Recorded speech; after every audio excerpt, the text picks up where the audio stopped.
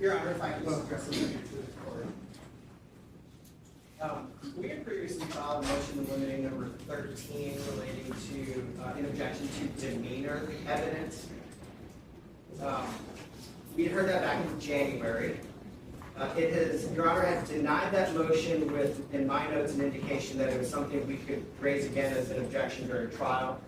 I would just like to review our objection to what we have described as demeanor evidence, essentially evidence and argument relating to that Mr. Taylor's demeanor, his reaction to traumatic situations is evidence of guilt.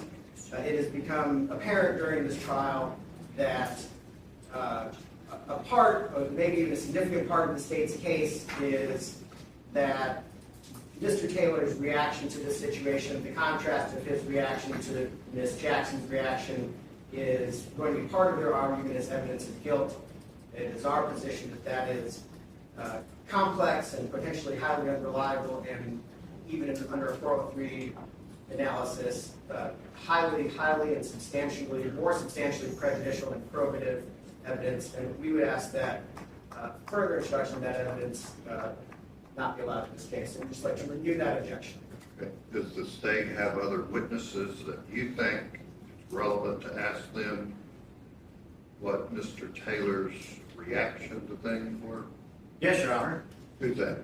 Well, it would be, for one, the next witness, Sergeant Smith, as... Do you think the jury's... Do you think, asking this based on what Mr. Brandon's argument is, the state wants to argue at the end of the case that because of his reaction, he's guilty?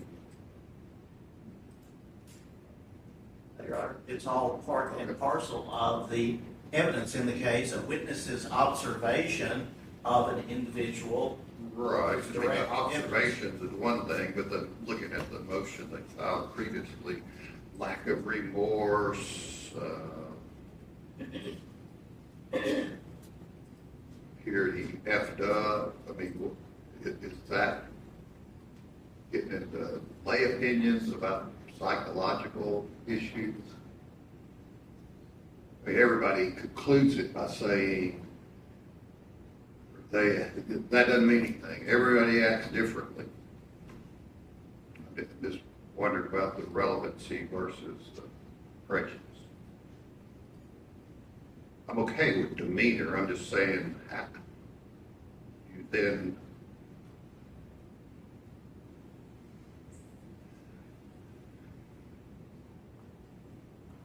I can't, Mr. Brand, anticipate every question they're going to ask about that. But I guess I just tell the state to keep having a number of witnesses reflect that, so just don't cross into conveying to the jury what that supposedly means.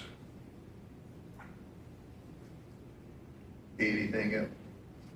No, thank you. All right, let the jury step down.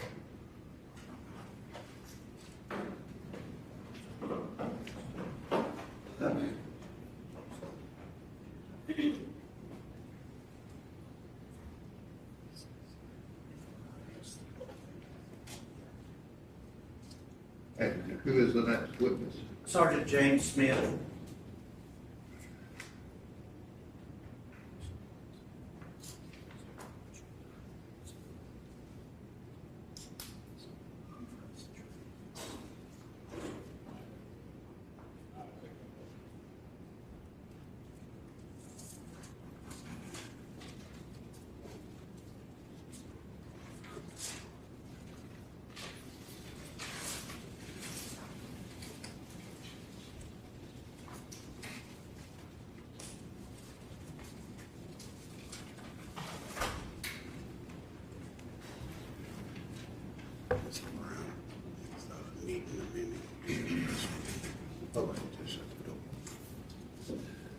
Just hang tight. We have a few needing to come up, and then they need to take a short break.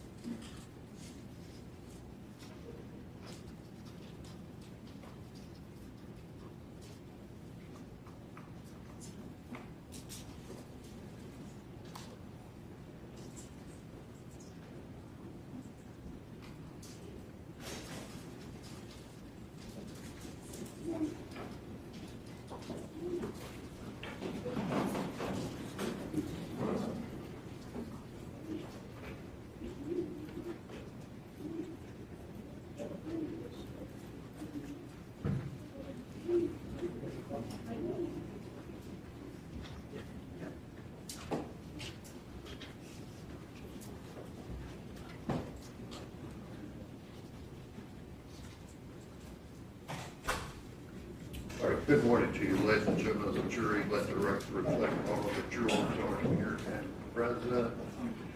You'll step up, please, sir. Raise your right hand and be sworn. You swear the testimony you're about to give us the truth, so help you God. I do.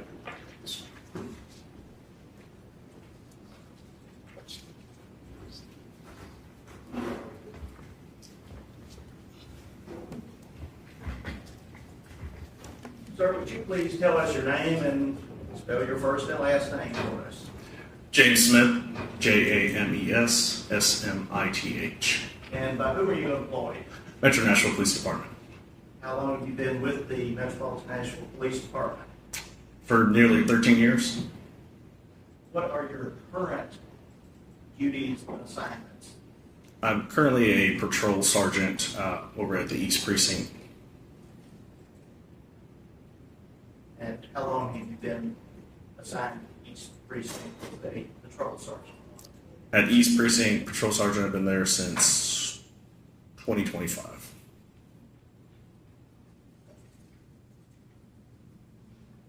And during your career with the police department, what positions have you held and or been assigned to? I have started off my career as a patrol officer. Was transferred to East Investigations as a detective for precinct level, and then a detective over the Domestic Violence Division. And how long were you a detective with the Domestic Violence Division? 3.5 years. In the month of February, particularly February 25th, 26th, and thereafter, of the year 2023, what was your assignment? At Domestic Violence Division. What does that division do? What are its responsibilities? Domestic Violence Division's primary objective is really to assist the victims through the criminal justice system or through advocacy centers with our partners in the community. As a detective, we would do preliminary investigations, any follow-up investigations to assist the victims of domestic violence incidents. And are there other such units in the police department? Specialized units? Specialized units? Yes, sir. And does the domestic violence unit encompass dealing with homicides? We do not. We're not the primary investigation unit that's involved in the homicides, but we do assist the homicide unit. Now, to direct your attention to the late evening, perhaps early morning hours, February the 25th and the 26th of 2023, were you assigned and were asked to respond to a call to the Vanderbilt University Emergency Department Medical Center? Yes, I did. You recall approximately when you were notified that your assistance was needed? Yes, sir. When was that? I don't recall the exact time I was called. I know at some point a supervisor from Domestic Violence Division contacted me between February 25th and 26th to respond out to an incident that occurred. Was it at nighttime? Yes, it was. And where were you when you received the call? I was at home. And, pardon me, were you on call? I was on call. And so, to get dressed and go to Yes. Vanderbilt? Yeah. On-call status in the sense of we typically have an hour to respond from the time we're called to respond to the incident scene or wherever it could be. And with respect to responding Mm-hmm. and having information, did you have any general information of what the call was about? Any general information was given to me by the patrol supervisor. Initially, when I received the phone call, very basic until making contact with primary officer on scene. Now, so when you arrived, you recall approximately when it was you arrived at the Vanderbilt Medical Center? It'll be sometime after 11 p.m. or 11:30 p.m. that evening. When you arrived, were there uniformed officers of the Metropolitan Police Department present? There was, at least I saw one, but yes. You recall who that first officer you saw was? It was Officer Lindsay Fish. And was she essentially at that time in charge of the scene? At Vanderbilt Hospital, she was on scene. She was my primary contact throughout this incident. And were there other officers there that eventually saw him? There were at least one that I might have seen, but I never made contact with those officers. That's what I was going to ask. Did you ever have any No. interaction with anyone other than Officer Fish? No, my primary contact was with Officer Fish. Now, upon arriving, speaking with Officer Fish, were you directed to one or more individuals who might have information about the matter? Yes, I was. And when you initially arrived, did you speak to or see any physician, any doctor, or nurse? Yes, I did. Okay. And did you receive information from that individual? Yes. And either initially or at some point, did the name Jade Benning arise? Yes, sir. And did you initially see that individual? I did. And describe that to us if you could. When I arrived, I try to make contact with the victim. At this point, the victim was on a higher level floor. She was intubated, unable to respond, unresponsive, in a room that I could observe from outside. I never entered the room, but I was advised by medical personnel her condition. And by observing her, was there any reason for you to go into the room at that time or try to interview her? Was she in any condition for that? No, she was not.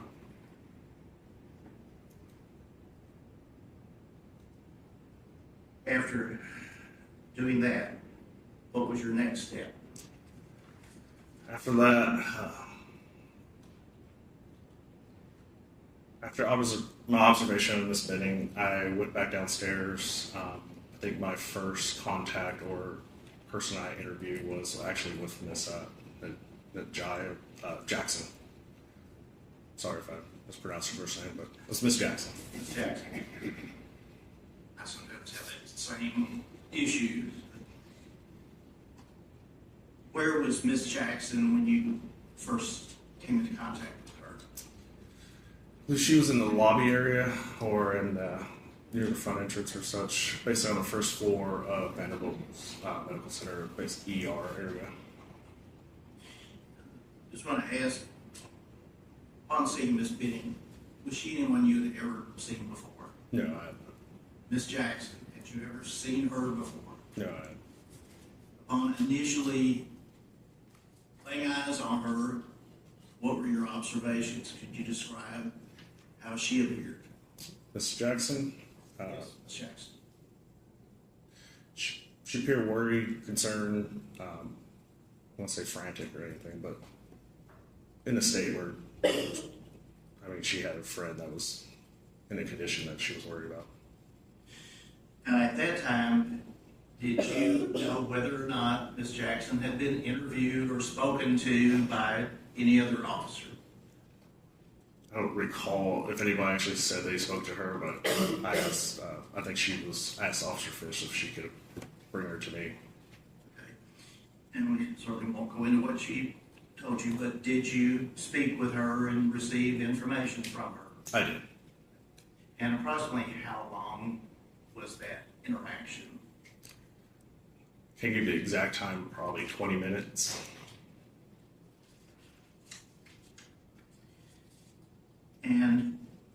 based upon receiving that information from her, what did you do next?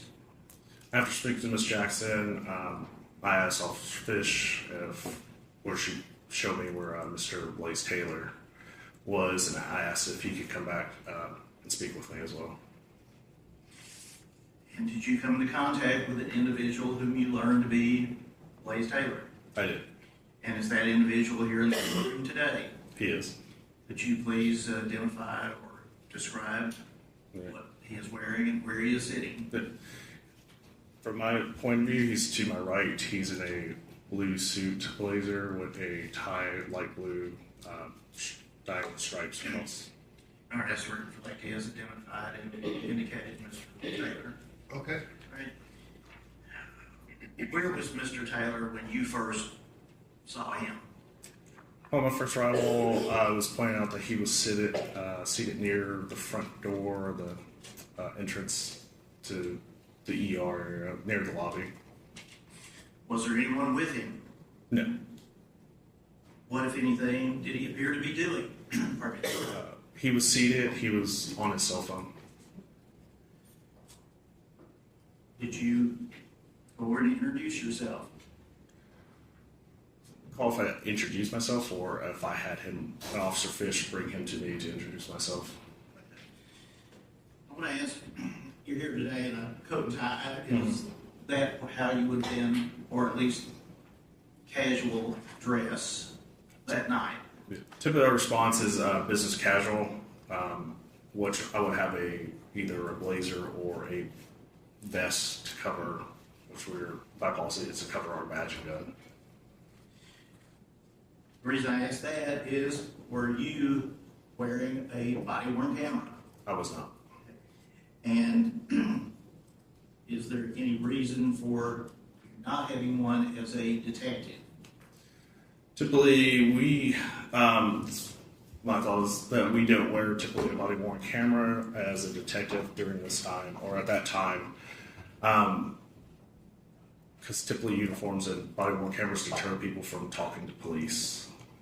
In the sense, it was plain clothes, business casual, vests, identify as an officer or detective, but we usually have the audio recorder on us. I was going to ask, do you have something, though, on your person to record interviews and conversations? Yes, sir. It would have been a digital audio recorder. But no video?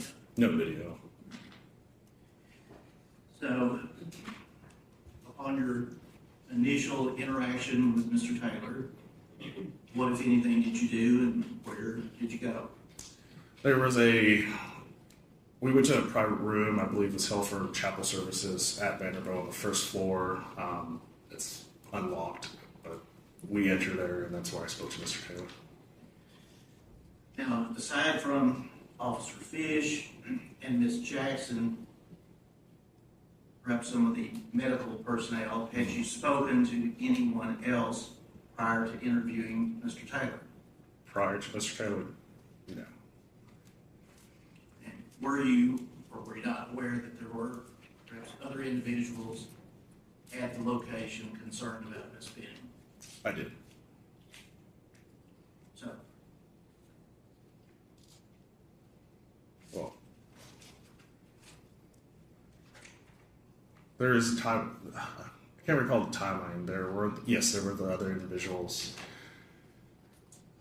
I did speak to, prior to Mr. Taylor, Miss Benning's stepmother, and as well as over the phone, her birth mother, and maybe a brief interaction with some friends, but I don't think I actually spoke to them until after Mr. Taylor.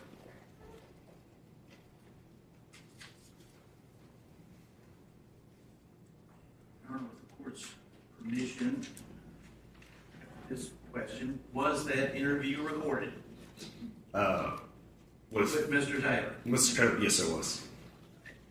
And have you had the opportunity to review a recording of that interview Yes, I have. with perhaps the volume enhanced somewhat? Yes. And have you also had an opportunity to review a transcript prepared from that recorded interview? I did. Or if I might ask All right, show that. that a copy of the transcript in this envelope be passed to the witness.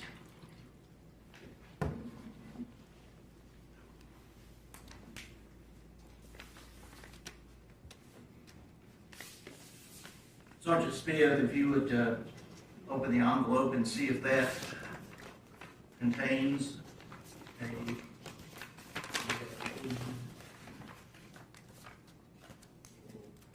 tag on it that would indicate. Yep. It just, Says Sergeant J. Smith, USB flash drive. and the transcript has been handed. Have you reviewed that, and is that a fair and accurate transcription of what is on the USB? Yes. All right, I would move those be introduced as the next number exhibit, I believe number 9, of number 8. Yeah, A and B.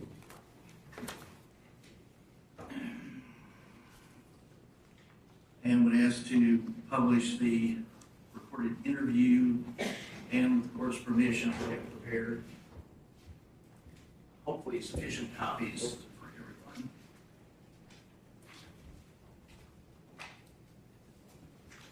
All right, go ahead and pass those out there.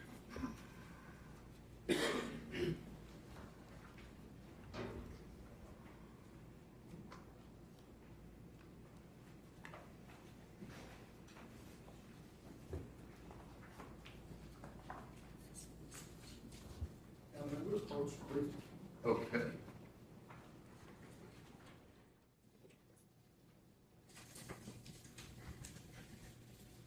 All right, go ahead. You wanting to play this now? Yes, Your Honor, if it could be Okay. published and All right, ladies and gentlemen of the jury, like I said previously, if you hear something different from your recollection of what's being played, then you rely on that instead of the transcript. Okay.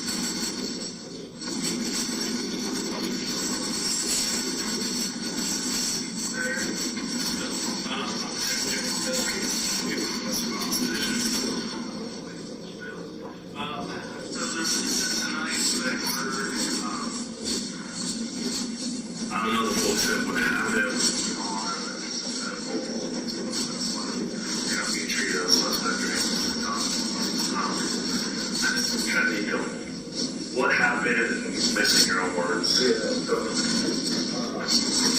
night tonight, we're gonna go out, but, because of the weather, and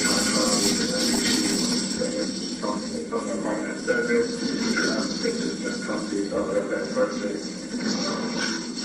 came over, and we had cooked food, we were gonna do like some painting, all that kind of stuff, just let them know, Barrett came by, she made a bunch of grilled chicken alfredo, so Brent came by with another man, how I didn't know him, but he came in. We're there for a little bit, and then, they would just come and pick up food, and they stayed in conversation for a little bit. After that, we were just kind of hanging out, and then she started not to feel well. Things just kind of escalated very quickly. It was just like kind of like panic, like feeling something like things were too much for the glasses, and then I called my dad, and I just told him like, hey, I'm with Jade, like, I was like, oh, it's good, she's not feeling well, and that. He was like, just call 911, so I called 911. They got on the phone and told me exactly what to do. I did everything they asked me to do. Then waited, till the paramedics came. They came and we just like hurried over here. I mean, it was all like, it was like blood and everything was happened so quickly. Dancing to her getting really sick very quickly and, getting up the call and having that stuff. It was just really awesome. But no, was there any argument or? Oh, no, sir. Okay, so we really don't, do it at all. how long you and her been dating? So we started dating back in August, and then we took a break, and then been dating pretty much since I'd say probably around like after Christmas, like January, but until now, like we see each other probably 2 to 3 4 times per week. Okay.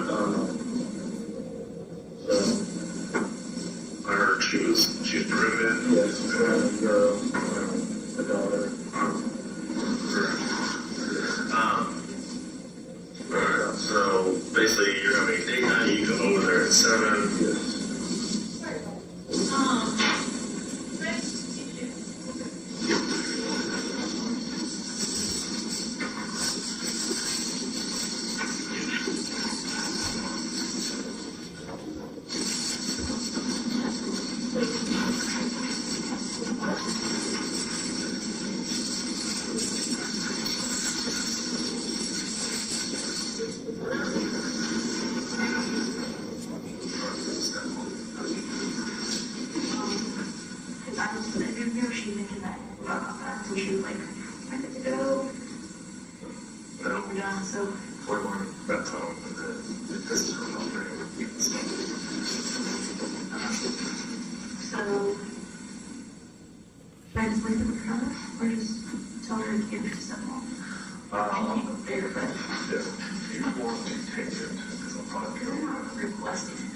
She's not requesting her, she said that she had it wrong. If she got it from, we probably can take it to the sample.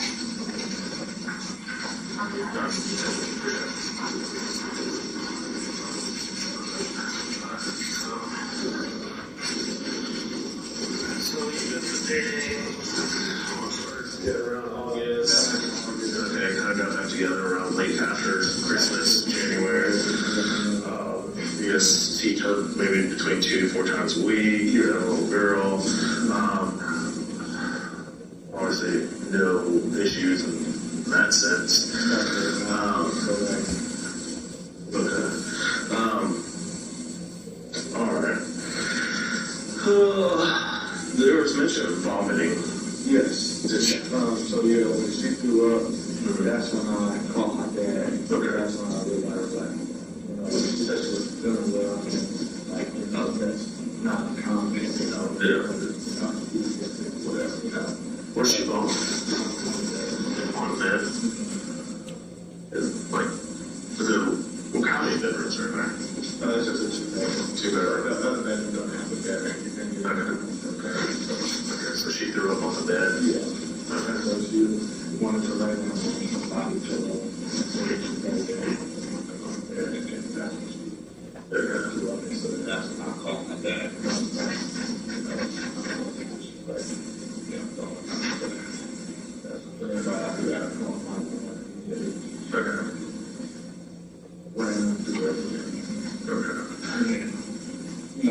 Obviously walking through stuff and everything that the man told me to do on call. Okay. Alright, so she vomits on the bed, you're calling your dad, you call 911 at that point. Obviously you guys had that chicken Alfredo at one. Did she have anything to drink? No, there was no alcohol in there, so that. Well, I mean, just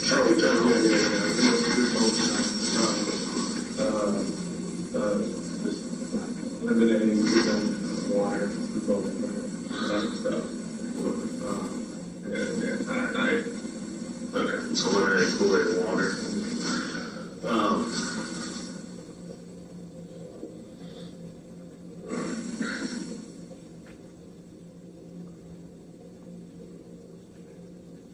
Would there be any reason that she would try to accuse you of anything?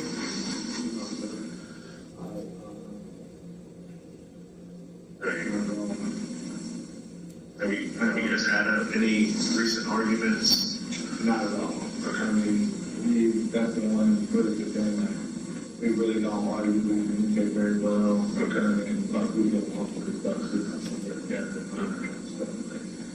We've never, since January, we really haven't had any really. Okay. Okay. Do you know she called Miss Jackson? Oh yeah, Nijaiha, yeah, because she wanted, yeah, she called her. I was there, she called her, and I spoke to Nijaiha on the phone. Okay. And told Nijaiha that she wanted her to come back with. Okay. Because she wasn't feeling well. Okay. So, any reason why she would make any accusations to Miss Jackson about you? No, not at all. I mean, she was, that's not allowed. What kind of behavior was she when she got sick? Do you remember? So she wasn't feeling well. She was trying to she wanted to go down, and then she was like, kind of, I don't know, like she was just kind of like in a panic, like, I don't know, she wasn't like really looking at me, but she was talking to me, and she was kind of talking to Nijaiha, but like she just wasn't like, I don't know, she was just kind of like I don't even know how to describe it, but she wasn't really like looking this way, talking to me, and like, I don't know, and she was trying to get to her bed because she wanted to lay down, so she taking any like medication? Not that I know of. I do know I've been in contact with my mom, and so her mom told me that she did test positive for COVID. Okay. When she got here, I didn't know that she had COVID. We didn't know that she had COVID. We got until today. Gotcha. So you just found out that she had COVID and such? Yeah, I just talked to her 20 minutes ago.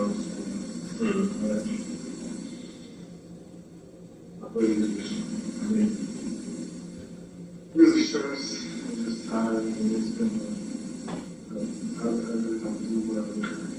I kind of stimulus numbers. Yeah. I mean, everyone has a different, when it comes to, I mean, when it comes to like experience like this, people have different reactions and stuff, and some people don't understand why people have certain reactions that, because they're just comparing to themselves. So there could be some, there's, you know, we go through, like I go through enough stuff that probably put a lot of people in trauma in the sense of what we respond to and such. But then, you know, my reaction is because I'm used to it, or one of these officers' reaction, you know, we're usually calm, cool, collected in that sense. So it's just, what's up? What's your phone number? 865-773-5730. No, but you don't live with her. No, sir. I do not. Okay. But I stayed at her place, like overnight. She stayed at my place other times, but we don't live together. Gotcha.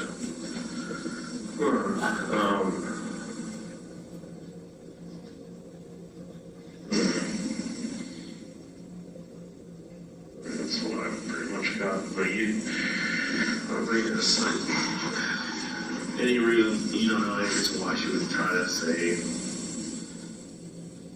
if you were trying to harm her in any way? No, I think not. So I think Nijaiha is kind of like trying to find. I think she was kind of trying, like she's been very distraught. We all have been. I feel feel like she was kind of directed at me because I was the last person with her. But I'm like, I did everything possible, in this situation. I don't know how to call it 911, help and do exactly what they tell me to do into the professional people back there. But then when they got there, they, told me, like, let them handle it, because I was trying to kill her to them. Yeah. Alright. Just double check. Our relationship has gotten a lot better. Like, we pretty much decided on, like, the name of the child and everything, like, what we're going to do about it, all that kind of stuff. We've been,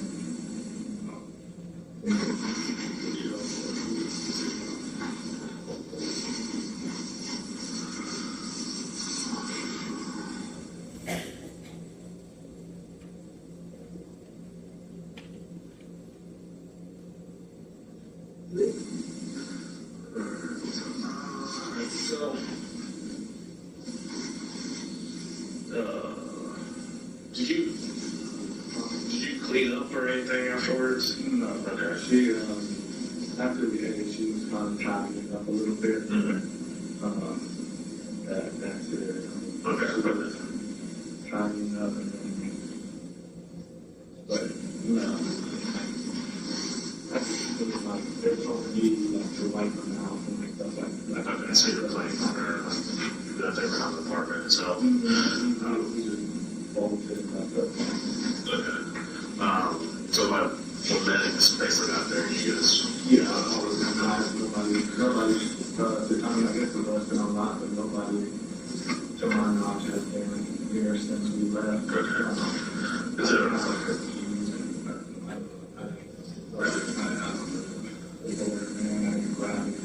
gotcha. So there's an apartment, right? Okay. Where's her drink? Or her cup? It should be, I think she put it in, maybe. Okay. What kind of cup was it? Just glass, I think it was just glass. Just a glass? Okay. Was it clear glass? Yeah. Okay.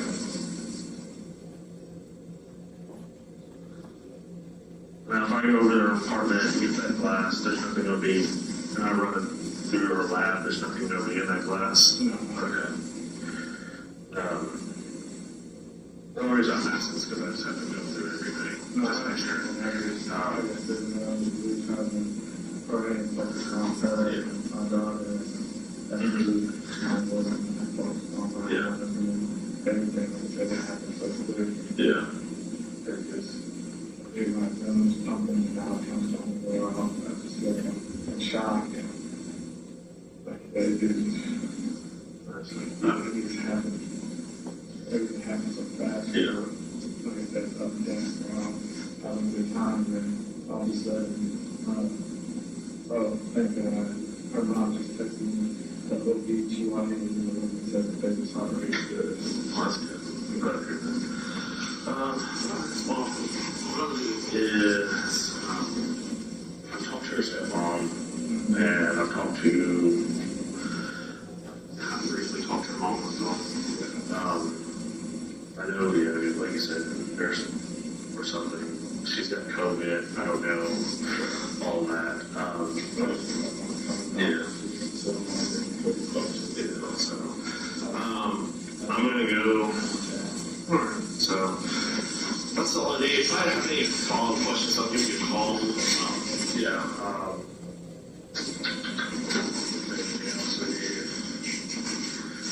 Anything else? I mean, I'll be back to the office tomorrow as well, so I'll give you a call. But it's just really just at this point, pray for her to recover. Baby's doing well, so that's good. And we'll from there and see what's going on. Medical issues and issue. I will email her apartment. Try to look around. I'll do certain stuff. just make sure, it's not so much, there's basic statements made in the as much as we can. And we try to,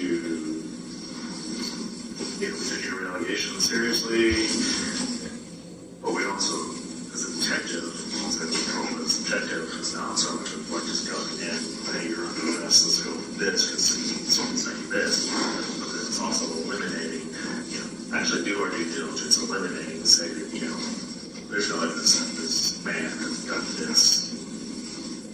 We don't know. So.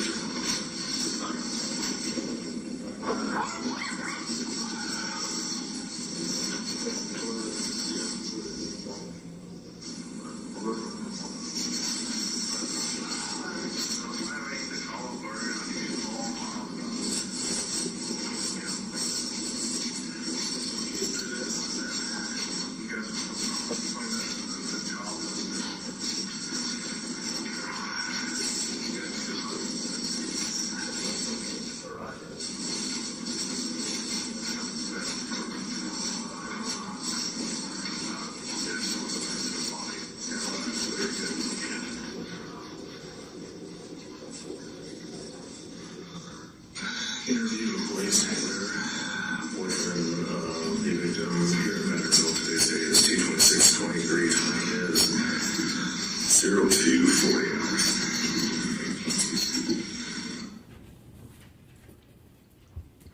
You can pass those documents back.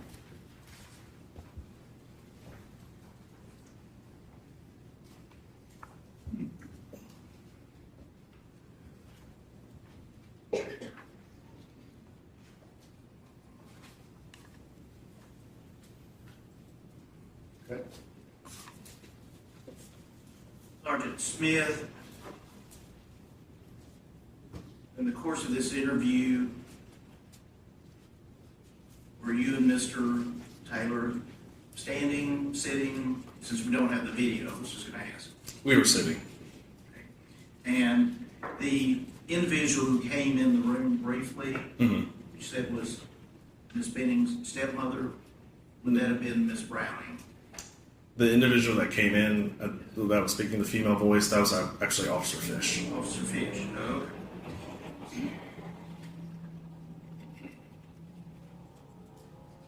Now, with respect to this interview and police involvement, Mm-hmm. initially you told Mr. Taylor that you're not being treated as a suspect or anything. Yes, sir. And was he under arrest at that time? No, he wasn't. Was he in custody? No, he wasn't. The reason I ask that is from all of the TV shows, the first thing that happens is, oh, you have the right to remain silent. Is that required? No, it's not. And why not? Typically, criminal activity is involved once you're place someone in arrest. To ask any questions involving that criminal act, you have to Mirandize them. Was that the circumstance here? No, it wasn't. And in fact, when the interview, the discussion ended, Mr. Taylor go back to, He was There you go. freely to leave. He was, I don't know if he remained at the hospital, but I believe I left before even he did. did you at any time replace him in handcuffs or have him officially detained? No, I didn't. As the jury has heard this and heard some of the questions you asked Mr. Taylor, were those questions as a result of your having interviewed Ms. Taylor? I'm sorry, Ms. Jackson. And having information from her. Some of the questioning to Ms. Jackson was having Mr. Taylor's second interview were towards that with hers. Yes. In other words, questions were based on information you had. Yeah, been provided. Yeah. Now, one of the things you said that in asking about the glass, Mm-hmm. the apartment, and you said, I believe, I will go to the apartment. Yes. Did you do that? I did not. And why or why not? So to make entry into the apartment as a residential habitation, it requires a search warrant. A search warrant just doesn't end at my level as a detective. I have to go through my chain of command, which involves the supervisor, which would have been the domestic violence sergeant at the time. The information that was given to me provided their statements, and I think there was additional information that we had not secured that apartment yet. Officers were not at her apartment. There was information that people had been in the apartment. And because that I relay that information to my supervisor, it has to be approved. A search warrant has to be approved by a supervisor first, which at that time, shortly after, I was told that I would not be completing a search warrant that night. And yes, did you go to the apartment that night? Did you ever go to the apartment yourself? I did not. At some point, did the homicide unit become involved? They did. And what is the homicide unit? Just brief overview. What do they do that's different from what you do? They're a specialized unit that typically just deal with the criminal homicides, any forms, first, second, any type of homicide, as well as any possible or potential where a victim may see to perish or be deceased, that they would investigate those. How long were you at Vanderbilt Medical Center? We know at 2:40 a.m., 02:40 is when the interview with Mr. Taylor ended, correct? Mm-hmm. What, if anything, did you do after that other than inquiring about a search warrant? I don't know. I can't recall how much longer I was there at Vanderbilt. After that, after inquired about the search warrant, it was denied. And then likely going back to the office. Basically, there's a procedure where we type up a narrative of what happened and what we did that night, which goes through my chain of command. So it would have been a couple hours before I even went home. Before you left Vanderbilt Medical Center, did one or more homicide detectives arrive? No, they did not arrive. So when you left, was Officer Fish still there? I believe so. And did you speak to Mr. Taylor again before you left that morning? I don't recall ever. Or have any conversation with him since then until this day? No, I did not. Were there any one or more other individuals that you spoke to at the hospital, if you recall? Now, you told us about Ms. Brown, the stepmother. Mm-hmm. Besides Ms. Brown, there were several friends that showed up. I only recall one name being Miss Lauren Weber. I briefly spoke to them, and they were she stated that she had entered that apartment prior to police securing the scene or anything. Did you receive any items of evidence or any personal property from anyone there at the scene? She shared a photograph. And did you share that ultimately with part of the case file that's been provided to the defense counsel? When homicide took over the investigation, it was provided to their unit. And if you can recall, what was the photograph of? I could recall, it appeared to be a table and had a couple glasses, cups on them.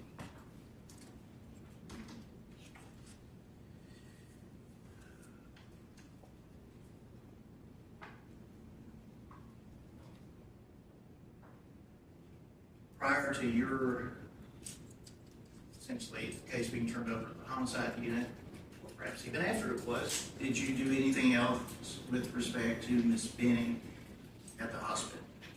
Yes. Once I was informed that homicide would be taking over the investigation, I was asked to assist them. This was the same day, I believe it was February 26th of 23. Same day, a couple hours after the initial response. To assist them in the investigation as they would obtain a search warrant for the residence, and I was asked to type a draft for a search warrant for blood draw from Miss Benning. And did you do that? I did. And was that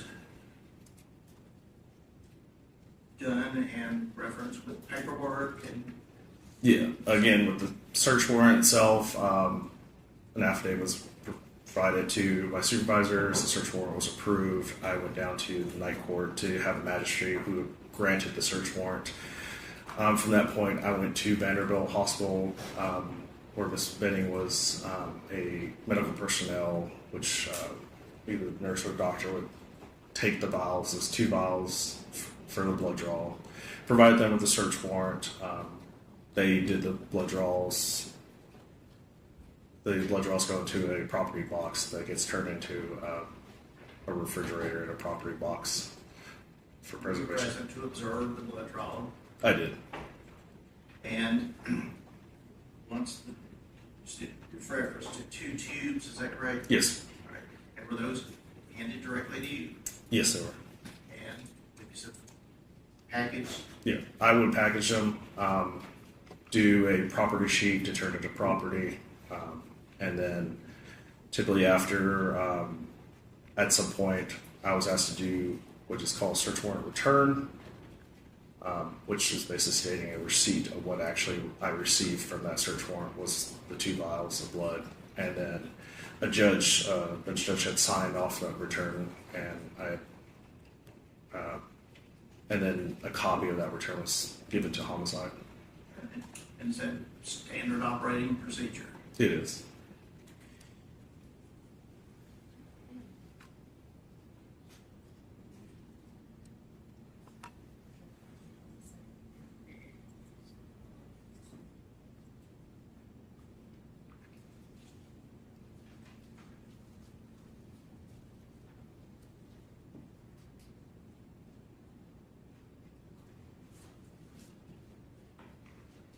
Police Court, may I ask that this group of photographs be passed over as the council is reviewed?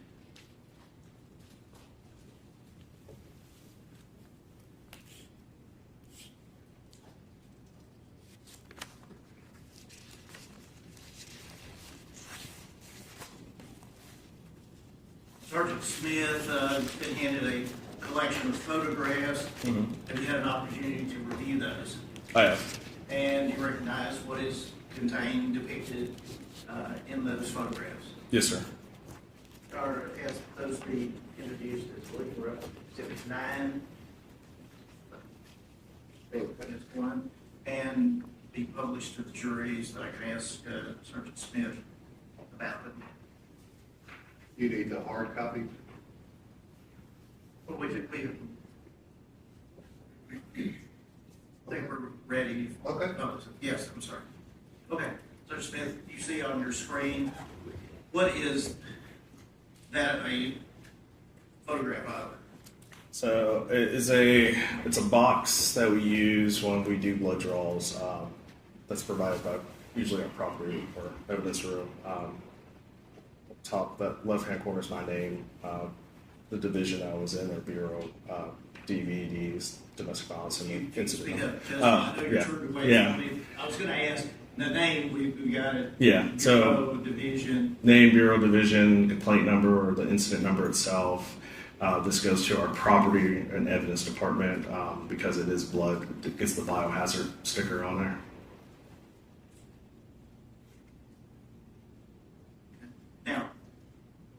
if we've gotten to the point of asking about an incident number or complaint number, what is the purpose of that and how is that assigned to a matter?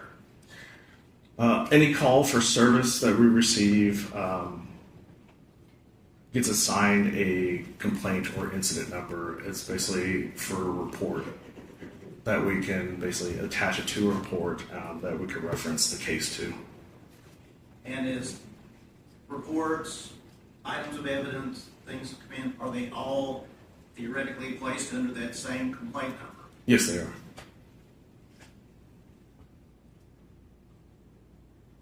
Now, what is this photograph? You referenced being a box. So the boxes use the barcode itself. That's done by the property room.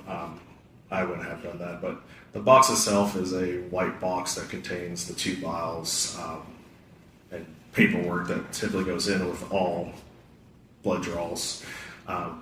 Majority of times you would see these. We would use these for DUI, search warrants, blood draws, And so the back of it is once everything is contained inside the box, it would be sealed. Those red are kind of tape, so they would seal it, and we have to notate our initials and the date that we basically had sealed it. it is 2/27/2023. Is that Yeah. correct? Yes. What is this document? So this is a Form 110. It is a property sheet. As you see in the top right, there's a barcode. Any property receives a barcode that basically can be categorized with our property and evidence division. The middle section would have typically the owner or victim information, basically whose property it belongs to. The last section on there shows the property being the box itself, the blood alcohol toxicology evidence collection kit, which would involve the 2 vials of blood, but it's one complete kit itself. Under the same complaint number? Yes, sir. You So referenced, I'm sorry. Oh, You okay. referenced a few moments ago that it's a standard one that's used for commonly DUI arrests. yes, And so is the form also commonly used for that? yes. And this form, This form is included with the blood kit itself. Basically, as you can see, requesting individual information would be myself, an incident number, date, time, or offense. If there's any charges, so who the Miss Benning's name's on there is the subject that we were drawing the blood from, her information, date was collected, time collected, and by who is done by the medical staff. Since this was not a breath alcohol result or like an actual DUI, those things are not checked or NA. And then it would be signed off by me, and since I collected it and I submitted it, I signed off as submitting evidence, and then the bottom part will be done by our crime lab. and this photograph. Those would be the 2 vials of blood that was drawn from Miss Benning. Ones that were handed to you, it's Yes, by placed in the medical. box by you. I observed the blood draw, and then they were handed to me after they were placed. I believe there's a label, initial under, I think the properties. The first barcode itself is, I believe that's the crime lab property room, and then there was a label underneath that I would put on there, or sign, so, or my name, or her information. And just a different view of the Yeah. same cues.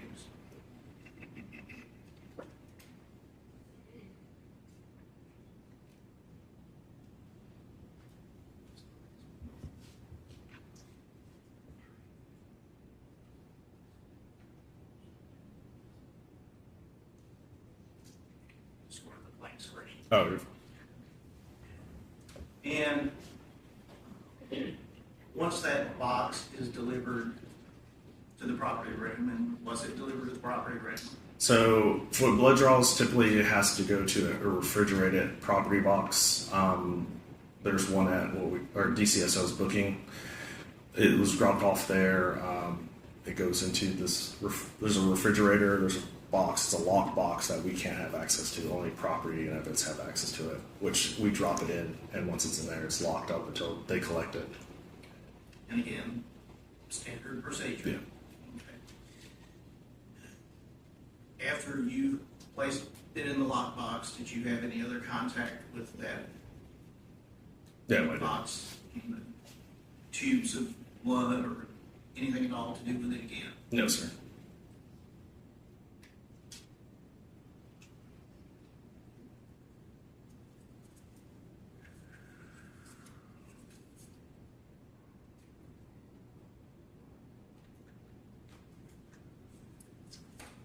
No monitor.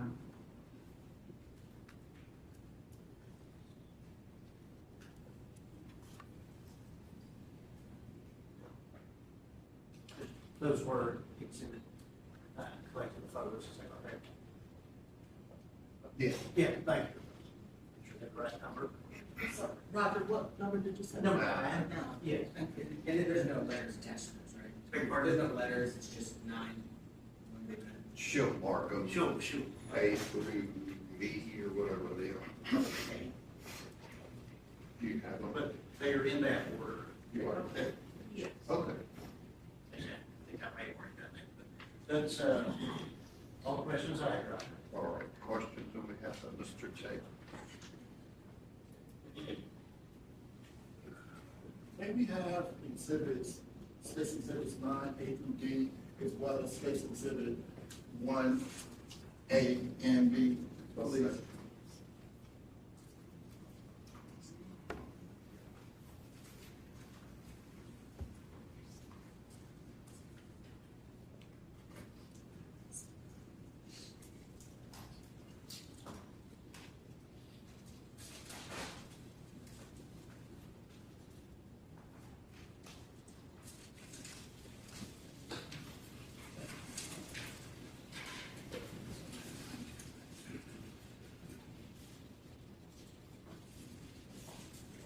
Detective James Smith, good morning. Good morning. My name is Edward Jointer. People call me Ed. I'm going to be asking you a few questions. Yes, sir. If at any time you don't understand, please let me know and I'll try to rephrase. Yes, sir. Okay. I want to try to reorientate myself to some of your investigative actions. Okay? Okay. So, did you interview Ms. Andrea Browning before or after Mr. Taylor? Miss Browning, it would be before. And I just wanted to clear that up because on the right, I thought you said you interviewed Mr. Taylor before you interviewed Mrs. Browning. No. I think when DA asked if I interviewed anybody before, I think initially I might have said no, but then I recalled saying I spoke to her stepmother, her mother briefly on the phone, and then Miss Jackson prior to Mr. Taylor. So how many people did you speak to before you spoke with Mr. Taylor? It would have been her, Miss Benning's stepmother, mother was on the phone, and Miss Jackson, besides Officer Fish and medical personnel. And do you recall when you were speaking to Mrs. Bennett's stepmother, Mrs. Browning, that you told her that it was you all's intention to go to Miss Jade Benning's home? I don't recall. I don't know. I don't believe I actually have a recording of that interaction, so. Would you like a transcript of that recording? Would it aid you in your testimony today? Yeah. One second.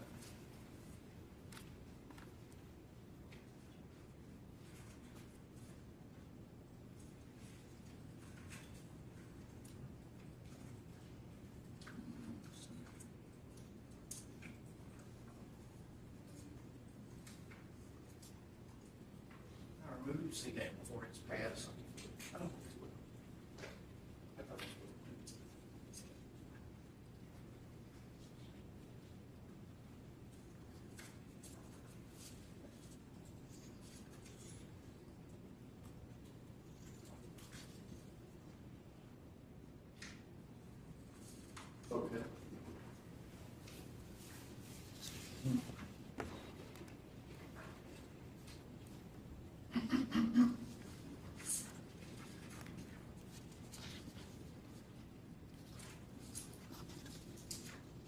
finish your question. Did you have an opportunity to refresh your recollection? Or are you still looking at? I just got out of time looking at it. Okay.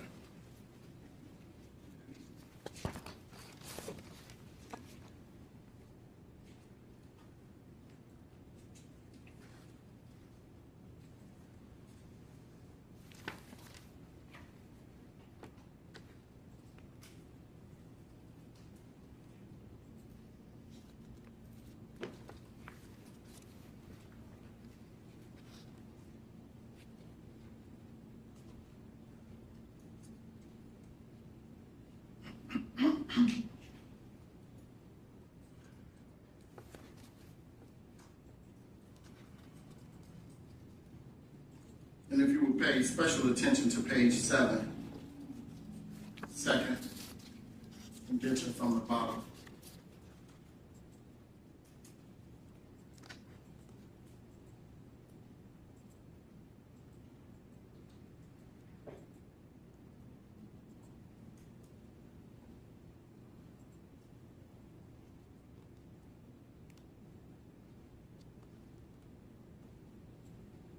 Okay. And now that you had an opportunity to refresh your recollection, do you recall telling Miss Benning's stepmom that you all would go to her apartment?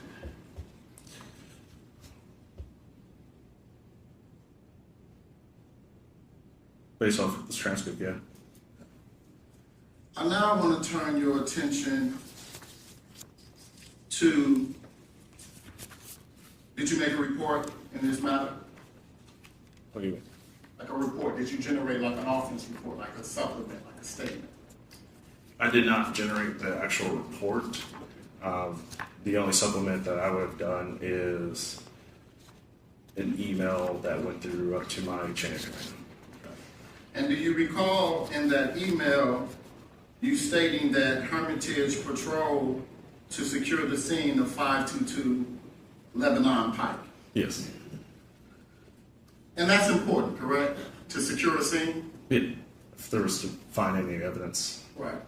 And just so the jury is clear, you talked about a search warrant. Yes. And you had talked about some of the protocols and procedures to secure a search warrant. Yes. Those same protocols and procedures does not exist to secure a scene, does it? No.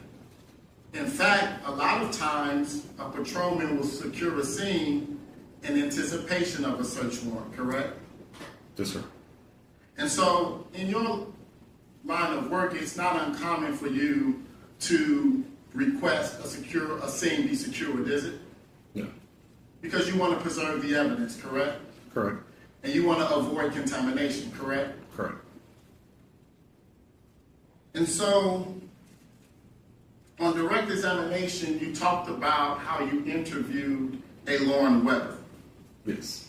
Did you learn that Lauren Weber was a friend of Miss Nijaiha Jackson and Miss Benning? Yes. Did you also learn that Lauren Weber had entered into the apartment? Yes. And do you recall in that email that you sent to the state, you described the scene as contaminated? I did. And that's because they went into the scene, correct? Yes, sir.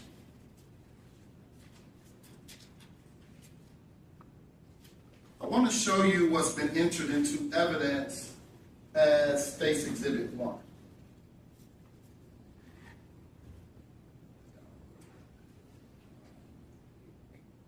Now, Detective Smith, you say you've been with the department for 13 years? Nearly. Yes. Yeah. Do you recognize either of these individuals that are in this photo? I do not. I do not. I can't see their faces. And if you observe this, you see this black strip at the top of this photo? Yes. And then do you see the black strip at the bottom of this photo? Yes, sir. Does it appear to be cropped to you? The photo itself? Possibly. I don't know how it was scanned or. But either way, you agreed with me that the scene was contaminated because they entered into the scene and removed items. That's how I stated to my supervisor. And I want to show you State's Exhibit 1B. What would you describe this to be right here? If you can circle that for the jury. That blue, what would you describe that? Believed to be a comforter or blanket. And did you learn throughout your investigation that Ms. Benning had vomited on the bed? Yeah, statements from Mr. Taylor, yes. And you would agree with me that if there's evidence of vomit on that comforter, that that is in fact evidence? Yes. And it would be relevant to an investigation? Yes, sir. And it's definitely something you would want to preserve? Yes, sir. Why? If we had done a search warrant or if I had done a search warrant for the resident itself, it's basically to collect any evidence towards the allegations that have been stated, to prove if there was anything. If there's a vomit, as he said it, she vomit, is basically to collect the comforter, get the vomit, run through the crime lab to see if there's anything within the vomit itself. I want to now show you State's Exhibit number 9A. Mm-hmm.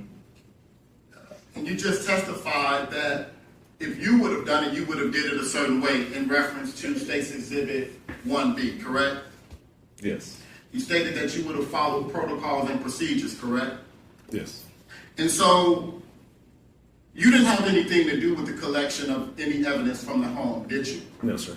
Because that scene was contaminated and that wasn't a part of your duties, correct? Well, yeah, it seems I advised my supervisor was contaminated and search warrant was denied on my part. And then when homicide took it over, they're the ones that completed a search warrant for the residents. And so, to my question, you didn't do anything with the evidence at the home, correct? No, sir. So that doesn't have anything to do with you, does it? No, sir. And like you stated, if that you would have been involved, you would have followed all protocols and procedures as it related to collecting the evidence, correct? Yes. And so now I want to turn you to what you were involved in. Mm-hmm. You did collect this blood sample. Yes, sir. Can you describe for the members of the jury, can you circle that orange thing right there? Can you tell us what that is? It's a biohazard sticker. And what does that mean? Basically, any bodily fluids, blood that could transfer anything, basically it's a safety precaution to show that this is what's in their box. Detective James Smith, is vomit a bodily fluid? Yes.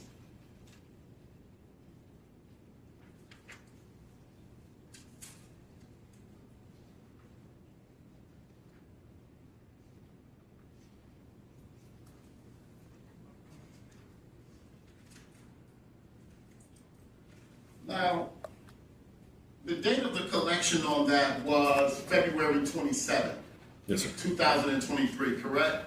Yes, sir. Do you know why you were asked to get a blood drawn on 2/27/2023 when the medical episode happened 2 days prior?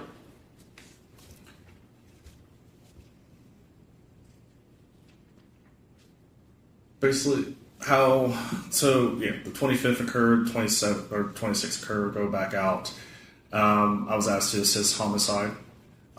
During that time between coming back to the office, assisting homicide, getting a search warrant, going down to night court to get with the magistrate to obtain the blood, and once I received the blood and stuff, I would only assume by the time I got the blood and turned it in, it was at that. I don't have a time. I'll have to see the form would show the time, but I believe it was at that time. It was February 27th when I turned it in. And just so we're clear, what is the reason it was collected on the 27th and not the 25th? Initially, how I initially responded, Vanderbilt collects their own blood. So they had their own sample, which I believe homicide had subpoenaed, did a search warrant on that. When homicide took over this initial investigation from me, they asked me to collect it. to write up a search warrant to collect her blood samples.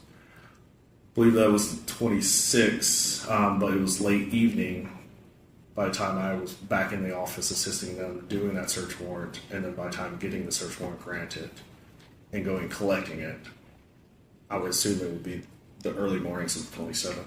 Okay. And to be clear, you were not the first officer on the scene, correct? No, it wasn't. There was multiple officers that was there before you, correct? Correct.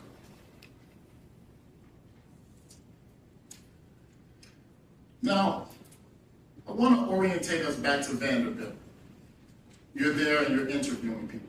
Yes, sir. And you recorded Miss Browning, Mrs. Benning's stepmother, correct? Yes, sir. And you recorded Miss Nijaiha Jackson's in your interviews with her, correct? Yes, sir. And you recorded Mr. Blaise Taylor in your interview with him, correct? Correct. You also spoke to a Lauren Weber. Yes, sir. Did you record your interview with Lauren Weber? No, I did not. Did you learn that Lauren Weber was the individual one of the individuals who went into the house after Miss Benning had a medical episode? Yes, sir. Would you agree with me that best practices would suggest that you recorded that interview? It would, but there was a brief interaction, and they briefly told me that they obviously weren't witnesses to the incident or scene, or they did not go to dinner and such, and then just stated that they had been there, had collected some personal property of Miss Benning. Okay.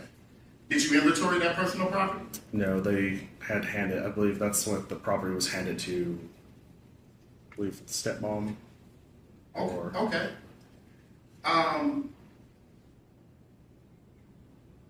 Some property was handed and so forth, because they did not have that property. Okay. You need a drink of water? Yeah. I'll take them home.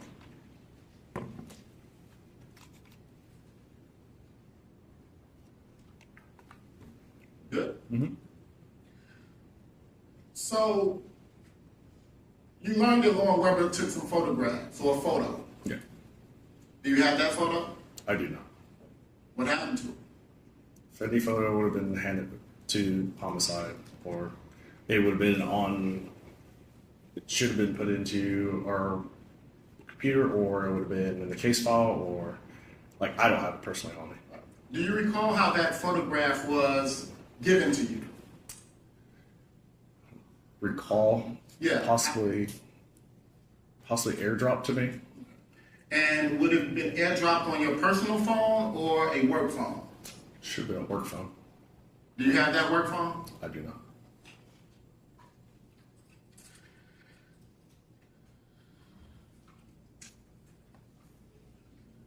Detective Smith, is any case ever personal to you? Personal? Yes. You're all right. Check that. Or, well, what do you mean by that? What do you mean personal? By personal, I mean when you're working, you're operating in a professional capacity. It's not personal, it's a professional capacity. So what is your question? My question is, was there anything different about this case than any other case that you have conducted that would have made it personal to you? No, sir.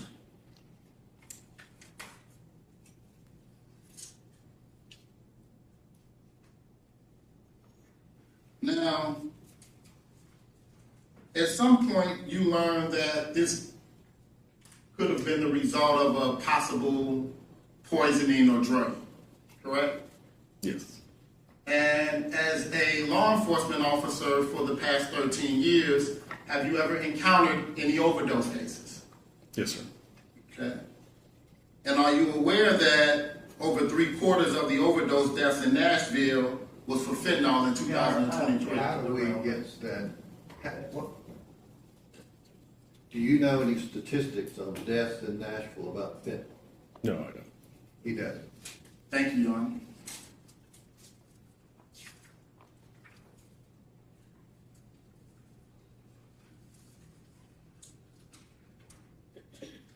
Now, when you had the opportunity to interview Mr. Taylor, you stated that you were in plain clothes. Yes. But he knew you was a police officer. Yes. And on direct examination, you asked him to step into a private room. Yes, sir. Did he comply with that? Yes, sir. Did he answer all of your questions? Yes, he did. At one point, he described himself as adrenaline, and you said, I can see. Do you have a copy of the transcript that says that? Yes, it's the one the state handed you. Did you give it back? Yeah.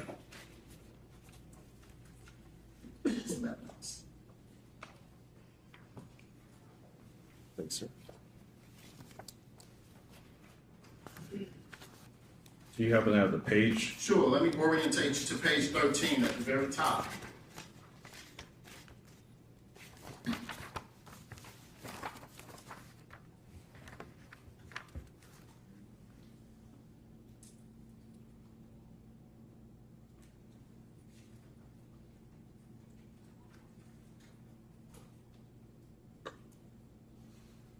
Okay.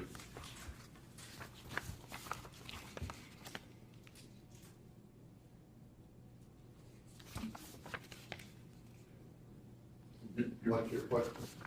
Good? Yeah. Okay. At some point, you told Mr. Taylor that you could see that he was shocked or in shock. All it says is I see I. So I'm not sure if it's referencing to him being shocked or what it's referencing to. But you would agree with me that it immediately follows after he says, I just feel like I'm in shock. It does. And your reply is, I see. It does follow after that and it says I see, comma, I, and then it's cut off. I want to talk to you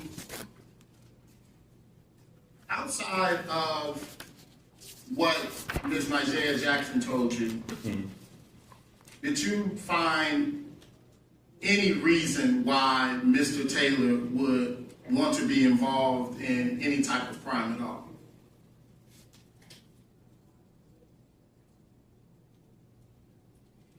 Say that again. Objective relevance of opinion. My question was specifically, Your Honor, about evidence. Did he find any evidence? You already let the attorney step up. I'll sustain it, Jeff.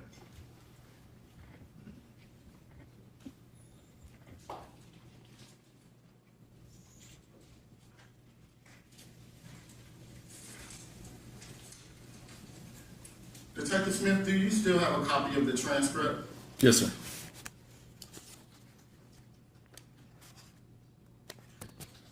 I want to orientate you to page 14, line 9.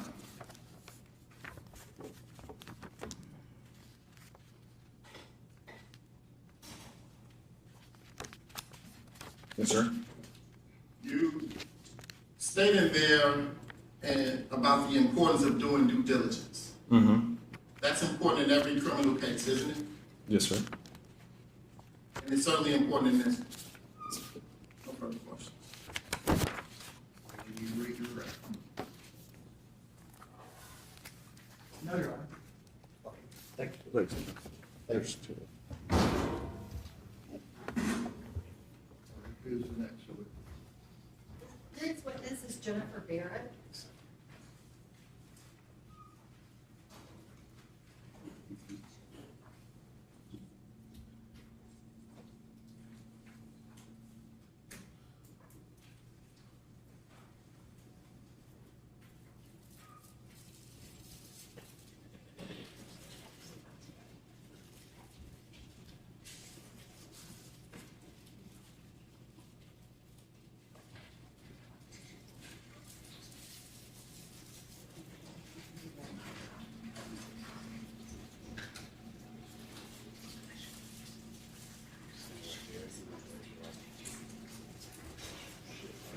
Do you swear the testimony you're about to give is the truth, so help you God? Yes.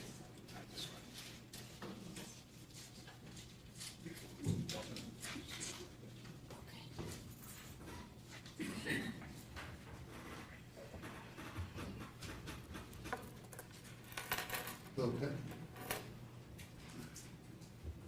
Good morning, Ms. Barrett. Could you please state your full name for the record? Jennifer Barrett, And Ms. Barrett, where are you employed? the Department of Emergency Communications. What is your position at the Department of Emergency Communications? I'm the custodian of records. And can you describe, as part of your duties, does that involve any calls to 911 or police dispatch? Yes, both.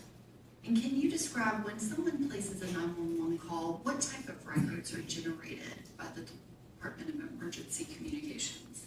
Well, when the phone call is taken, the call taker will create a CAD report, is what we call it, with all the information in there. And that information that would go into a CAD report, is that information inputted by the person who's answering the 911 call? Yes, And is it based off of the dispatcher's conversation on the phone with whoever's called into 911? yes, they get the information from the caller. And are those calls recorded? Yes, And are they specific to a timestamp where that is recorded as part of the call? yes, And anything in the CAD report that is different than what's in the actual audio of the call, would the audio be what you would rely on yes, versus anything that's a type note? yes. Did you specifically review the Department of Emergency Communication records for any calls placed to 911 specific to this particular case? Yes, And specifically, did you pull and review a phone call made at 29:38 and 58 seconds on February 25th of 2023? yes, And I have that audio on a thumb drive, if I can ask that that be handed to this witness, along with a copy of the transcript.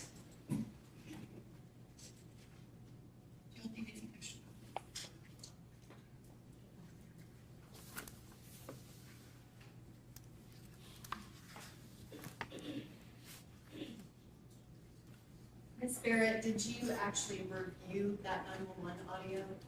I listened to it, yes. Okay. Your Honor, at this time, I would ask to admit the audio on the thumb drive as well as the transcript. I should have 7 copies and 2 stacks. Okay, the exhibit 10.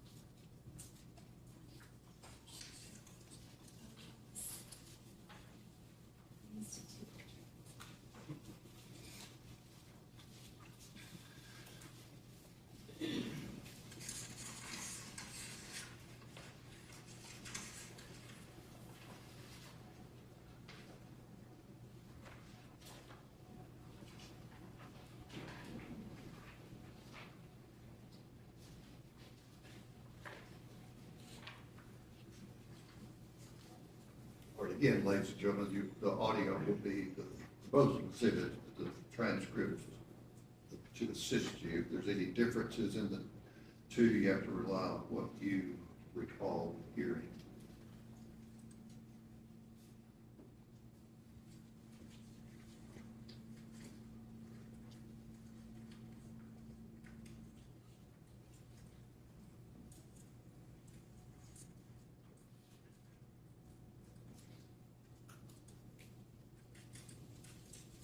Your Honor, may I have the actual thumb drive?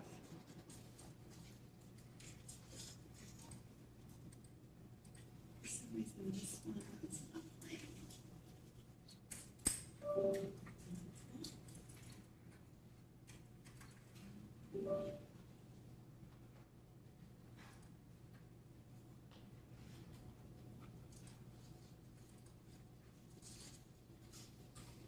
Saturday, February 25, 2023, 21:38 and 58 seconds. 911, what is the location of your emergency? I'm not sure if I'm bouncing, like I'm at a friend's house and I think she's having an allergic reaction. Let's see, I just don't know if there's no way you can find her. I don't know, it's an apartment complex. Is there a male with her? With the, I'm looking around, just give me a second, I'm looking around. I don't know what's going on. I think she just,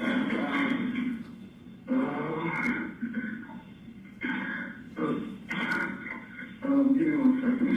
Okay, are you on Donald tonight, or are you on Lebanon here? Lebanon? Yeah, Lebanon, it's apartment 107. Is it 1540 Lebanon Place? I don't know, it's by Burger King, I do know that. Let me look at, I'm going to the front of the building to get the, it's a condo slash apartment. Yeah, sometimes I see the name of it, I'm going to the front. Okay, is there a Valco in the corner there, sir? Is there a what? The Valco in the corner? I'm not sure, I've been past there, I'm running. The Ontario, 1522-1550 Lebanon Pike, the Ontario. 1522? Yes. It's the Ontario, 1522-1550 Lebanon Pike. So the Ontario 1522, she's in apartment 107, and she's having an overdose, is that correct? So I don't know, I think she's having a allergic reaction. We were getting cookies and painting, and she said she wasn't feeling good, and we went back to the room to check on her. No, and what's the, just in case we disconnected while you're getting up there, what's the callback number in case we disconnected? This number right here. Is it 873-5738? Yes. Okay, how old is she? 23, 24. Okay, is she awake right now? Yes. Okay. And she would have, do you think she would have an allergic reaction to food? I don't know, I couldn't even talk to her. I don't know what she's done, if she's done anything today or anything, but everything was fine, and then, I don't know what's happened. She got spit coming out of her mouth and she's shaking. So you think it's possibly a reaction to not knowing food, is that right? I think so, I don't know. Okay. I don't think she's allergic to anything, I don't know if she is or not. It could be a new allergic reaction. So are you next door, that next door, yes sir? Yes. Okay, does she appear to be breathing normally? Yeah. Okay, does she have any difficulty swallowing? I don't know. I'm not a doctor. Okay. Is she recovering normally? Any questions? Yeah, she's awake. Okay. So can you just gently roll her onto her side right now? Yeah, she's on her side. Okay.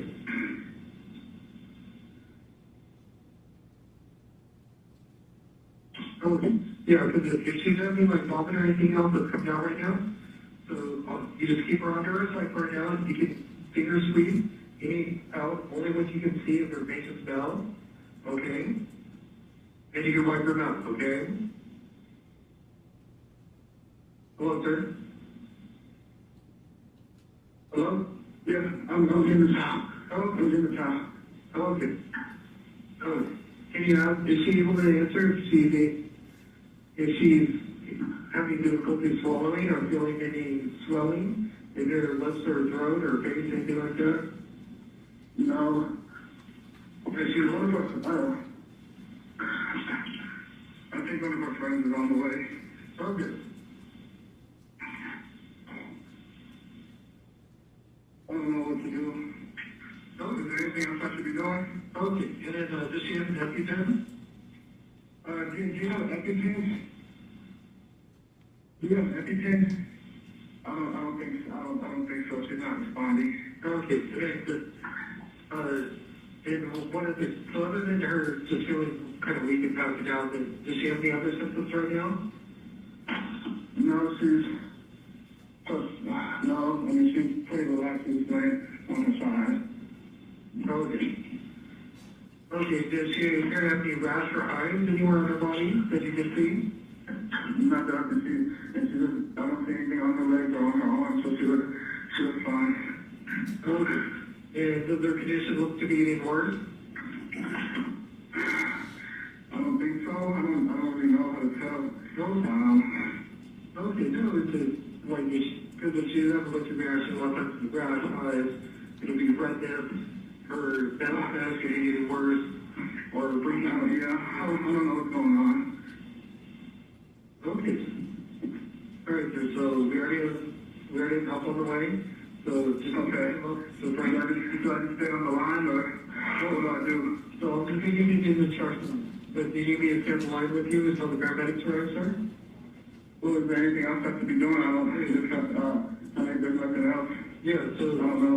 Yeah, because so right now, since she's awake and we're describing she's moving air freely, she's not struggling to breathe or wheezing or gasping or anything like that. No, it looks like she's throwing up some. Okay. Yeah, so you can go wipe her mouth. Okay, I did. Go from wiping her mouth. Okay. And is she freely moving air? Is what? Does it look like she's freely moving air? Yeah, she's breathing, yeah. Oh, okay. No problem. So we're just gonna keep her on her left side right now. We're just trying to keep her super comfortable right now, okay? Okay. All right, so just for right now, nothing for any ear drink. Just keep her in that comfortable position right now. Just have her medications there for the paramedics if she has any with her. Make sure you touch them. I don't know if she has any medication, to be honest, I don't. No, it's okay, sir. And then just be at the door to let the fireman in. And if you look around and see there's peak of mail, I just want to make sure, because the building that you're describing has two separate addresses. So I want to make sure they're all the same one. I don't think she has any. I mean, she got a mailbox, but it's not like it's an apartment, so it's not. I think it's more of a PO box. I don't know if she keeps her mail. I don't even know if you're a few times. I'm not sure. Are you in the? Because it looks like based on what you're describing, are you in the main large building or the smaller one? I would guess the main larger one. I mean, there's multiple floors, multiple stories. Okay, because it looks like on the map I'm looking at, it looks like 1540 is for the large building, and 1522 or 1532 is the small ones that are right next to the street. You're the big one? Yeah, I think so, yeah. Okay, 1540.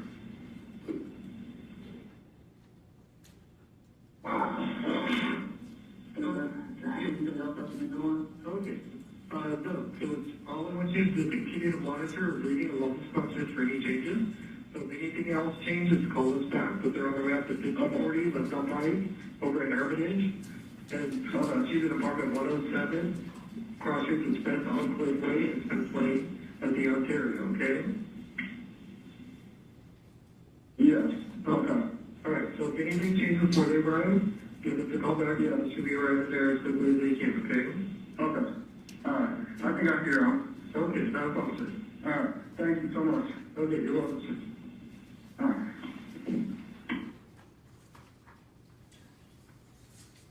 Clark, you can pass those documents.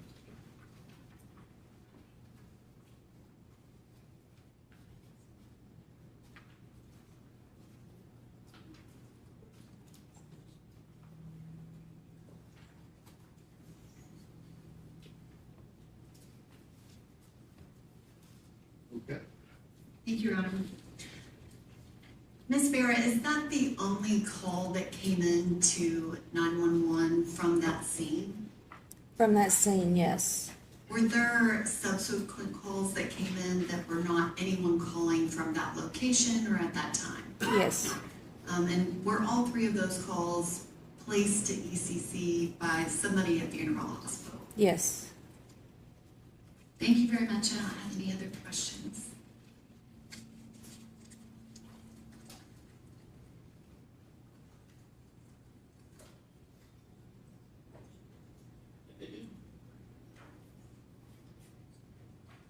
Good morning, Ms. Barrett. Good morning. Please correct me if I'm wrong, but that's not you on that call, right? No. So you're not the actual 911 operator, you work for emergency communications, right? Yes. So your role here is to kind of review the calls and pull the ones that are relevant to the case. Yes. So there's a whole kind of team of people that kind of handle the numerous calls that come in at any sort of night. Yes. And they're trained, and answer this if you can, they're trained as to how to handle calls, how to deal with people in emergency situations. Is that fair? Yes. And I don't know, maybe you can help me or help the jury. They're trained with either scripts or with very specific training as to how to walk people through emergency situations. They have 6 weeks worth of class to learn the computer and how to talk to people. However, they got 3 months of on-the-job training with a trainer sitting next to them listening to their calls to help them know how to deal with things in an emergency situation. And I've got to imagine that these calls run a very wide range of kinds of things that people call 911 for. Yes. And anything from medical emergencies to, shootings to everything in the middle. Is that fair? Yes. And so the people handling 911 calls have trainings on how to deal with all sorts of different calls. Is that right? Yes. They have trainings on how to deal with all kinds of, maybe the right word is temperament, or all kinds of reactions, or whatever the kind of state that the person on the other end is in. The on-the-job trainer can help them when it comes up. Maybe they haven't experienced it yet. So if they experience it, the trainer can coach them in what they need to do and say. Okay. Sometimes, I guess, is it fair that maybe almost no two calls are the same, that almost every call is different? Yes. Is that fair? So you indicated that you pulled several calls related to this incident. Is that right? Yes. Was this call that we just listened to the very first call that was made related to this incident? Yes. So in terms of the timeline, this was the earliest in time that was made related to the incident? Yes. And it was the only call that was made from that actual location? Yes. And I can't remember the exact address, like 1522 Lebanon Pike, is that right? Is that right? As far as I can remember, yes. As far as you remember, that's fair. I appreciate that. And we just heard the call and read the transcript. During that call, the individual calling, who's been identified as Mr. Taylor, provides some information and is sort of walked through some kind of instructions. Is that kind of fair? Yes. And based on sort of your review of other cases and lots of other calls, is that conversation fairly consistent with 911 call training? Yes. Early in that call, so the initial report is Mr. Taylor indicates that he thinks his friend is having an allergic reaction. That's kind of right at the beginning, right? Yes. And at some point, the call operator says, so it's the Ontario 1522, she's in apartment 107, and she's having an overdose. Yes. So something like that, where a call operator says, hey, I hear what you're saying, but he or she changes on their own that it might be an overdose. Is that part of the training? No. So is there a circumstance where a call operator may listen to what's being described and say, this doesn't sound like an allergic reaction, it sounds like... Objection, Your Honor, to speculation. Okay, I mean, you're asking her I'm asking her about... opinion about what the operator was doing? No, I'll clarify the question. I'm asking about training. Is it part of call operator training that they might listen to symptoms as described by someone calling and say, I'm going to change, either in the CAD or in the dispatch, what type of call this is? No. Do you know why in this call? And if you don't, you don't. She wouldn't know why. Okay. Okay.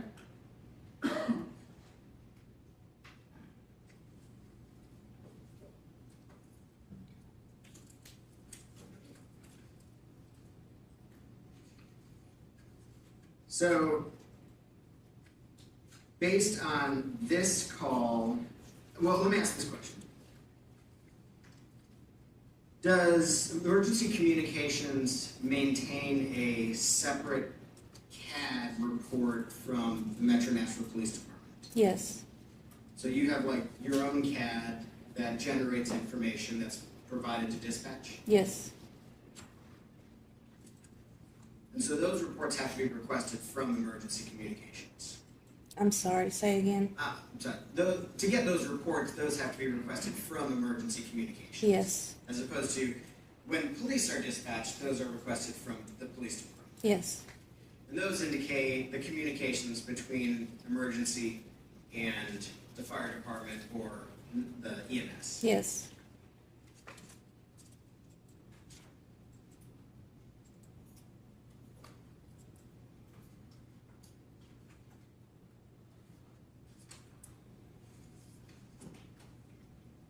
Thank you, Ms. Barrett. Is that right? You redirect. Thank you. Thank you.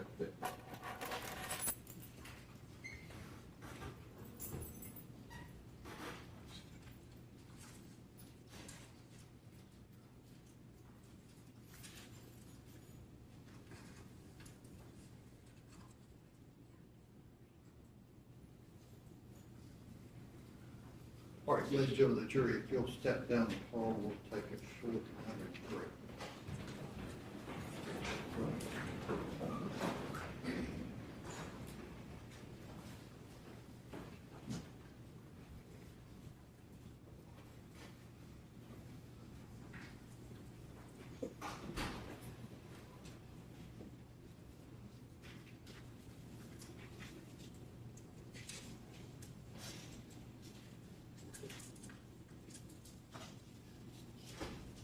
All right, and Mr. Joyner, do you have any, just so we fully, rather than a bench conference, but do you have any proof you want to offer on any issue you're alleging involved some constitutional violation of Mr. Taylor's rights in terms of the interview by the detective at the hospital? No, Your Honor. Okay, all right, well, as I said at the bench, I hadn't heard any constitutional issue, even though it wasn't brought up pre-trial. Not allow that evidence in. And who would the next state's witness be? Dr. Olushoga? All right, we'll take 15 minutes enough. Okay. Was it a 15-minute recess?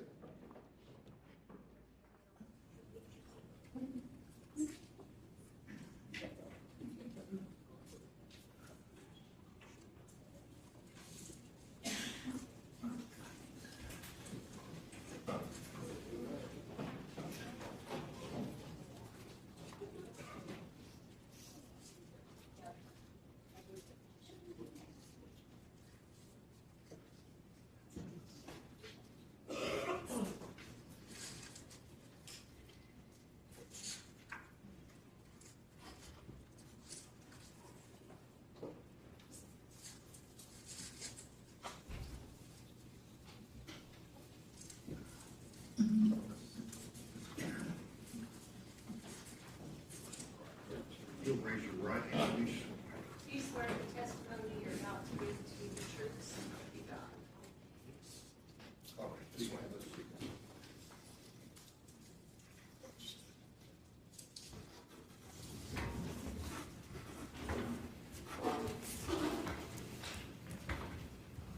Good morning, Doctor. Could you please state your full name for the record? Michael Olushoga. And could you please spell your last name for the court reporter?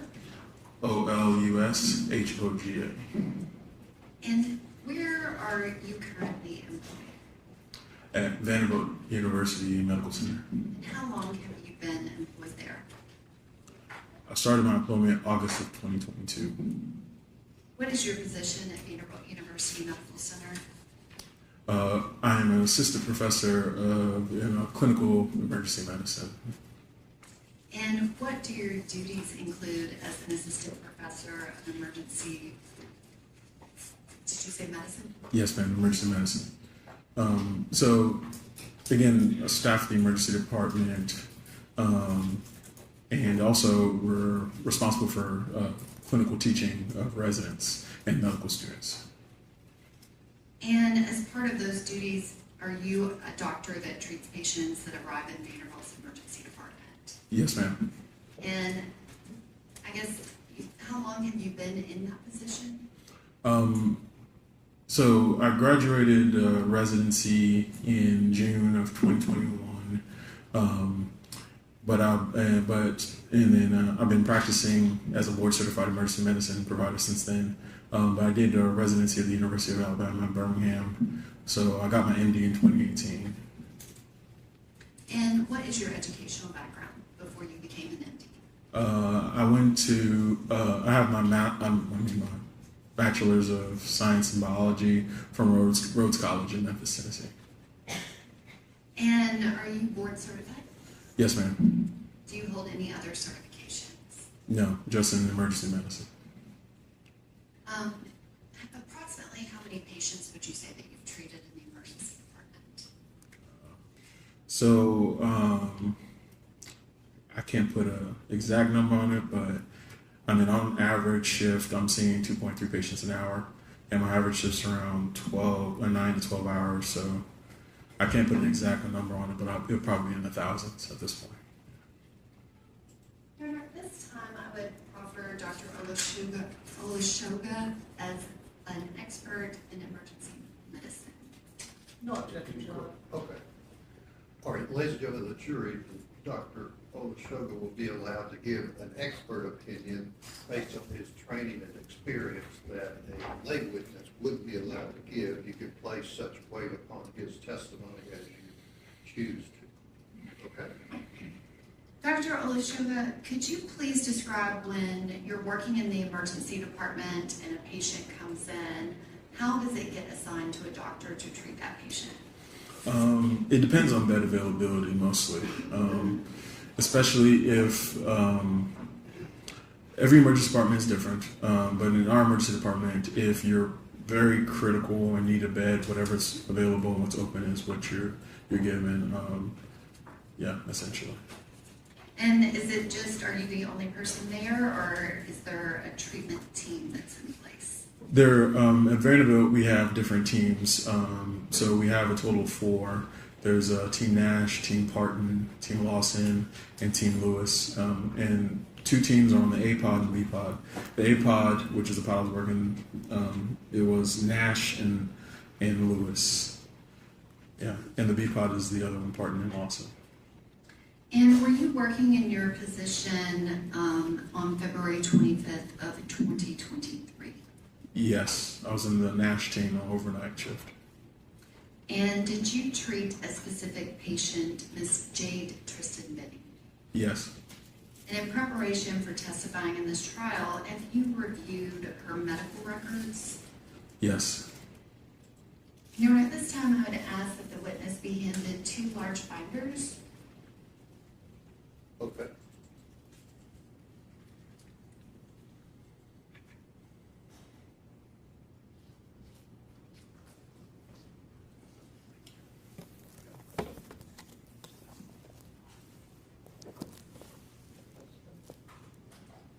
Dr. Olushoga, have you been able to review the records that are in the 2 binders that were just handed to you?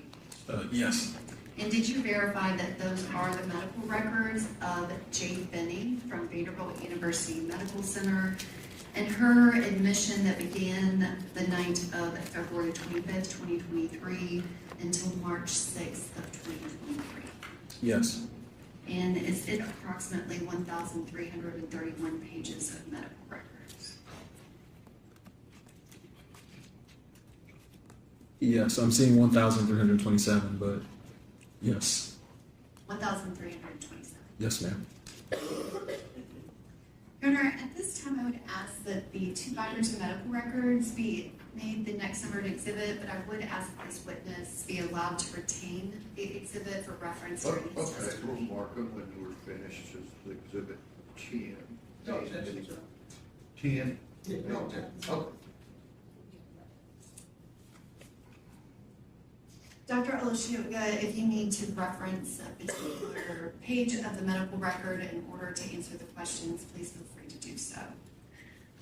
Can you please describe Jade Tristan Benning? What was your first interaction with her? Did you see her as a patient and or did you receive information about her prior to her arrival to your emergency department? So I did receive information prior to our arrival. We have an EMS radio that's located on the A pod, the pod I was working. And from my recollection, the EMS crew, they typically call in, especially if there's an emergency or even if they have any questions about a case. And I just remember that they said they had a young female who was in cardiac arrest, and they had tried some acute cardiovascular life-saving stuff, but weren't able to get a return of spontaneous circulation, and that they'll be here in a few minutes. So when I heard that, I stop you right there. Can you explain what a return of spontaneous circulation is? Yeah, so that's usually abbreviated as ROSC, but that essentially is when a patient is able to have a heartbeat, essentially, or function of something, of some sort. Typically, it's a heartbeat, a pulse, a cardiac rhythm, a blood pressure, vital signs. Those are all signs of life, so a return of spontaneous circulation. And you said that you had information that EMTs were attempting to get that ROSC back. Yes. Were they able to prior to Ms. Benning entering your emergency department? Not from my initial assessment of the patient. She was still clinically dead upon arrival to the ER. And I'm sorry, did you say she was clinically dead? Yeah, like from my clinical assessment, there were no signs of life upon her arrival to the emergency department. And when she arrived, can you describe kind of what was she on? From what I remember, she went to one of our resuscitation bays, T4. She was still on the EMS stretcher receiving CPR. She was, like from my exam, unresponsive. Pupils were fixed and dilated, no spontaneous respirations. She had a supraglottic airway in place, the eye gel, so they were breathing for her and they were doing chest compressions on her. And can you explain kind of what does that mean when someone's pupils are fixed and dilated? Medically, what does that tell you about their condition? It's concerning that there is significant neurologic damage. Your pupils constrict on their own. That's not something that you do purposefully. So when that reflex is gone, that's a concern that there's been significant neurologic damage and also that that person is not alive. And can you describe, I guess, like her physical temperature? I mean, she was cool. Her skin was cool. I mean, she was also mottled, like kind of cyanotic, which means she was kind of blue, which are all signs of hypoxia, which means lack of oxygen.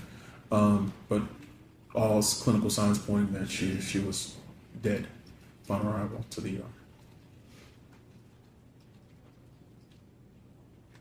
Did you have any information as to whether or not Ms. Benning was pregnant or not pregnant? So that information did come across the radio as well, that she was pregnant, but they did not know how many weeks she was. So they knew she was pregnant, but they didn't know how far along? Yes. Okay. Could you tell just by looking at her that she was pregnant? I could tell only by palpating her stomach that she had, essentially you could feel the fundus of her uterus, which is the top of her uterus. And why that's important is it has to be above the umbilicus, which is her belly button, which tells me that she's roughly greater than 20 weeks. It's not an accurate measurement, but that's what we're taught in medical school.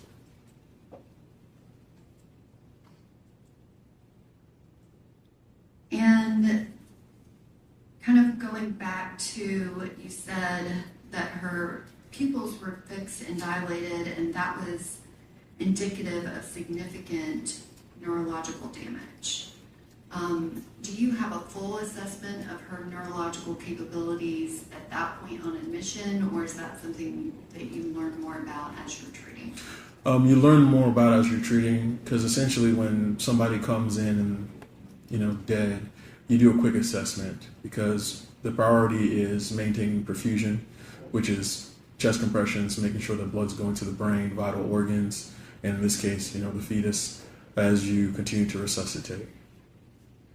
And your assessment of the fetus at that kind of initial stage, what's being done at that point when she first presents to the ER? So other than just confirming that she was pregnant, not much. When we did know that she possibly could be pregnant, I did call what we call OBET call. We have a OB response team at Vanderbilt, and they were at the bedside in the event that we were able to achieve ROSC. They could also intervene. And what treatment did you provide to Ms. Benning? So after she arrived to the emergency department, we continued high quality chest compressions. She was transitioned from the EMS stretcher to our ER stretcher. Chest compressions were continued. Medications were ordered per our ACLS, which is Advanced Cardiovascular Life Support Protocol. And we were able to achieve ROSC, which return to spontaneous circulation. She had a pulse. She was then intubated, and after intubation, we essentially got the OB team to evaluate her fetus as we were getting better access. That means better IVs and blood pressure monitoring. And then we then went to CT scan because we were able to get a pulse back, and we were able to admit it to the ICU. Can you describe, you said that Ms. Benning was intubated. Can you describe what does that mean to intubate a patient? So when you intubate a patient, essentially you're protecting their airway, meaning you're breathing for them. You're putting the patient on a ventilator. The reason you would do that is because the patient's not breathing for themselves. So essentially you are creating a definitive airway so that oxygen can be delivered and carbon dioxide can be exchanged for the patient. And can you describe typically when you intubate a patient, I guess, what's the process of how that procedure is done? Typically, when you intubate a patient who is alive and breathing, you usually administer medications to assist with the intubation. Medications that can either basically help them become more comfortable, so that you can pass this tube, because intubation is passing a pretty large tube in their airway in order to facilitate gas exchange on the vent and oxygen delivery. That's the typical process for an intubation.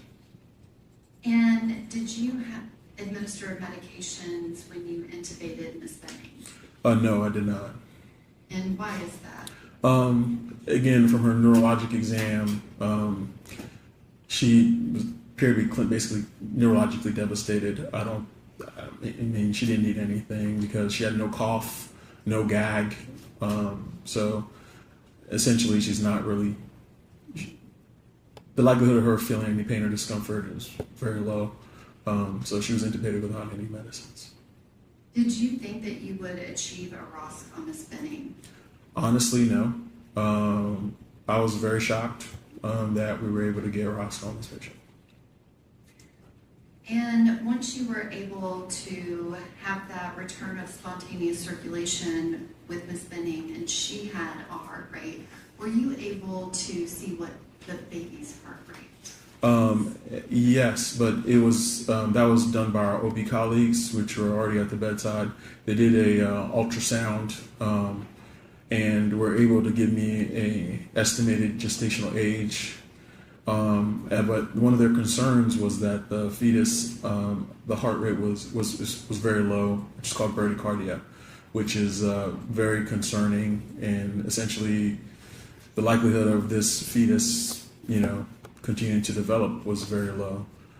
So after I got that clinical information, that then gave me basically allowed me to say, hey, let's get some more CT scans. Typically we avoid imaging in pregnant patients because it can affect the development of a fetus.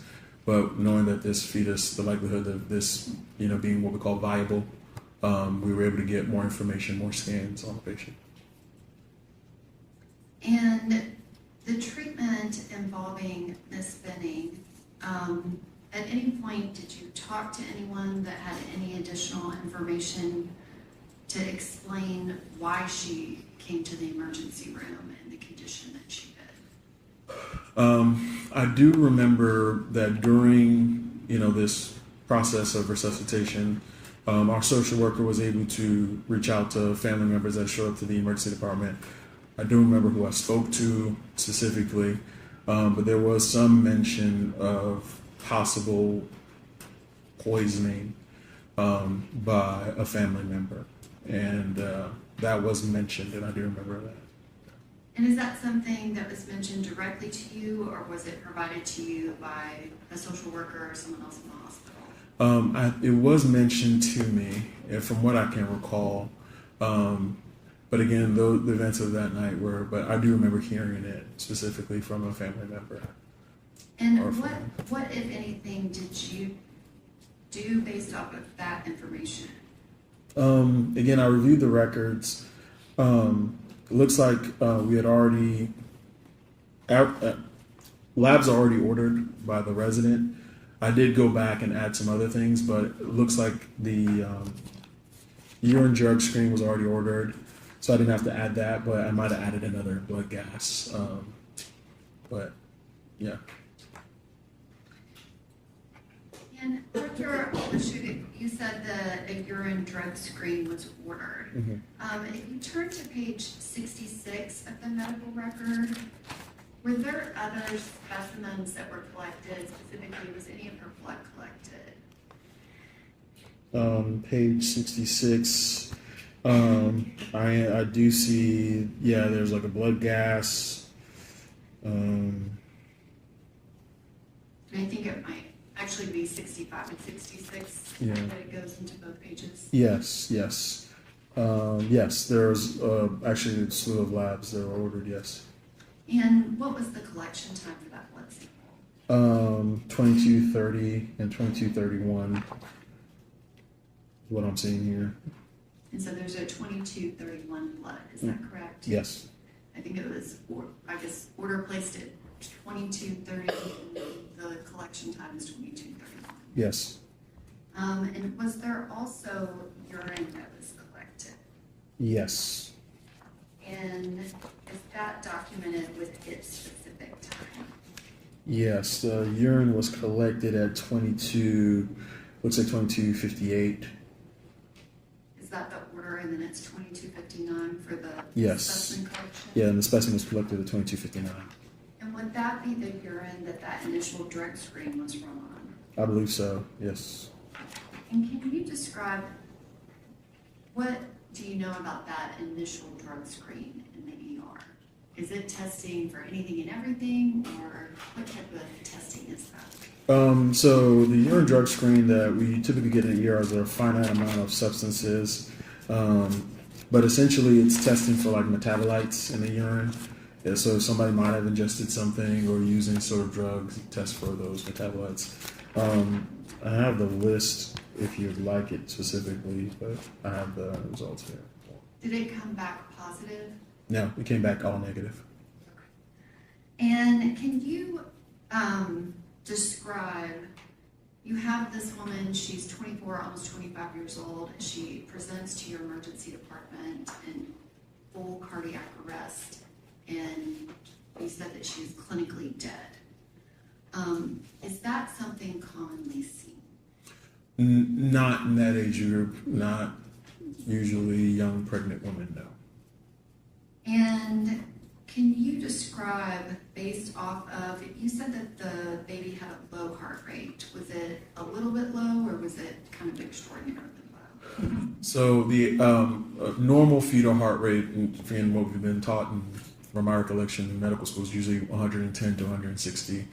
I think I remember the OB team mentioning that the heart rate was somewhere in the 30s, so it was really, really low.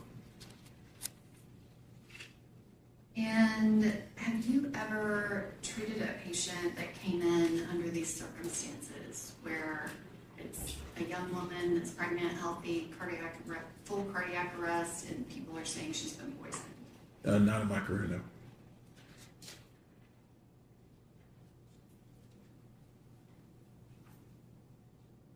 I can have just one moment.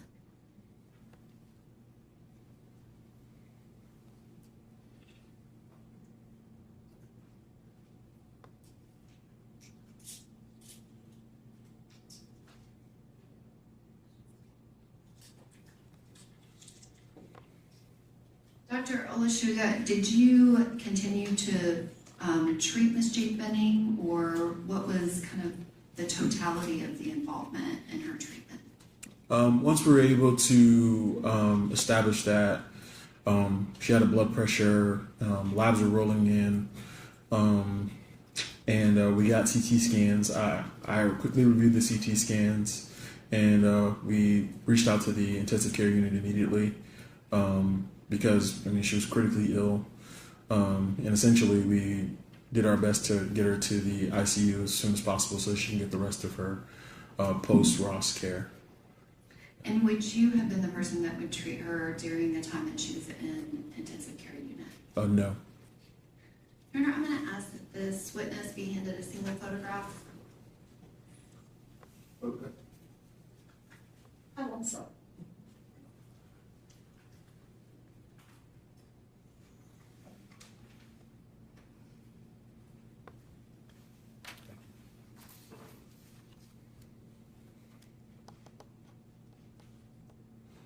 Dr. Olushoga, do you recognize what is in that image? Yeah, it's a vial of blood used for our lab draws. And do you recognize certain identifying pieces of information on that specific blood draw tube? Yes. Your Honor, at this time I would ask that that image be entered as an exhibit exhibit. I would object to it coming in from this particular witness. May I take the witness on board? Okay. Do you have any other questions? I do. Okay. Go ahead with that. Just so that. Judge, I don't have any objection to having it marked for ID. Okay. But I would have more questions of this witness. All right. Go ahead. Be marked for identification. Thank you. Dr. Olushoga, could you describe specifically, and I need the witness to have the picture back. Your Honor, I would object to a witness testifying to something that has not been entered into evidence. Okay, well, he's viewed it. You have questions? I have specific questions of the specific things on the label that he recognizes from Vanderbilt University Medical Center. Okay, all right. He can show that. He can see. May I take the witness on board, Doctor, please, Your Honor? Sure. Doctor, is it Olushoga?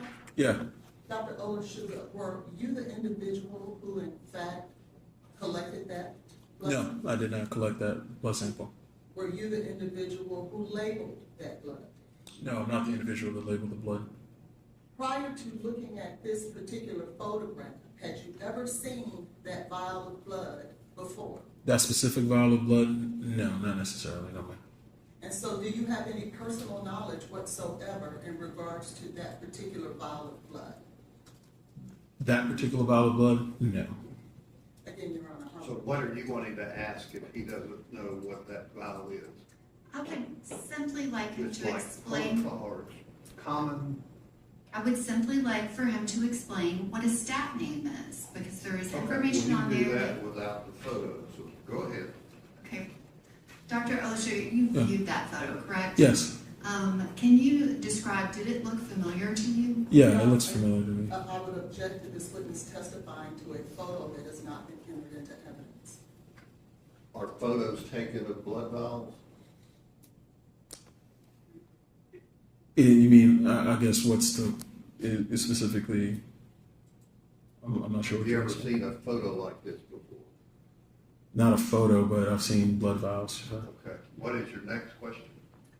Does it contain Ms. Benning's medical record number on the vial? Do you Yes. recognize that? Do you know her medical record number? It's written right here on the, yeah. Okay, all right, let him see the photo. And Your Honor, may I have a ruling in regards to my objection? He can look at the photo and see if that's the same medical record. Is that what you're asking? Yes, Your Honor. May I have a ruling to that, Your Honor? I said he can do that. Is that overruled? Go ahead, General Norman. Thank you, Your Honor. Do you recognize Ms. Benning's medical record number from the medical records you have in front of you? Is it also printed on that vial of blood? Yes. And you just testified to a collection time of 2/25/23 at 22:31. Do you also recognize that very specific date and time? Yes. Your Honor, I object again to that line of questioning. Are you going to call a witness that lets us know who collected this? It's in the medical records who collected it, but Are you going to call another witness about this photo? I am. I'm going to Okay. call Dr. Carney. Okay.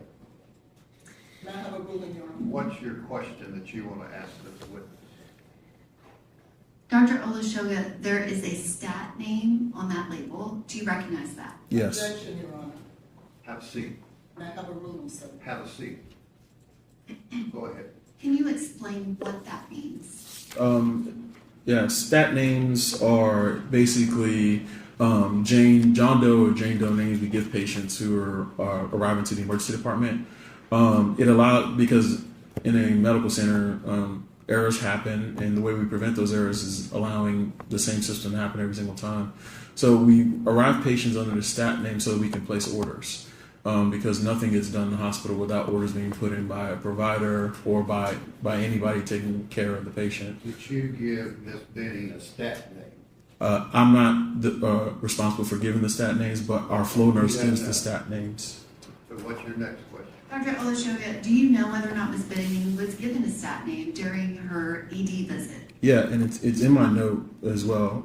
If you can look at the page 56, when patients are given a stat name, their whole chart reads their stat name until they're matched. What stat name was she given? Stat February, Mayonet, VUH. What? Stat. I didn't hear what you say. You'll speak up. Mayonet, VUH, Stat February. Mayonet. What was the rest of it? Stat February. Okay. Any other questions? Just a couple, Your Honor. Are all of the specimen collections from Ms. Benning, are they documented in the medical record?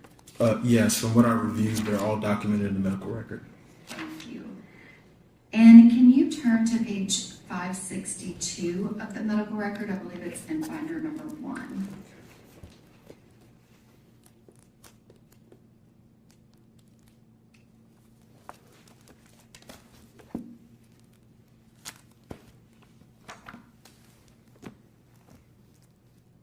I'm there. And do you see that there is an entry for fentanyl on 2/25/23 at 23:27? Yes. And are you aware whether or not that fentanyl was administered to Ms. Benning? Looks like it was not administered. I was aware that it was wasted by the provider. And so that was not given to her, correct? It was not given to her. Can you turn to page 727, which is in binder number 2?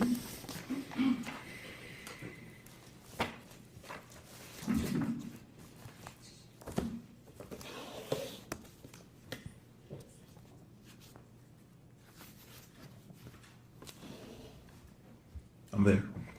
And there is an entry related to fentanyl, and it indicates a date and time of 2/26/23 at 0041.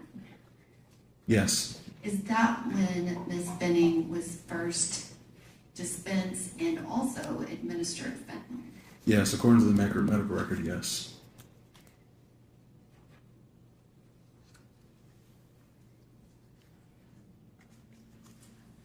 Thank you, Dr. Olushoga. I don't have any other questions.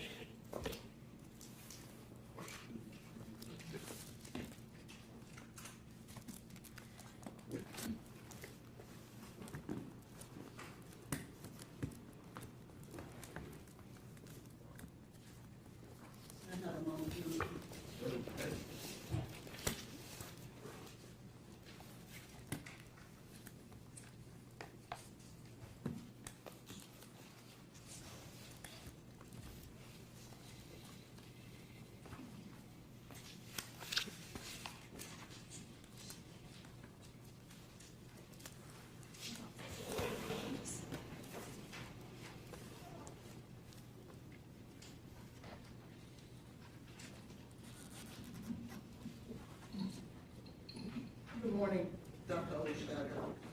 I didn't introduce myself before, but I am Letitia Quinones Hollins, and I just have very few questions for you. I want to first draw your attention in regards to what you stated as it relates to the fentanyl, so that we're clear. I think you testified that it was not first administered in the hospital until when? I testified that, according to the medical record, she did not receive fentanyl in the emergency department until February 26, 2023, at 0041. That's when it was ordered, it looks like. That's when it was ordered? Yeah, and it was started at February 26, 23rd, 0045. Was that ordered by you? It was not ordered by me. It was ordered by it looks like a provider, Paul Francois.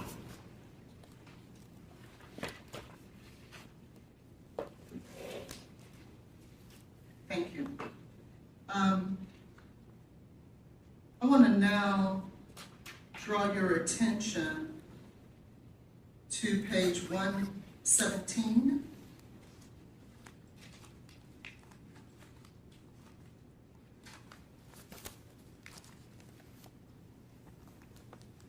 And specifically, I would like to draw your attention down to the bottom where it states recommendations.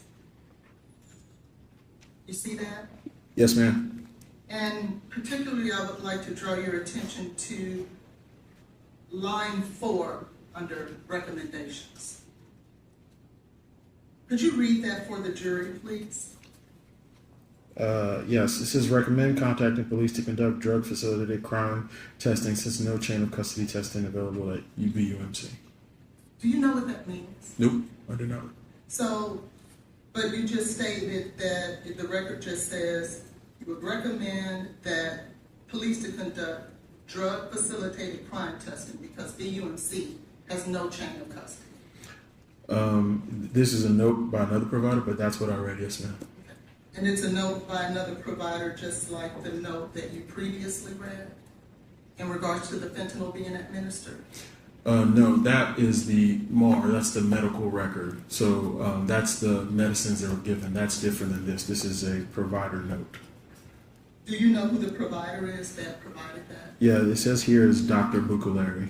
Do you know who Dr. Bucalari is? I've spoken to her over the phone. She's the one of the toxicologists in Tennessee. So if you ever have a tox case, you have to talk to the Poison Control Center. So I've spoken to her over the phone regarding another patient, another case. Does she work for the UMC? I'm not 100% sure on that. I just know I've called her, toxicologist that I call her. Had you called her in this particular case? Nope. Did you not have any reason to call her in this particular case? Not necessarily, because I don't know what I was dealing with, you know? So is that enough? No, not yet. Yeah, no, I don't have any. Okay. I would now like to draw your attention, if I may, to page 132.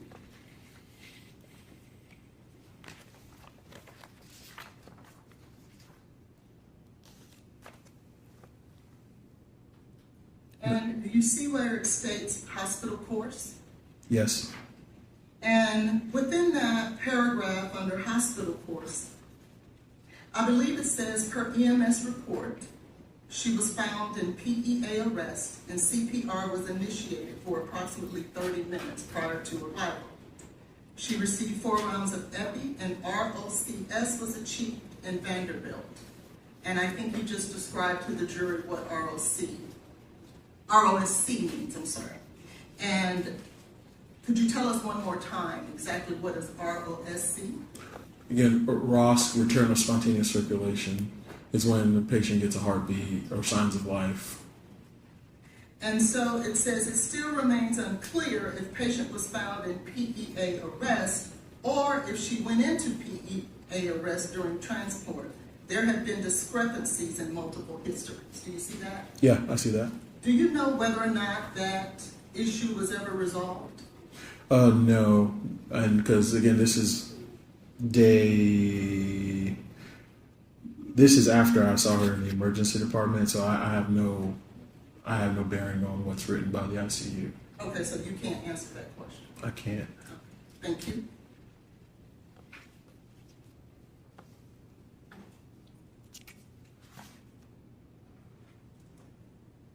I would now like to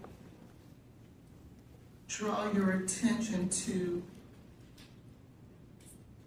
page 410.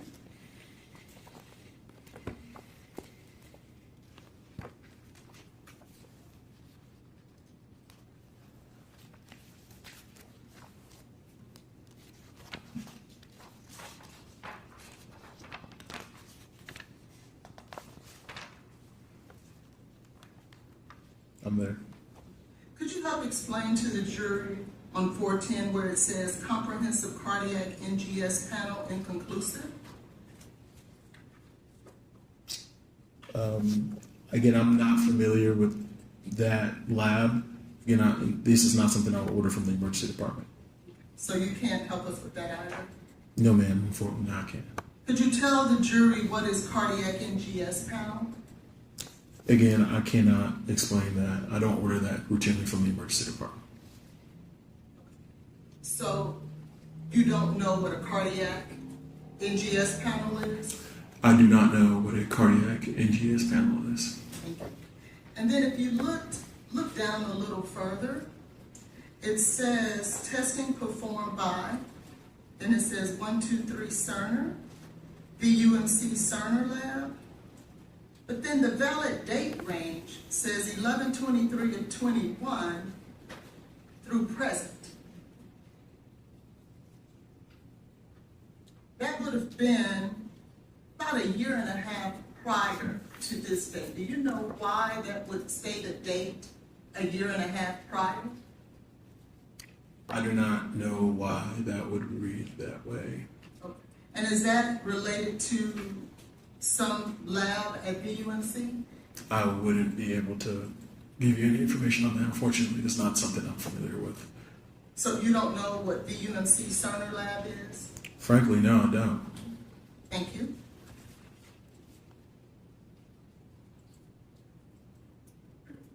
Now, you stated that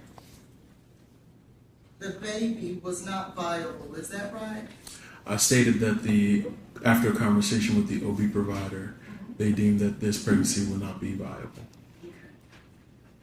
Do you know then, can I ask you or draw your attention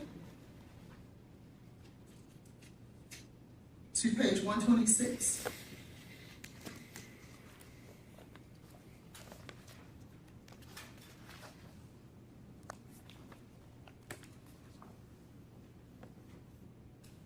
I'm there. And would you take a moment to read 126, starting from the first paragraph there where it says they have heard?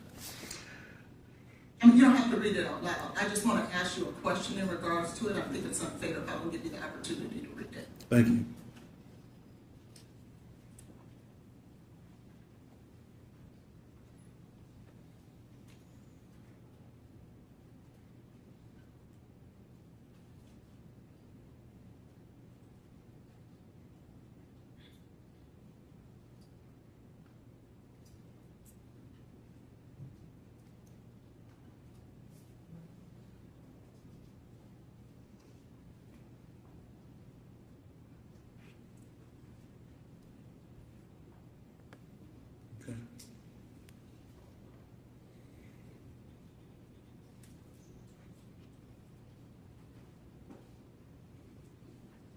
Okay. Do you see there where the OBGYN team ultimately had to contact the ethics service? Yes. Have you ever in your career had to contact ethics when you are performing medical services? Yes. And for what purpose would that be? Typically is when there's usually difficult end-of-life conversations that need to happen, and when there's not like a delineated, when there's like not a will or a designated power of attorney. Sometimes I would have to call ethics to help me delineate what's the right thing to do, or what's the lawful thing to do as well. And do you see there that there were several conversations that were had in regards to life-saving measures for the fetus? Yes. And do you also see that there were apparently decisions made that, given the circumstances, there was an expressed desire to not get a C-section or anything of the sort to attempt to save the fetus? Could you repeat that? Yes. Do you see in the document and the record here that there was a decision made by the next of kin or the representative for Ms. Benning for there not to be any life-saving measures for the fetus? Again, what I do see here and what I'm reading is that there was a decision that was made that was consistent. It says as what they will feel Jade would make for herself based on chart and documentation prior conversations. That's what I'm saying here. And that's the reason why the decision made. But my question was, do you see that there was a decision made? Yeah, I mean, it sees that what I do see is that there was a conversation here with the provider, with the family about a possible decision to do a C-section, and looks like they chose not to. That's what I'm saying. And then you see then that as a result of that, VUMC contacted clinical ethics services. I couldn't say as a result of, but I do see in this documentation here that there was a discussion that was had with ethics. I can't say that that was because of that. I can't make that connection myself. But you will agree with me that it's directly related in regards to this paragraph talking about the child in that decision. Yeah, that is a possibility, yeah. Do you know whether or not Mr. Taylor was ever consulted in regards to the decision regarding that fetus? Again, I work in the emergency department. I was not privy to any of this care after the emergency department. Do you see within, if you'll go back to page 125,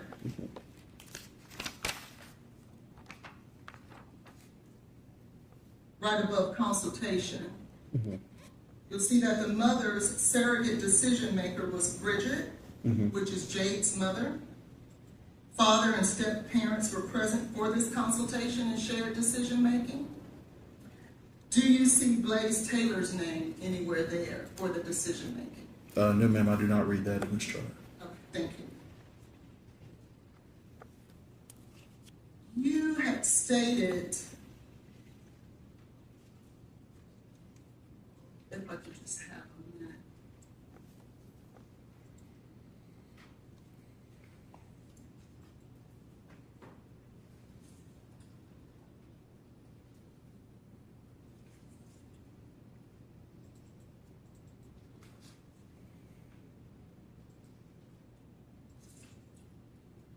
and I'm going to mess up the name, that's why I'm trying to find it, but perhaps you can help me. Are you familiar with the specific drug named Succinylcholine? It is a drug that is utilized to help with intubation. Could you spell it out for me? SUCC. Oh, succinylcholine. Yeah. Thank you, succinylcholine. Yeah. I'm always happy because names are challenging.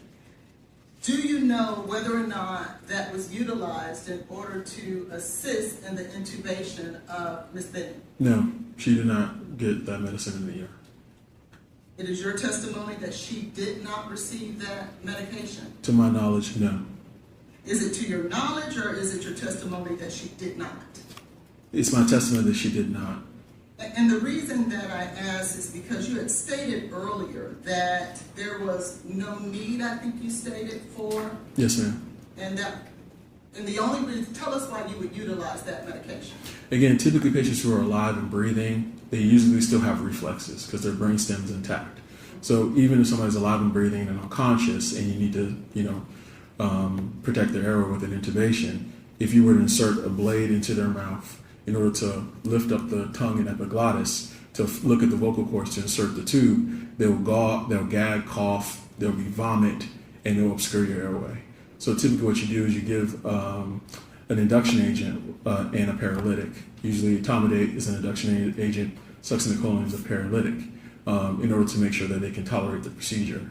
But again, she did not have any signs of life, was neurologically devastated. She had no cough, no gag, no pupillary reflex. She was intubated without any medications.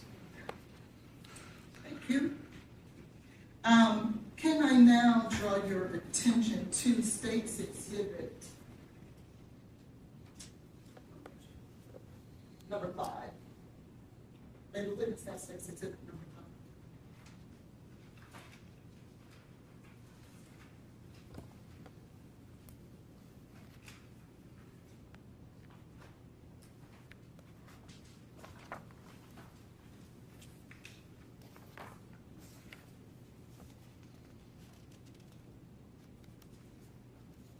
You have it in front of you, sir? Yes, ma'am. Thank you, Doctor.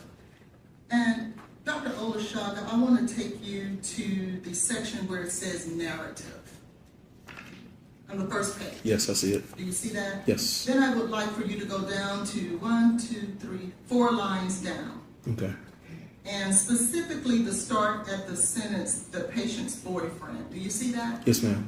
Could you please read that sentence for the jury? Yeah. It says the patient's boyfriend stated the patient was 4 months pregnant. No other medical information was obtainable. Okay. You can stop there. Thank you.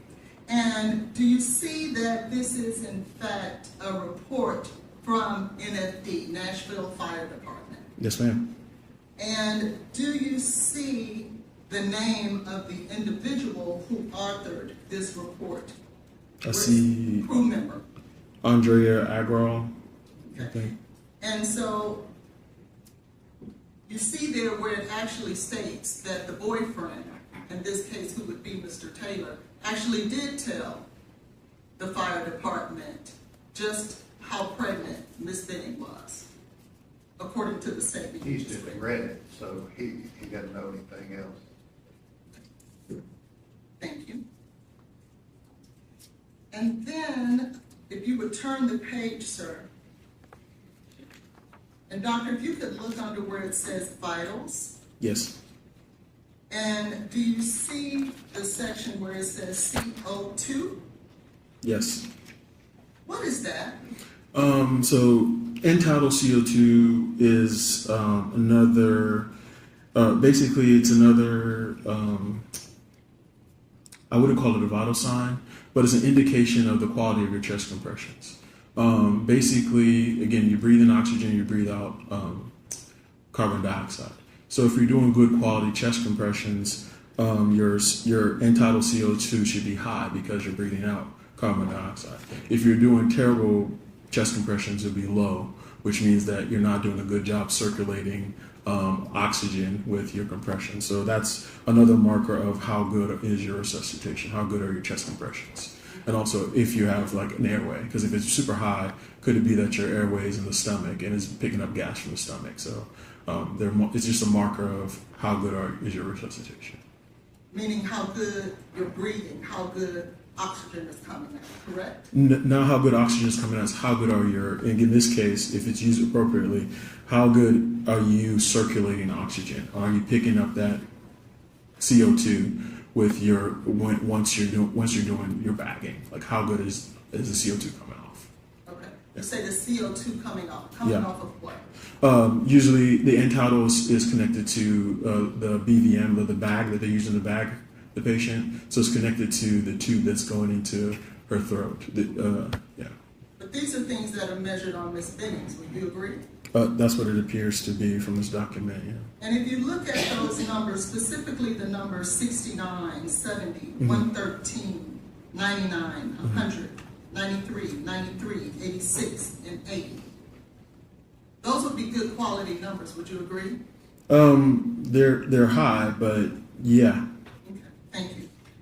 And then finally, I want to talk to you about someone's, specifically Ms. Benning. If she was described as having the ability to say things like, you've put something in my drink. Nye, Keontae. In other words, she's pronouncing words. Some of them labored, some of them not. If a person is able to talk, would you agree with me that they would have to be coherent? Not necessarily, because drunk people can talk and they're not coherent sometimes. Well, maybe I'm not saying that right. If a person is able to enunciate words, would you equate that to someone who is dead? No, typically not. Would you equate that to someone who is completely non-responsive? No, if they're able to enunciate words, I would not equate that with that. Would you equate that to someone who is able to breathe? Actually, yeah, some people who are not able to speak are still able to breathe. Yeah. But someone who is able to speak surely is able to breathe. Yeah, typically, yeah. And that's all I have for you. Thank you, Doctor. Thank you. Any redirect?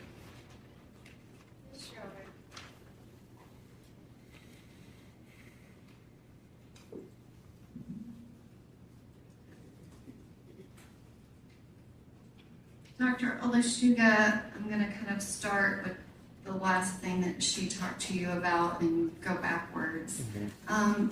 Can you go to page 562?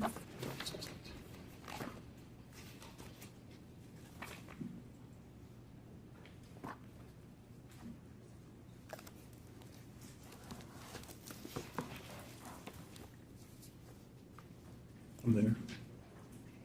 And Ms. Collins was asking you, or page 562, that's the page that we referenced with the 2327 on 22523 fentanyl that Nurse Alyssa Smith, that was dispensed, but it was not administered. Yes, looks like it was wasted, yes.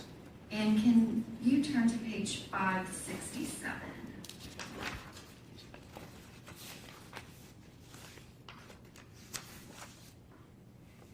I'm there. And on page 567, is there an entry for the medication that Ms. Collins was asking you about? Yeah, I see it. And is that time the same time as when the fentanyl was not administered? No, it says this was administered, this was ordered at 2/26/23 at 12:15 a.m. That's when it was ordered. And the fentanyl looks like it was the day before, so 2/25/23 at 11:27 p.m. Okay, so those are two separate things, correct? Mm-hmm. And The so, question said the medicine Ms. Collins asked about. yes. Why don't we clear what that is? SUCCINYLCHOLINE.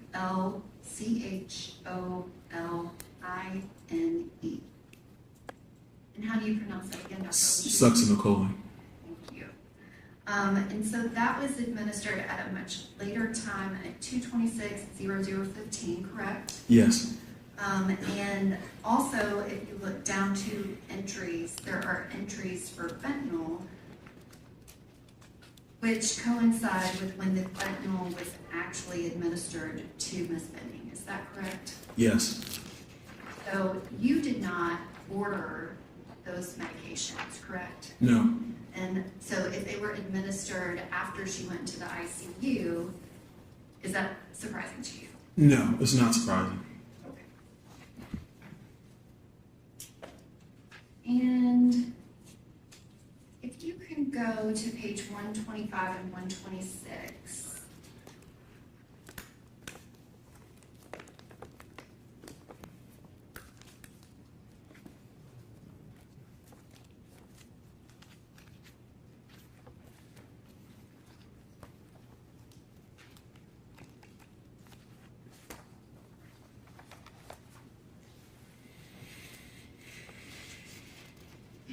Over here.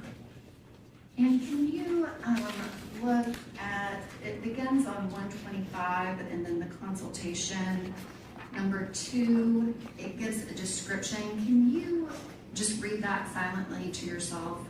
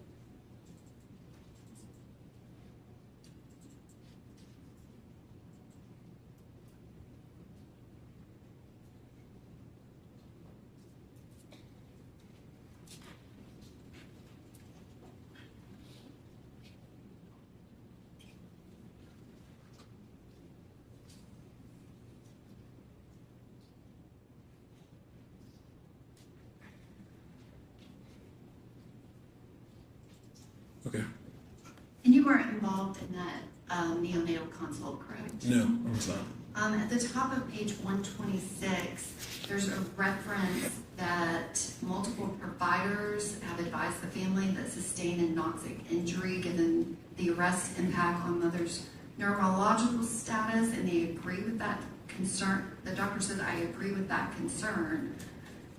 And they say we do know the fetus appears to have been affected by the peri-arrest fetal heart rate in the 40s. Yes. And on your direct testimony, when I was asking you questions, you said that because I'm going fetuses... to object to the leading nature of the questions. And what is your question? Can you explain what you know about the fetus's heart rate being as low as you described? What I do know is that when you have a low heart rate, especially in a fetus, that is not that means the chance of viability of that pregnancy is low. So that means that the fetus is going to have a lot of issues and it's not going to make it. And that note indicates that multiple providers are saying that, correct? Okay, what is your non-leading question? And I'm going to also object to this particular doctor opining on the fetus when he stated before that he had nothing to do with Okay, well, you this. can recross if you want to. What is your question? I don't have any other questions regarding this issue, Your Honor. Okay, go ahead. Dr. Olushoga, can you go to page 59 of the medical record?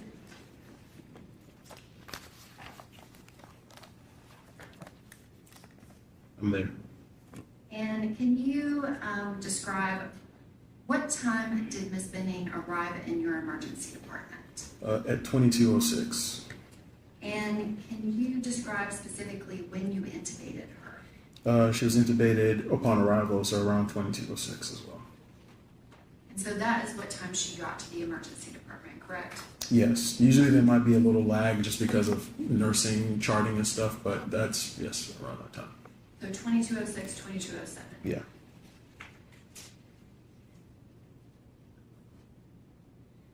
Thank you. Any other questions? Yes.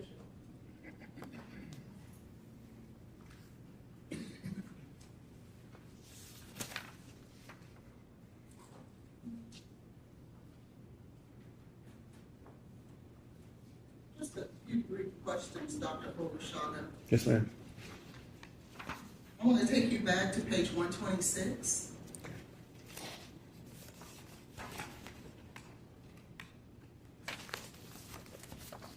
I'm here. If you go down to the first paragraph, line 8, starting with "I offered." Yeah. Could you read that sentence to the jury, please? Yeah. Is this him saying this? It's a record that's in evidence, Your Honor. Is this him saying this? No, it is not. Can you please read that? It is, you made it an exhibit, so you can have him read anything you want. I actually wouldn't want to. I didn't object to Is her this reading. asking about an opinion that you were objecting to? No, it's not asking about an opinion. It's asking about a position and an offer that is a record, that is an exhibit, that is in evidence that I I'm get asking that. you to read. Okay. Could you just read that sentence, please? Okay, it says, I offered intervention in the form of delivery resuscitation with the goal of having an opportunity to evaluate Peanut for potential impact, and they have felt that intubation and resuscitation could cause unnecessary suffering. They feel. Thank you. And then you stated on direct examination that succinylcholine, did I say that right? Yes. Oh, okay.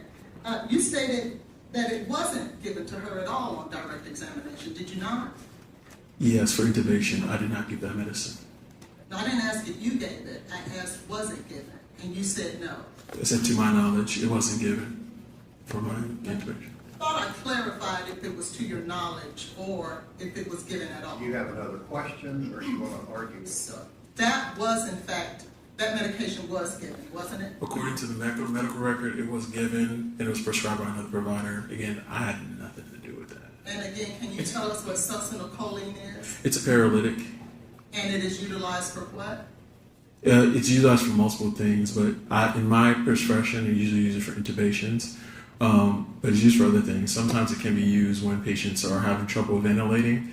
So if you're on a ventilator and you're moving or jerking, sometimes it can be given for that, or it can even be given for like CT scan. Because if you need a CT scan, you need to be still. So sometimes they do that as well. But there are multiple reasons for the medication. Can a person be still if a person is non-responsive and in a coma, aren't they still? Not necessarily. You can also have seizures, especially after a cardiac arrest when you have a neurologic injury. It's not uncommon that patients have a lot of seizures. So yeah, they can have seizures.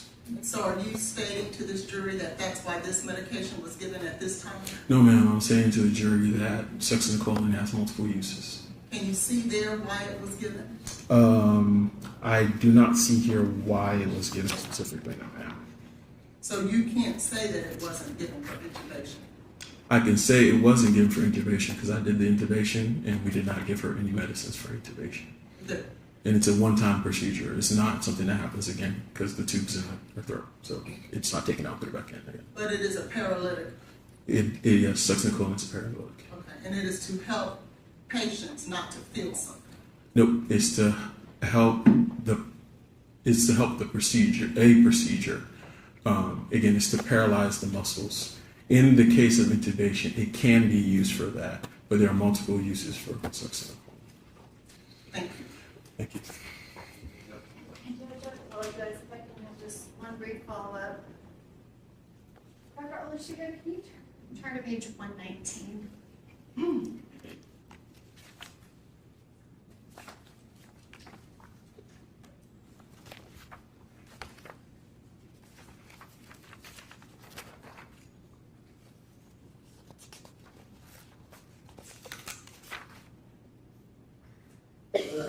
I'm here. Midway through the page of 119, there's a blue line that says history, and underneath that it has a reason for a consult.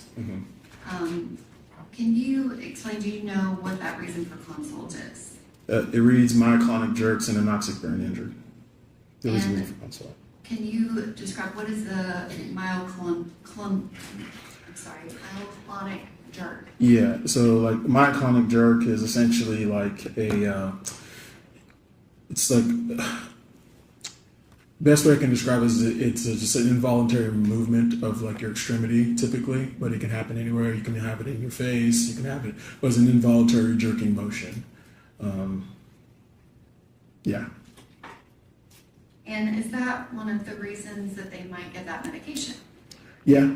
Yeah, especially if the jerks are uncontrollable. Sometimes you have to paralyze the patient, unfortunately. But yeah, especially if you want to do like an EEG, which is like encephalogram, where they check for any seizure-like activity, which is very common after a cardiac arrest. They try to do further evaluation of the quality of the brain and all that stuff. Thank you. One last question. One last question. Can you tell this jury that that is why succinylcholine was given to Ms. Benning? I cannot. I don't know why it was given. Thank you. Any other questions? So you can leave all of that there, we'll get it. Okay. Thank you. Thank you. Thank you.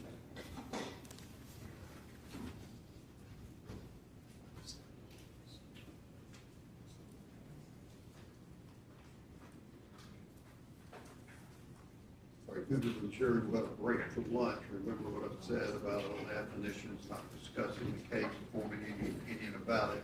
We'll get back here at 1:20. Keep that down the hall.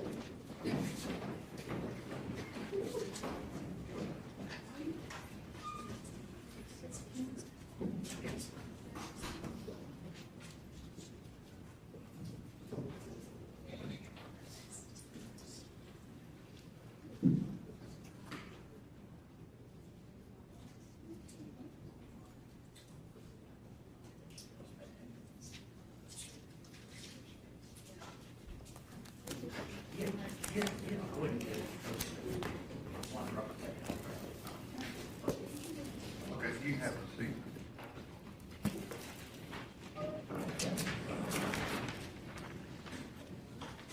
Who would the next witness be? It's going to be Lauren Weber. Trying to anticipate things, asking this because of what's already been asked. Can either side explain to me whether the family's decision not to have a C-section is relevant? No, Your Honor, I do not think it's relevant. If I may, Mr. Taylor is charged with causing the death of the fetus as well. So anything that could affect the fetus's viability and or You're going to life. argue to this jury that the fetus may have lived if it had a C-section. I don't know what the evidence is going to come out to be. I'm talking about, that's your purpose for asking me. That was the purpose for me asking the question.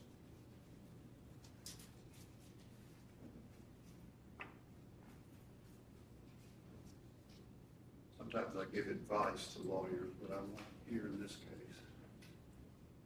Thank you.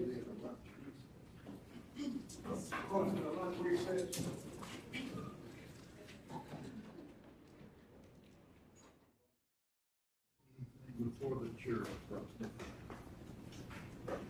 Judge, yesterday, the defense counsel wanted to ask a witness, or I guess she brought up in Recross about the message message that was sent to Lauren about Adderall. That was Nijaiha, it wasn't mine. Okay. Well, I this, don't know anything about this witness has no connection to Adderall. I just wanted to make sure that this Lauren is not associated with any Okay. text message about Adderall. Well, Ms. Hollins has already said she doesn't think that text message is relevant to inquire with Ms. Jackson anyway. If that's who you're talking about. Sure.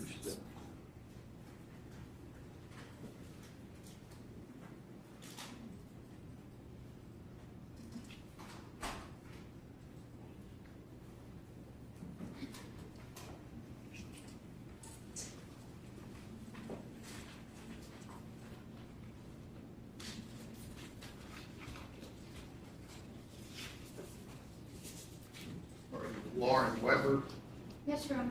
Steve Duffy.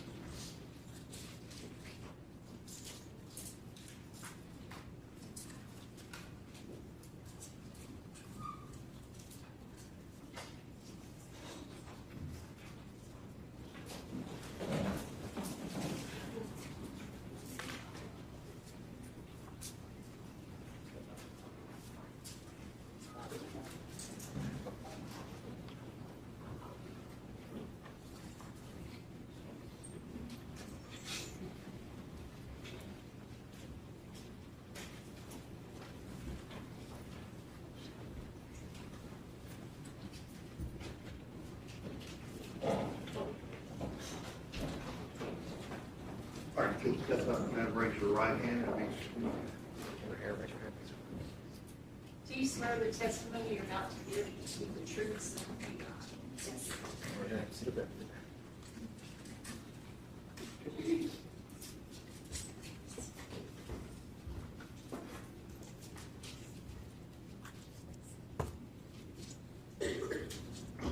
Good afternoon, Ms. Weber. Could you please state your full name for the record? Lauren Weber, And can you spell your last name for the court reporter? Weber. And Ms. Weber, do you live in the Nashville area? Yes, ma'am. How long have you lived here? My whole life. And at some point, did you meet Ms. Jade Benning? I did. When was it that you first met Jade Benning? We were friends roughly a little over a year. She moved to Nashville and ended up working for my brother's restaurant, and we became fast friends. And what restaurant was your brother's? Ernest Barn Hideaway. And was your brother a single owner, or did he have a co-owner? He had a co-owner. And who was that co-owner? It was actually Jade's uncle, Jay, excuse me. And when did you first start working at Ernest Hideaway? I began working there, I want to say it was 2023, roughly. I was there for about 3.5 years. I'm not sure the exact date. Were you there before Jade started working there? Yes. Okay. And did Jade start working there in 2022? Yes. Okay. So you would have been working there in 2022 at least? Yes, that's correct. Sorry. And what was your position at the restaurant? I was the assistant general manager. How much time would you say that you spent with Jade Benning on a weekly basis? We spent a lot of time together at work. After work, we would go get food together, so we spent a lot of time together throughout the week.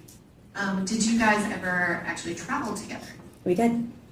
How many trips did you go on with Jade? We took one trip.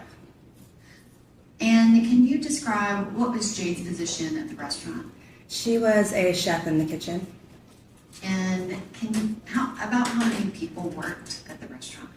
I would say roughly 20 to 25 people. And can you describe Jade's kind of demeanor within the restaurant and the other employees? Was she well liked, or what was your perception? She was definitely well liked by everyone. She was someone that could sense if you were having a rough day. She would make you smile, and we would do the same for her. She was just a light. Everyone truly loved Jade. Did she confide in you personal things that had nothing to do with work? She would. Sometimes also about work, but yes. And at any point, did you learn that Jade had met Blaise Taylor? Yes. And do you recall, when did you first learn about that? It was in the winter months. She had just mentioned him to me, and then eventually I did meet him.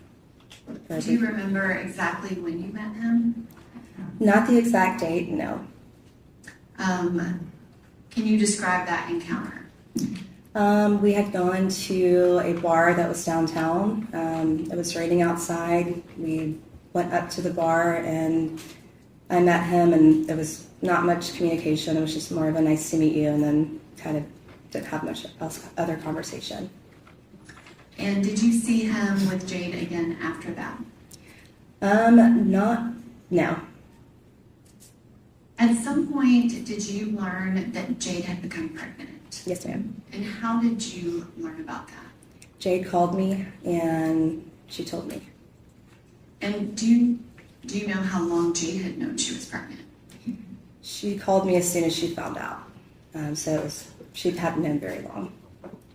And I want to ask a couple of questions about before that day. So before the day that she found out she was pregnant, did you know Jade to drink alcohol? Occasionally, yes. Did you know her to ever get drunk? Occasionally, yes.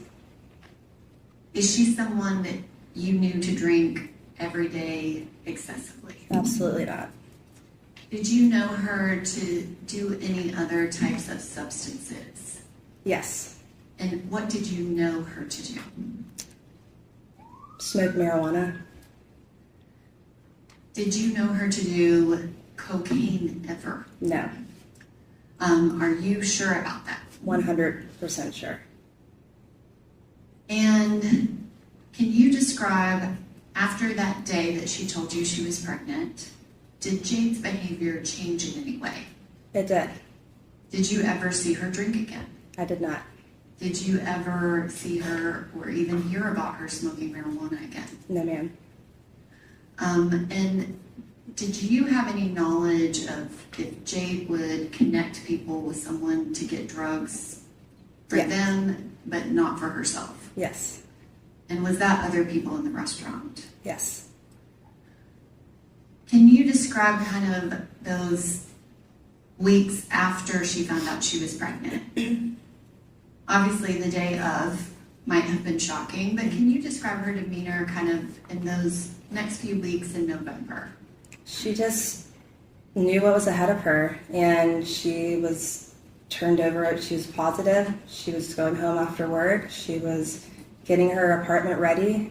She just wanted to be a mom, and she was ready to be a mom, and was still the amazing person that she's always been. But she definitely, I'll see you later, I'm not going anywhere with you guys. Like, she didn't do anything that she shouldn't have been doing while she was pregnant.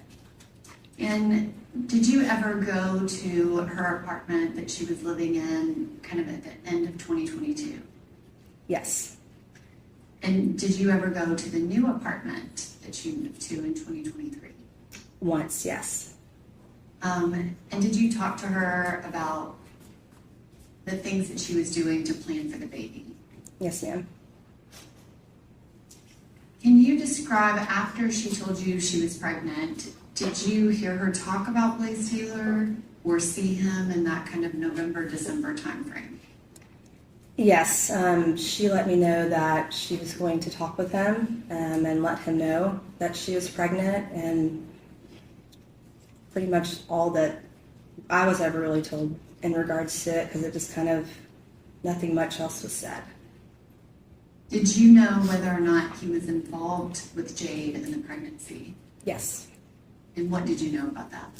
I knew that they had been together, and of course Jade confided in me, so I knew that they had to have sex. So, which I guess I'm asking, after she found out she was pregnant, you said she went and talked to him. Did he continue to be involved with Jade after that? Yes, yes. And what do you know about the contact that they had after kind of that beginning of November into December? I just knew that they were in communication, but I didn't know the depth of what the communication was. So I just knew that they were still contacting each other. Okay. At some point, Did you think that he was going to be there raising the baby with her, or what did you think was the plan based off of talking to her? I knew that's what she was hoping for, but I didn't know what was to come. And then, do you recall anything happening kind of the beginning of the year? January, February? Did everything seem to stay the same to you? Yes. And specifically, drawing your attention to that February 25th, 2023, do you remember that day? I do. And did you see Jade that day? I did. Can you describe that day to me? That day I was at work. I was there in the morning and Jade was there as well. We had a private event that night and I was just doing what I normally do during the day at work, and Jade told me that she was leaving. She had the night off, and of course I was wondering how, because we had an event. And she told me that she had plans to go home and cook dinner and do some type of painting with Blaise, and Nijaiha was there as well. And she just told me that she loved me and she'd see me later. And we went into the event. I'm not object to the hearsay. What's your objection? Hearsay. Does the state care to be heard? I think her state of mind is relevant, Your Honor. Is that 8033 then existing mental state of mind? Do you care to be heard on that? I do, Your Honor. Are we talking about the existing state of mind of Jade? Yes. She planned it. That's what I understood your objection was. Plans to eat and paint with Blaise. I don't know that, well, you know what, you're right. Thank you. I'll withdraw my objection. Go ahead. Could you continue your answer? Yes. So, you said that she was leaving. She told you that she loved you and gave you a hug. Is that right? yes, ma'am. Yes. So then the night went on, and I was busy at work, so I didn't really talk to her once we got into things. But I knew what her plans were for the evening, and I just hoped that she'd having fun, and I'd hope to see her the next day so she could tell me about it. And her mood that day, was it, I guess, normal to you? It was normal, yes. She was happy that something was planned, for them to do together. So she was a little bit happier than normal, yeah. So happier than normal. Yeah. And can you describe what happened that night after Jade left and you were at the restaurant working? Some hours went by, of course, and then I just noticed that one of the owners, Jay, was not around anymore, so I kind of felt like something was going on. And is that Jay's uncle? Yes, that's correct. So I just kind of had that gut feeling that something had happened. So I spoke with him, and he let me know that there was an incident, and I just asked what I could do, what I needed to do, and things went from there. And can you describe what you mean by that, if things went from there? I was panicking, obviously. I called her mom and asked her what I needed to do, and she asked me to go by Jade's apartment because it was left unlocked. So I went there and went inside, got her keys off of the counter, blew out a candle in her room, took pictures, and left. And then went to the hospital just waiting to see what was going on because we had no idea at that point. And when you referred to Jade's mom, were you referring to her mom, Bridget, or her stepmom, Andrea? I spoke to Bridget, and then I gave the keys to her stepmom, Andrea. And I guess, so you went to the apartment. When you got to the apartment, was it locked? No, ma'am. And when you entered, can you describe, what did you see? Did it look normal to you, or what did you think when you got there? Things looked as they would if you were painting and cooking. There was paintings on the table. There was still food sitting out. But something just seemed off to me. It just didn't smell like food was freshly cooked. So it just kind of put, my brain was telling me, you know, just get the keys. You need to leave. It just, I don't know, it just didn't make me feel right being in there. What did it smell like if it didn't smell like food? It just smelled like it was clean. And normally if someone cooks, you smell the food for at least a couple of days. At least I do when I cook. But yeah, it just didn't smell. It smelled like it was cleaner than it should have been with the food just recently being prepared. And you said that you blew out a candle. Yes, ma'am. Where was that candle? It was on her nightstand, right next to her comforter. And did you touch anything other than her keys? I did not. And you said that you took pictures, is that correct? Yes. I'm going to ask if it's associated to photographs. No objection, Joe. Okay.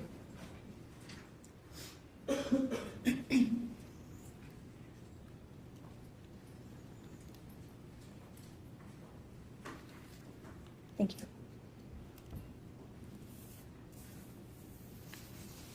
Ms. Weber, do you recognize the two photographs that were handed to you? I do. And are those the two photographs that you took of Jade Benning's apartment? Yes, ma'am. And why did you take those? Something in my heart told me I needed to. I just took them and I don't know why I did it. Just something in my instinct told me I needed to do that. All right, this time I would ask that those two photographs be entered as the next numbered exhibit, 13A and B, and then 5A pushes those to the jury. Okay. This is. All right, C13, A and B.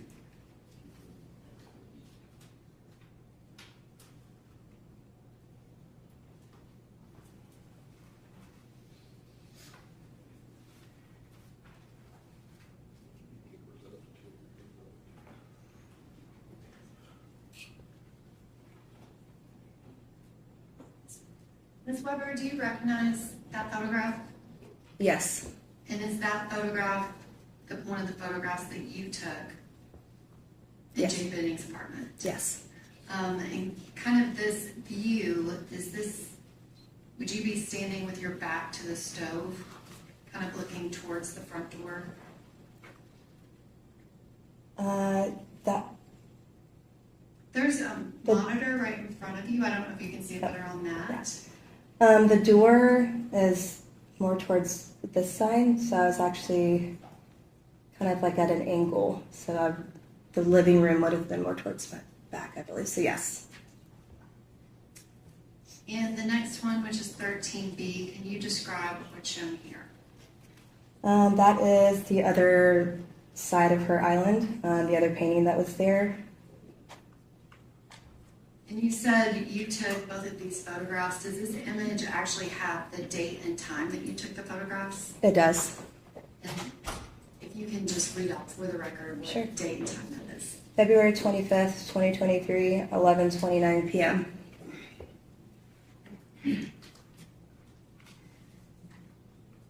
And Ms. Weber, you said that you got her keys. Is that correct? Yes. Did you get just her keys, or did you get a purse and a wallet, or what did you get? It was just her keys. They did have like a little Louis Vuitton thing on it that she had like money and stuff in, but it wasn't a full purse or wallet. Would that have been where her identification was? I believe so, yes. And so you took that one item off the counter and did not touch anything else other than blowing out a candle? That is correct. Did you lock the apartment when you left? We did. And then where did you go after that? We drove to the hospital. And when you got to the hospital, who was there? Nijaiha, Andrea, who is Jade's stepmom, Blaise, and my friend Natalie was with me. And that's pretty much all who I remember remotely in front of me at that time.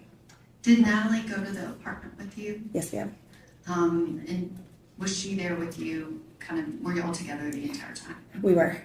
And did she touch anything? She did not. Can you describe, had you ever met Nijaiha Jackson before? Yes. And when you saw her at the hospital, can you describe her demeanor? Distraught, upset, sad, confused. And you said that you had met Blaise Taylor once before, is that Yes. correct? Uh-huh. When you saw him at the hospital, can you describe his demeanor? Facing away from us, no emotion. Did he speak to you? No. And kind of going back prior to that specific day, did you know of any plans that Jade Benning was making related to her baby? She was planning her baby shower. I was planning her baby shower. She was getting things together to put a nursery together. She's planning to be a mom. And were you familiar with Jade's birthday? Yes. Did it have significance to you? Yes. And why is that? It's 3 days after mine. And did y'all have any plans for birthdays? We would we would celebrate them together. Did y'all have plans to celebrate them together that year in 2023? Yes. And after that February 25th, 2023, did you go to the hospital multiple times between that date and March 6th of 2023? I did. And was Miss Jackson there when you went to the hospital? She was, yeah. Do you have any reason to believe that Miss Jackson would harm Jade Benning? Not at all. Thank you, Ms. Weber. I don't have anything else.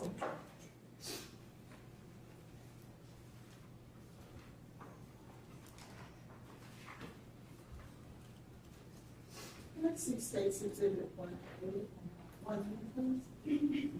as well as Exhibit 10A and B. Oh, I'm sorry, 13.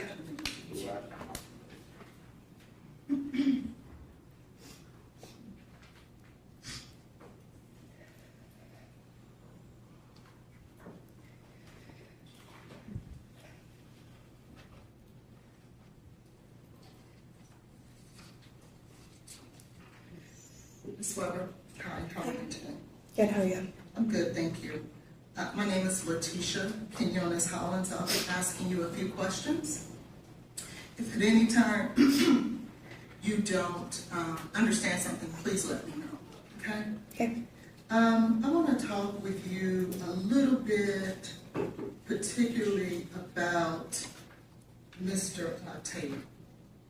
You stated that you did, in fact, meet him prior to, I guess, 225 in the hospital. Is that right? Yes, ma'am. And how many times would you say that that was? Once. Okay, and where were you guys when you met? It was, I forgot the name of it. It was a bar downtown. Okay, you forgot the name? And it's in the W. Okay.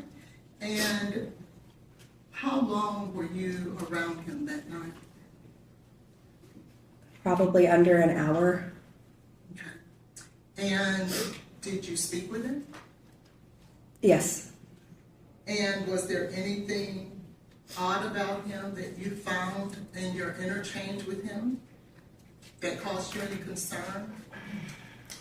There wasn't much conversation. It was just very high, and that's kind of all that was said between us. There wasn't any getting to know each other. Okay. And would you tell us or tell the jury about when that was? Again, I'm not sure of the exact date, but it was cold, and I remember it was pouring down rain outside. Okay. Do you remember on that day that Jade sent you a video? On the day that I met Blaise? When it was raining downtown? She did. And in that video, it was a video of her and Blaise, was it not? Yes. And it was a video of them walking in the rain together? That's correct. And when she looked back and gave him a big kiss, do you remember that? I don't remember that, but I do remember the video being in the rain and they were walking to meet me. And would that be, I guess because it was cold, I would assume that it's during the winter time. Yes, ma'am. So would that have been the end of 22, would have been the beginning of 23? Possibly, yes. Okay. Because there's testimony that they didn't reunite until January 1st of 23 during the winter time, then that would be consistent with that, would it not? Yes. Then I want to draw your attention to, you stated that all that you knew that Jade was involved in was marijuana, is that right? That's correct. Do you ever recall her texting you about mushrooms? Yes. So she was involved with more than just marijuana? Yes. You're not testifying to this jury that you know every single thing about Jade, are you? Yeah, that's correct. Fair enough. Now, let's take you to 225. You stated that you were in contact with Jade that day and she informed you about what was going on. Is that right? With the dinner night, date night? Yes. Now, to be clear before I go there, when is your birthday? March 3rd. Okay. And when is Miss Benning's birthday? March 6th. And you guys were planning your birthday together? Yes, ma'am. So I was looking through your text messages between the two of you around that time, and I don't see anything regarding planning a party together. Did you not text about it? We spoke in person about it. But you guys text almost every day, right? Yes. About everything? Not about everything. Okay, you guys text about the date night, right? That's correct. Text about hanging out together, right? That's correct. What you're gonna eat for dinner, right? Usually lunch, but yes. Lunch, okay. Helping Julia out. Objection, Your Honor, to the relevance. Okay, they text a lot, so what's your question? But yet, there's nothing in these text messages about the two of you planning your birthday together. That's correct. We spoke about it in person. Okay. Now, taking you to 225, she tells you about the date night, right? Yes, ma'am. And that she's going to cook for him. That's correct. And as far as you know, did you get to speak with Nijaiha that day? Later on that evening, yes. Okay, that evening. And there was nothing that Ms. Jackson shared with you that would lead you to believe that Jade did not cook dinner that night. Is that right? That's correct. In fact, you would have learned from Ms. Jackson that she did in fact cook that night. Right? Can you repeat the question? Yes, ma'am. You would have learned from Ms. Jackson that she being Jade, did in fact cook that night. Yes, I knew that prior, so yes. Okay. But you testified that it appeared or it didn't smell like food, right? Yes. Did you ever speak with any detectives or police officers that evening? I did. Okay. Which ones did you speak to, if you remember? I could not tell you their names, but I did speak with them at the hospital. How many did you speak with? I believe it was 2. Okay. Did you tell either one of those detectives that when you went into that apartment, you did not smell food? Yes. Okay. Which one did you tell? The first one or the second one? They were sitting next to each other, so I'm not sure which one, but I was speaking to them at the same time. Okay. So the 2 detectives that you spoke with at the same time, you told them that when you went in that apartment, you did not smell food. That is correct. And did you tell them that it smelled like someone had cleaned up?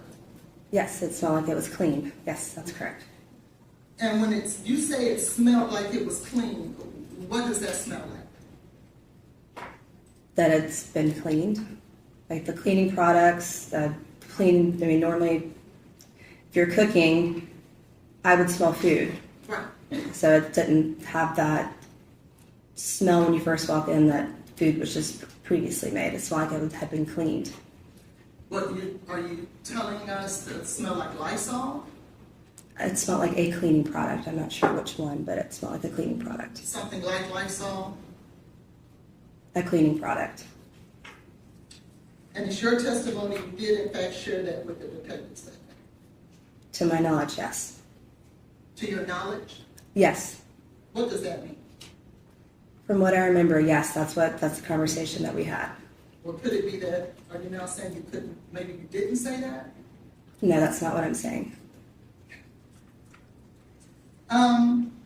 You stated that you went there to pick up what?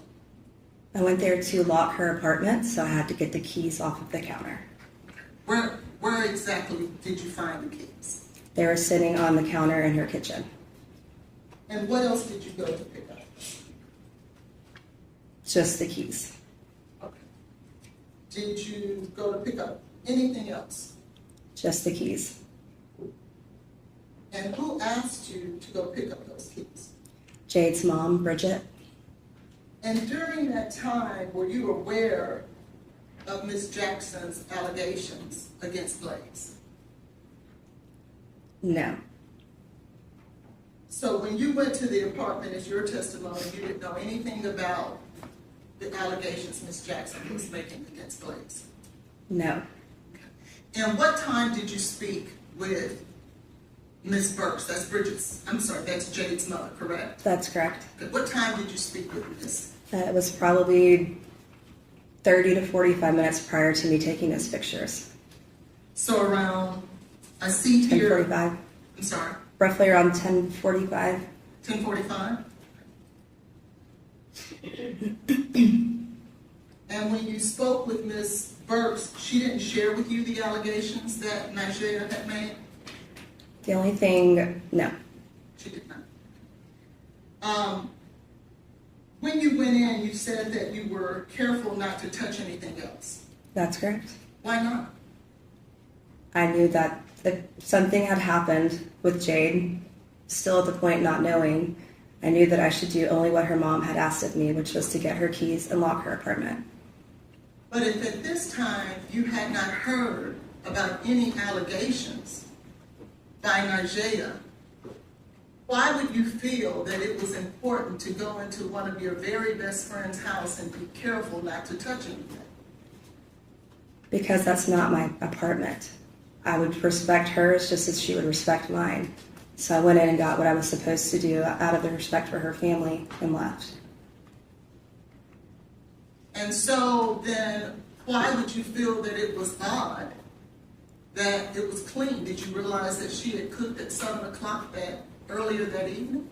I knew that she had cooked, but I knew we went in there and it just didn't seem right to me. And our minds were on knowing something had happened to Jade. And at that point, we did not know what. Okay. And then if you were there just to go into the kitchen counter, and can I get you, well, I could use you. It's up.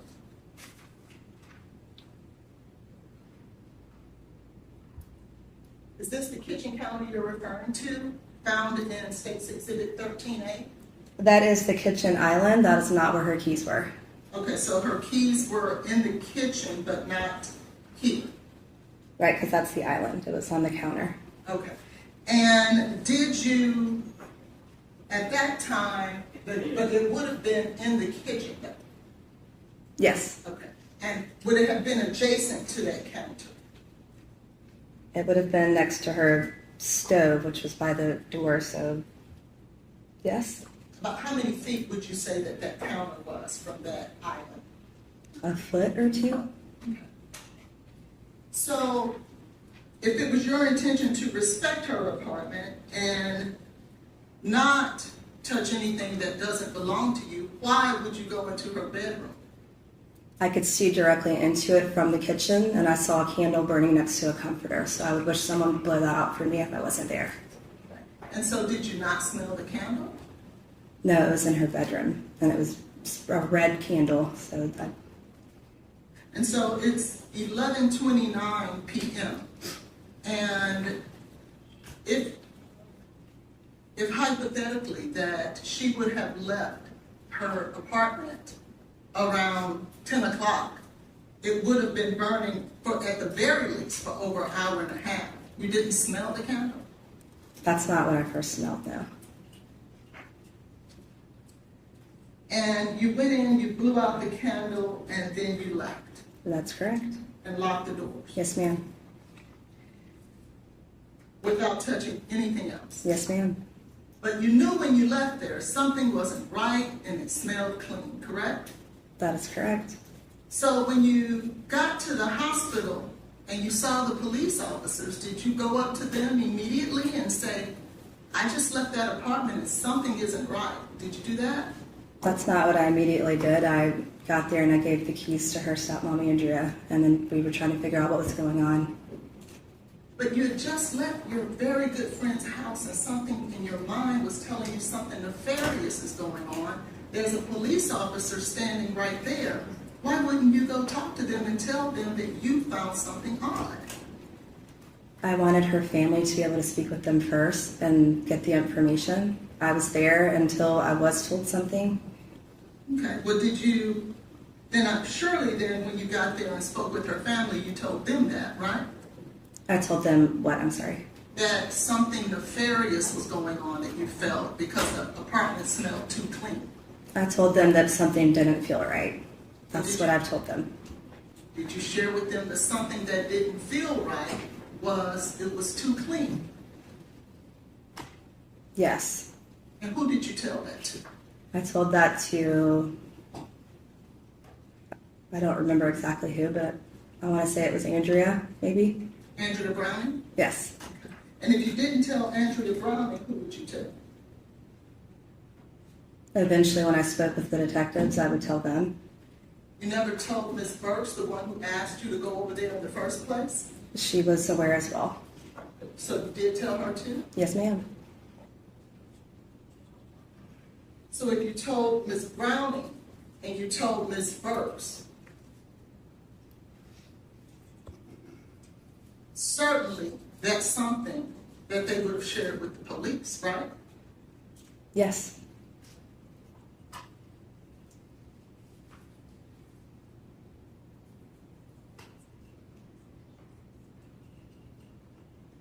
When you were at the hospital, you stated that Blaise, I'm sorry, when you came in, he had his back to you guys, right? That's correct.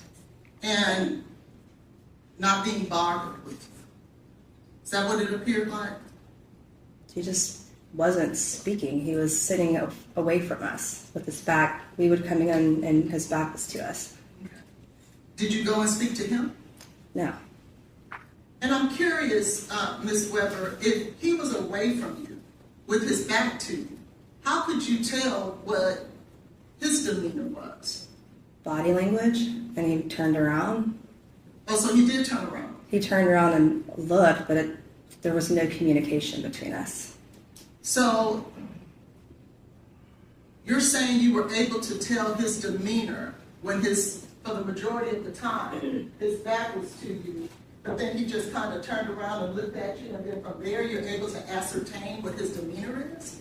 Yes. Did you learn that out of everyone that was aware of what was going on with the medical episode, which would have been Nijaiha, did you learn that? Did I learn? I'm sorry, can you repeat the question? Did you learn that Ms. Jackson was aware of the medical episode as it was going on? Once we got to the hospital and got further into speaking, I was made aware of that after the fact, but not during. Fair enough.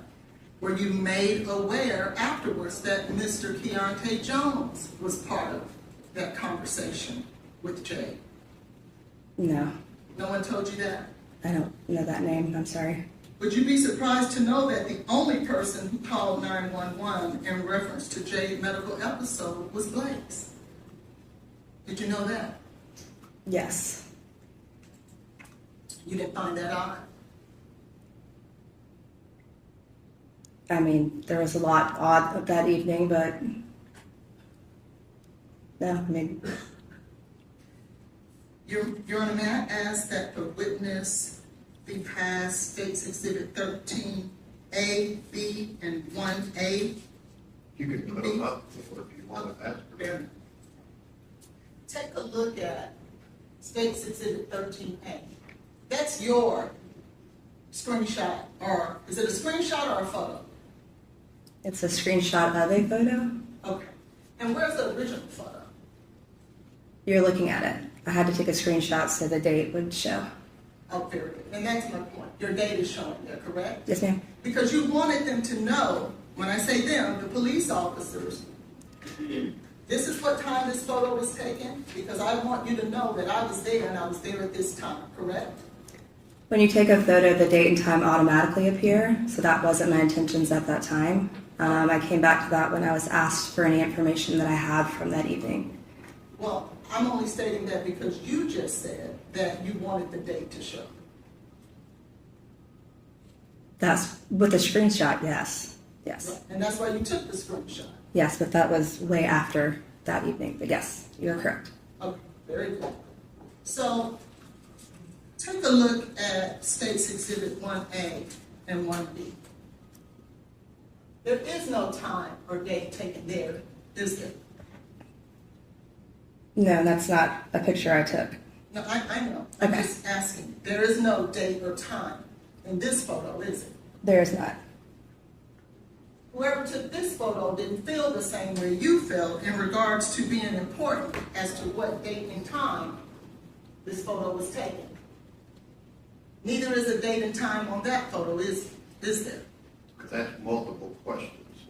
What are you asking? Yeah, what do you? I'll ask again. I'm State's going to Exhibit, object to Ms. Collins referring to this as a photo. It's a screen capture from the Video. Oh, that was the witness testimony, and it's not a photo. oh, very good. The screen capture from this video doesn't show a date or time, does it? It wouldn't. Okay. Yours didn't either, but you took a screenshot so that it would, right? Once I was asked for the photo, yes, that's correct.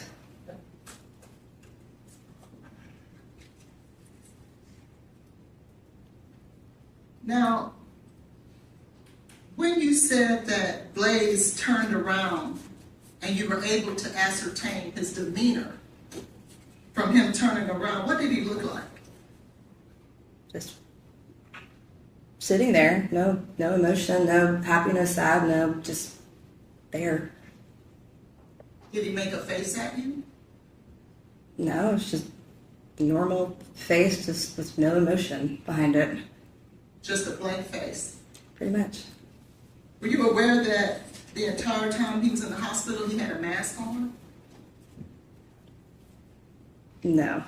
You weren't aware of that? No. It would be hard for you to be able to ascertain what his face looks like or demeanor if he had a mask on with it. If you had a mask on, yes, that's correct. So if he did have a mask on, you'll agree it would be difficult for you to do that. If you had a mask on, yes. Thank you, I pass the witness. You have a mask on. Would you saw? No. Do you know what time you saw him? Not to the very minute, but it would have been shortly after the time of me taking that photo and going to the hospital. So within an hour? Possibly, yes. Yes, within an hour. So around 12:30? Yes. So if we have a photo of Blaise around 12:30, he shouldn't have a mask on according to your testimony. From what I remember now. Thank you. Any other questions?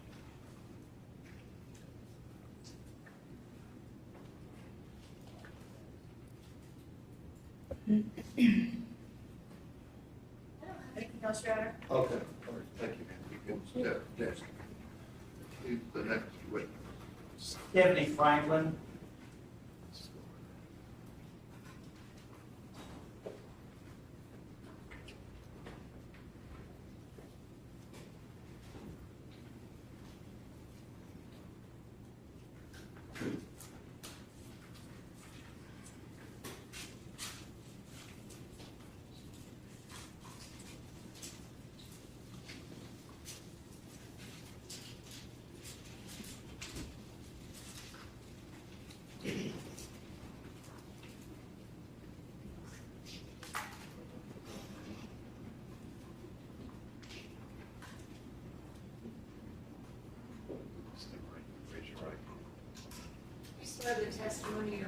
give will be the truth and help you God.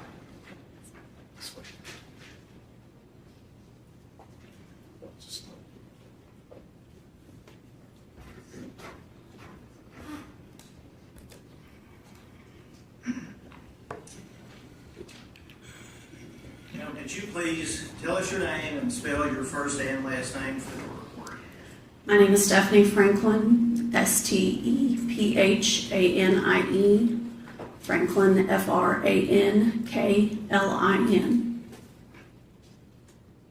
Ms. Franklin, did you know Jade Benning during her lifetime? Yes, sir. When did you first meet her or come to know her? I met Jade when I learned that my daughter and she were in the same dance class when they were around 4 or 5 years old. And they clicked, and I met Jade's mother at that same time. And where was that with respect to the city and state? In Little Rock, Arkansas. And what is your daughter's name? My daughter's name is Lindsay Jones. Well, Wallace now. She's married. So, initially, your daughter, Lindsay, and Jade were 4 or 5 years old, dance class. Yes, sir. Repeat your answer. I'm sorry. Yes, sir. And you met, I believe you said, Jade's mother. Yes. At that time. And so, were they living in Little Rock? Yes, sir. On how many occasions, and we're talking about during this age group, and I'll ask as they get older, but at this time, at that age, 4 or 5 years old, how often would you see little Jade Benning? The beginning, it only took a few weeks, but for it to grow into a almost every day or every other day interaction. Now, did your daughter and Jade go to preschool together? No, sir. Now, as they got a little older, did they maintain their friendship? Yes. They ended up going to the same middle school and celebrating birthdays, special events. We were with each other all the time. And did you establish and maintain a friendship or relationship with Jade's mother? Yes, sir. And what was that interaction like with respect to, like, how many times would you see Jade as a young child? All the time. Special events, birthdays, weekly outings, dinner dates. There were standing dinner dates on specific nights. I mean, it was a regular. She was like a second child to me. Occasion, do sleepovers at your house? Sleepovers at my house, or How about your daughter? my child over at her house or her grandparents' house even. As they got even older, into the teenage years, what was the relationship like at that point? All through middle school, leading up to teenage years, we all were at the same school. I actually taught at the school where they attended. So they were with me all the time, before school, lunch, after school, when there was a problem. I was kind of like their school mom. And of course, my daughter was there too. And then after their middle school years, they decided to go to 2 different high schools in Little Rock due to their choices of what they were interested in. My daughter went to an arts magnet, and Jade chose to go to Central. So while they were not in the same school, we still attended games, ball games to see or cheer, competitions, dance recitals, special events. We still went out to dinner. We still hung out, all those things. You say competitions and cheers. What sort of cheer? My daughter and Jade were both cheerleaders At their respective high schools? at middle school, and then continued on to at their respective high schools. And with respect to any other competitions, activities that you knew Jade to be involved in? I mean, she would come support my daughter because my daughter was a dancer also and had dance recitals, and so she would come and watch and support. Yeah, regular sleepovers still from time to time as they got older. Now, did they both, to your knowledge, stay in dance all the way up through elementary school, middle school, and Yes, sir. high school? My daughter cheered the whole time. Jade cheered the whole time. Jade was actually captain at Central High School of the cheer squad. And don't get too deep in the weeds about this, but Little Rock High School, how big a school is that? 3,000 to 4,000 student population. It changes throughout the years, probably more when she was there than today.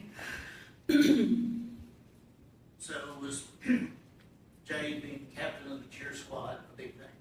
Oh, it was a huge thing, a huge responsibility. Their squad had, first it was leadership position, but was held in high regard for anyone who was selected. And it speaks to her light and how she was able to bring people together. As your daughter and Jade progressed, did there come a time when they graduated from high school? Of course, thankfully. And college was next. Yes, sir. Did they maintain that friendship and you as well with Jade Benning, her family? Yes, sir. They chose different routes for college as well. As young people, my daughter chose to go and follow her mom in education. And Jade decided that, college wasn't for her at a certain point, and that she wanted to be a chef, so she went that route. If you say that route, was there a culinary school? Yes. It was like I guess what would you call a vocational college. And she went to a culinary school and graduated.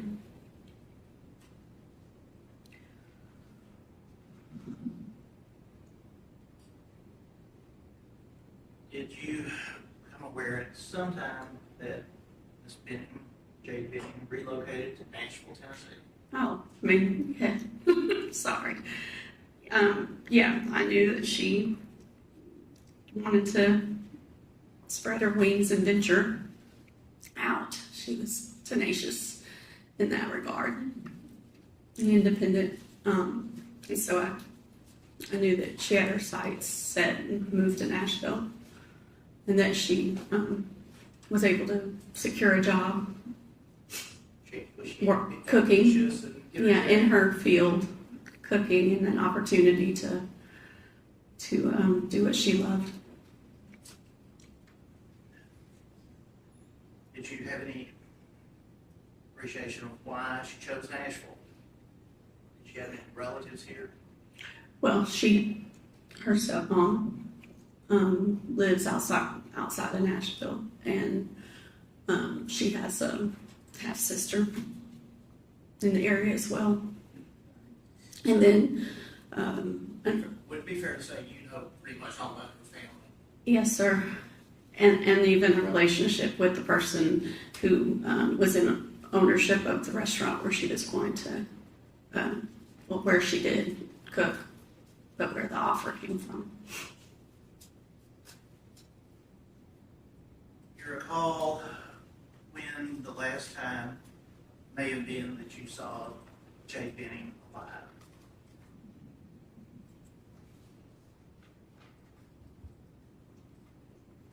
I think it was when we had a dinner back in Little Rock. And when Ms. Benning would come back to Little Rock, would you normally see her? Most of the time, yes. If my schedule allowed me to be there, I'd be there. And so, looking back on it, do you recall that event, that family dinner? It's hard to go back to those memories, but yes. What was her mood, her She was attitude, her demeanor? What was she like at that time? She was pure Jade, excitement, her whole life ahead of her, just happy. That's her. Did you stay in any type of communication with Ms. Benning after that? Phone or text or? Directly, we didn't communicate as much as Jade and I together as she got older, but Bridget and I are her mom, I'm sorry. Are, I would say, best friends. So, yes, kept tabs nonstop. And, I mean, Jade and I would text, Mother's Day, I always got a message from her. Birthdays, I mean, there was interaction. And you're spending your daughter kind of went separate ways, professionally or educationally. But your knowledge, did your daughter and Jade Benning stay in touch? Yes, sir.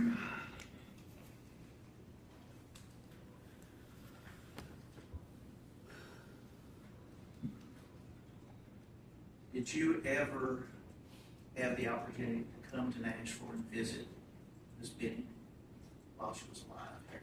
No, sir.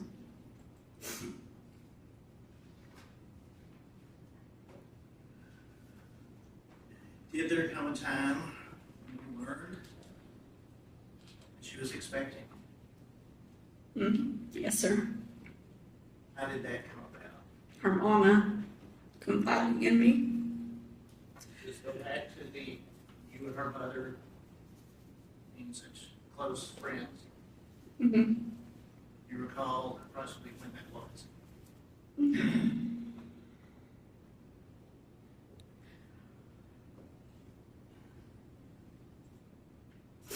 I want to say it was sometime in December. And it may have been toward the end of November, but sometime around that holiday season. And did you share that news with others? No. Bridget and I have a cloak of trust as best friends do. And so she confided in me. And until I had permission, I did not. But Bridget and I talked about it regularly after she told me. So, if fair to say, you kept up with progress of the pregnancy and things that were going on. And were you planning to participate whenever the time came, baby showers, whatever you could do? I mean, of course.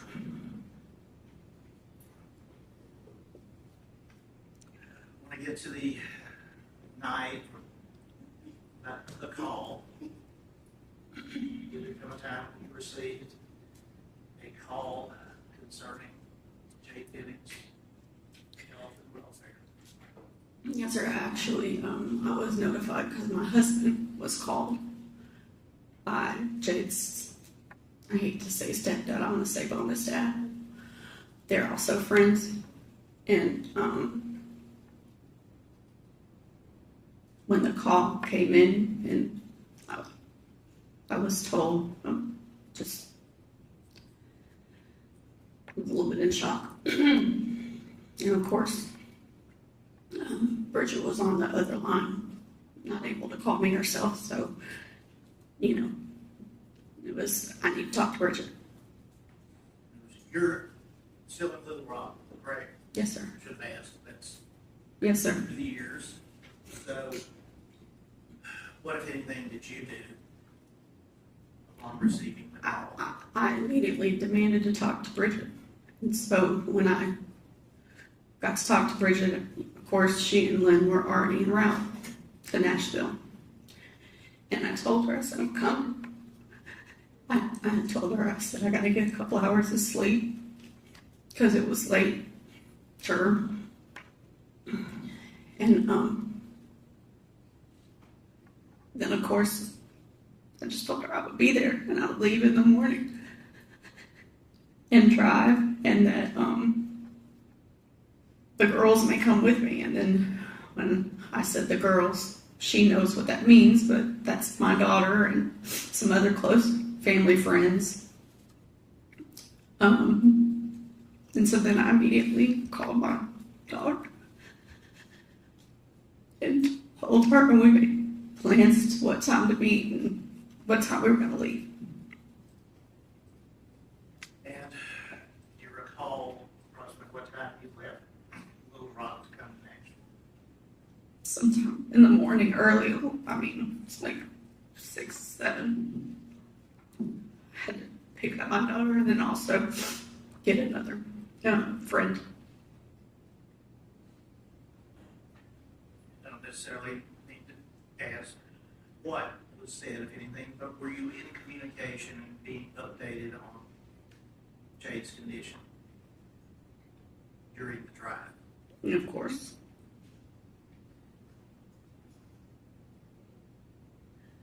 When you arrived here in Nashville, where did you go immediately?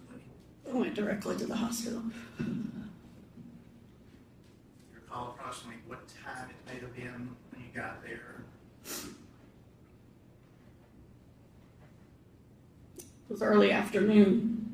I wouldn't say midday, it was early afternoon. And when you arrived, where did you go? Arrived by that, I mean, at the hospital. Straight to ICU. And were you permitted to see Jade? I went straight to the waiting room first, and that's where I got to meet Bridget and Lynn and everybody else that was there. Were there a number of people there? That Family members, yes. And when you saw, you said she was in the ICU. When you saw her, what did you see? Could you describe what you saw? Jade was laying there with tubes and wires connected and machines functioning for her. And I saw her pregnant belly gooch.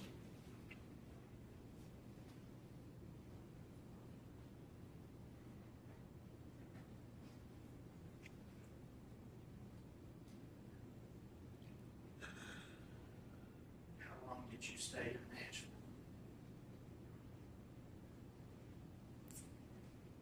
I got here on Sunday. 4 days. And during that time, were you frequently at the hospital? If I wasn't sleeping or driving to and from. At any time before you arrived at the hospital, had you heard the name Blaise Taylor? Yes. Yes. And from who? From Bridget.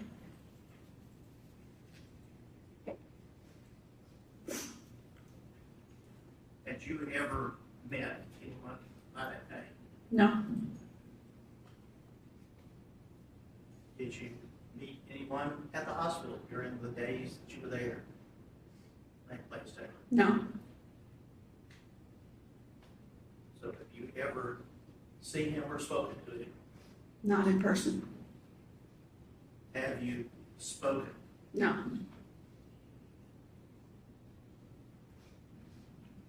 Focusing back at the hospital,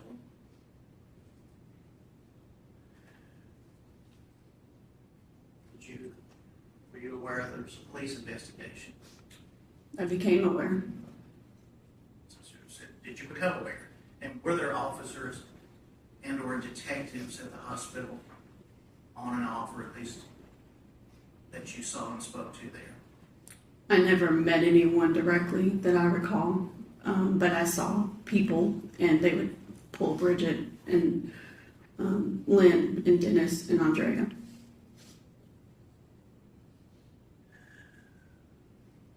Did there come a time when you went to the apartment? I did. Miss Benning's apartment? Yes, sir. Tell us how that came about.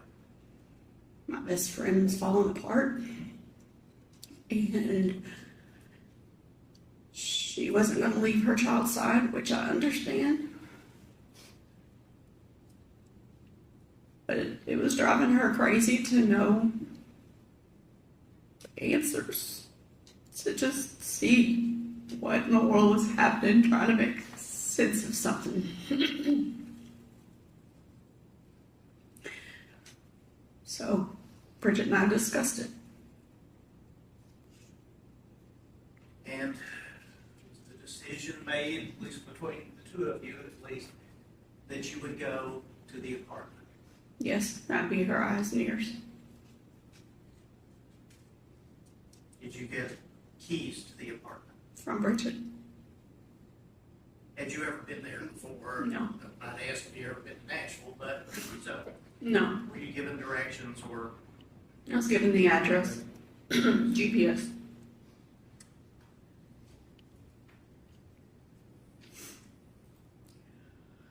Who, if anyone, went with you? My daughter Lindsay, Jada, Summons, and Nijaiha. Now, ask about Nijaiha. Would that be Nijaiha Jackson? Yes, sir. Did you know her prior to this incident? When I say girls, she's included in that group. Okay, that's what I'm saying. Going back to Sleepovers, celebrations, cheer, all the things. And so, then was she, being Miss Jackson, also a part of the growing up in the Yes, sir. Little Rock?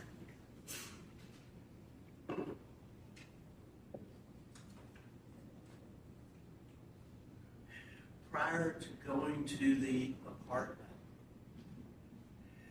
what, if anything, did you do to prepare for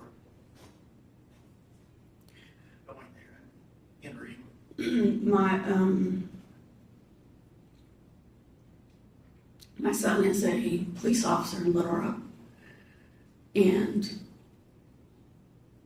Let me just, without going into say, did you get some suggestions from him? yeah, of course, And I did called. you follow those suggestions? I called him and told him what I was getting ready to do, and then I had to do it for Bridget. And so I asked him. Well, I know, say that. So what did you do to prepare? I called my son and I told him what I was getting ready to do and asked him how do I honor what my friend needs and do it in the best, carefulest way, not knowing all the details, but knowing what little information I had with how she got to be, how Jade got to be in the hospital. And that he told me I, And did you follow those instructions or advice? yes, the ones he gave me. Did you procure any hand protection? I did. Tell us about that. He told me you need to have gloved hands, you need to not touch anything, try not to touch anything you don't have to touch to gain entrance. And you need to record and take pictures or still shots of anything that you feel needs to be documented for Bridget to see. And then get out. Don't stay there.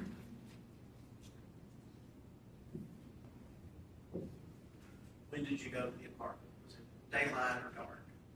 It was around dusk on the day that I got there. And would that have been the 26th? Yes, sir. And you told us who went with you, so when you arrived, did you take pictures? I did. Did you also take videos? I did. And did you take any items from the apartment? One. Our court's permission.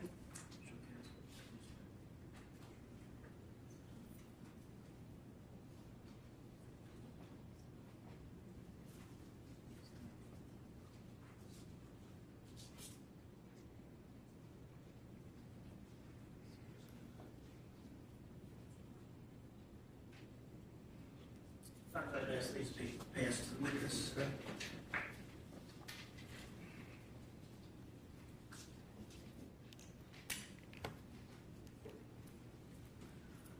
Ms. Franklin, you're being handed two items, one envelope that contains a USB. But as far as the photographs are concerned, could you look through those and see if you recognize what is depicted?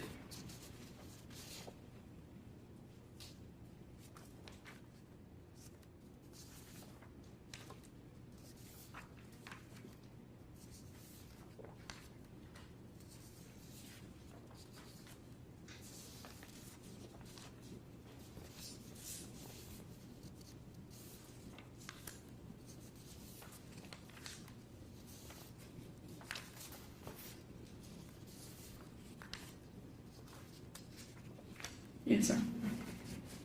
And you would open the envelope and be sure it does have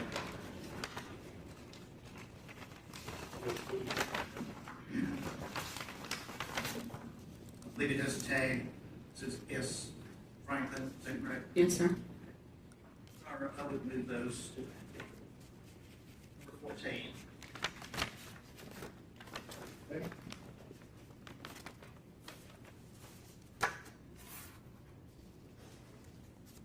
Ms. Franklin, which were done first? Photographs or the videos?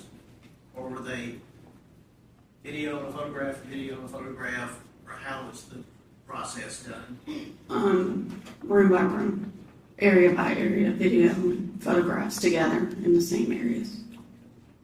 And what did you use to capture both the video and the photographs?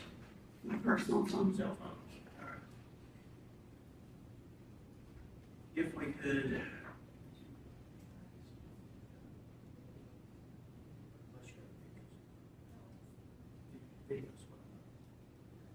Now, Ms. Franklin, you've had an opportunity to review these, is that correct? Yes, sir. And we have muted each of the videos because what was said is really not between you and Jade and Nijaiha. It's not relevant. So, as we play these one by one, since there will be no audio, can you narrate, tell us what we're seeing? Yes. Video number one. This is, We can't stop, obviously. as soon as you walk in the apartment and open the door, you're in the kitchen.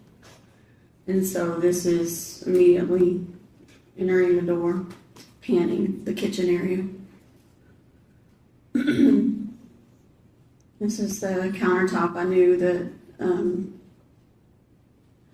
knew Jade had like an at-home date set, and I knew that because she loves to cook, you see food over on the stove area and the counter, and then the result of their kind of paint at home. So it'd be fair to say that there were some things you expected to see, is that correct? Correct. And then that's Jada and Nijaiha. Again, it's muted, but were you having conversations? Of course.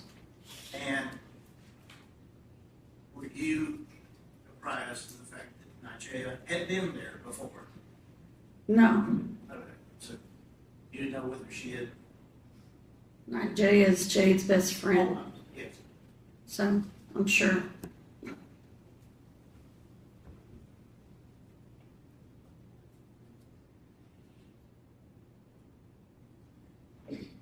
Now we're moving to video number 2. Where are we now? Standing in the living room, facing the second bedroom and panning from the other direction. Looking back towards the kitchen. Yes, and she looks surprised because I'm telling her to get out of the way.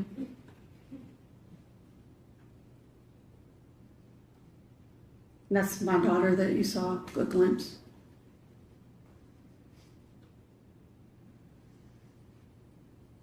Now, video number 3.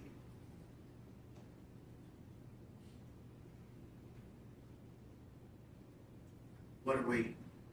The image of where Jade's camera usually sits.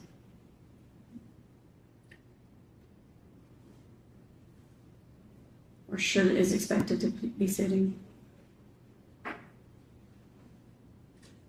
believe if you touch the screen on the thing that's down there, but you can make a circle. So, talking about where the camera usually sits, could you circle that area? So, no camera there, correct? Correct. Correct.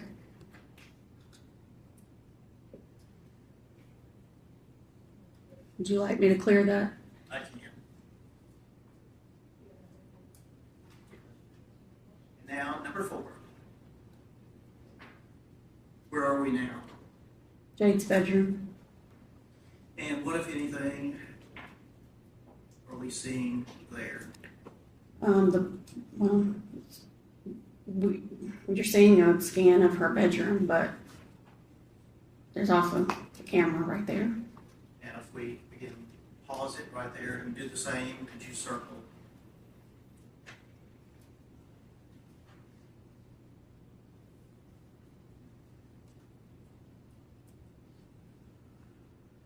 And were the blinds in that condition when you went in and filmed this? Yes, sir. Did you touch anything at that point? No.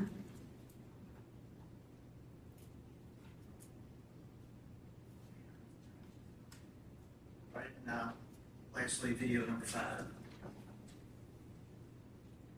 It's panning from the other direction of the other side of the room.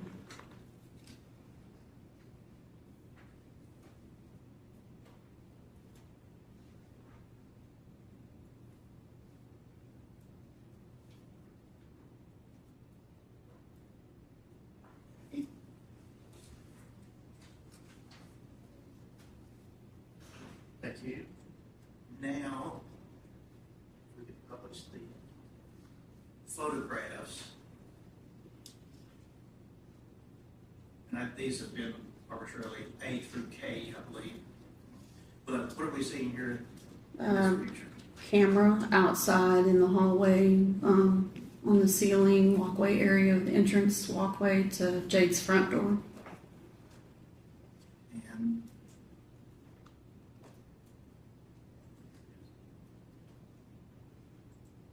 what about this? Jade's art. No handwriting. And the third. Presuming that's Blaise's. Now, we had a picture of the refrigerator. Well, the refrigerator was in the video, but Yes, sir. Open the door and just a picture of the interior of the refrigerator that was in the video. Yes, sir. And did you remove any items or place any items there that weren't there to start with? No, just opened it. What is this a photograph of? Open trash can at the end of the bar in the kitchen. You recall what may have been in it? I didn't dig in it. I just saw what was there on top. Was there any other trash receptacle that you saw that had anything in it? We did look at the trash cans in the bathrooms. They were empty. And was there any other trash anywhere in the kitchen other than this one? Not that was visible.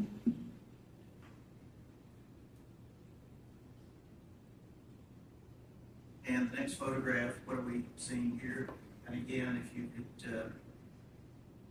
tell us what it is. So the camera on the ledge in Jade's bedroom, facing out. And does it appear to be plugged in? Yes, sir. And is this another view of the camera? This one showing the lens facing. Yes, sir. And now moving on, we saw the video of the bed. Right. Was there anything on about the bed that attracted your attention? Yes. On the bedspread, it appeared to be throw up or vomit. And looking at it, did it appear to be of any particular color? Pink. And again, having talked to your son and preparing this, what, if anything, did you do with the comforter, with this object? I took it. I decided to take it, but I didn't.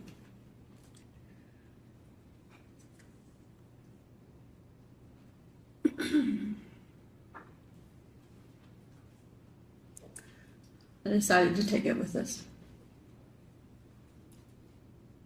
This is next picture is to see more close up. And were these pictures taken prior to you touching this item? Yes. And in fact, did you touch it for any other purpose than to remove it No. and preserve it? No. And what, if anything, were you able to put it in? A trash bag. I told them to get a trash bag. And was it one that was already there at the apartment? Mm-hmm. This next photograph of the vehicle with license plate. Are you familiar with that vehicle? Yeah. And whose vehicle is that? Oh, I'm sorry. Bridget and Lynn's. Now, we talked about you removing the comforter. Do you recall whether or not there was any other item that you took along with it? No, I just And how did you go about? folded it within itself and stuffed it in the bag with my gloved hand and tied the bag off in the apartment. And last, talked about a trash bag and. That's it. You know, That's yes, yes, sir. So.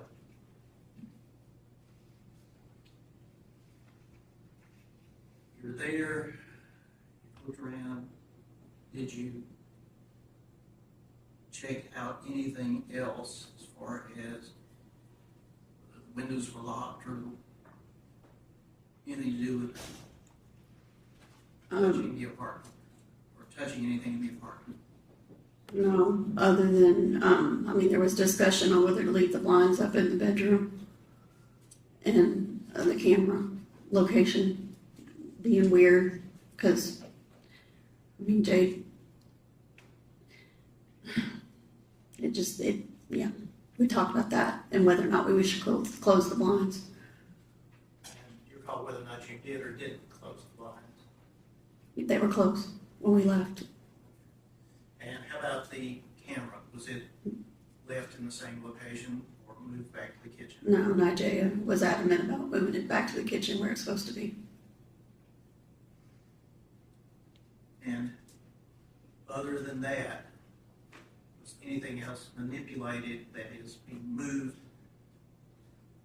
anything added or taken away? No, we talked about private property of Jade's, but didn't touch anything else, didn't take anything else. When you arrived there, was the door locked? Yes. And when you left, did you relock the door? Of course.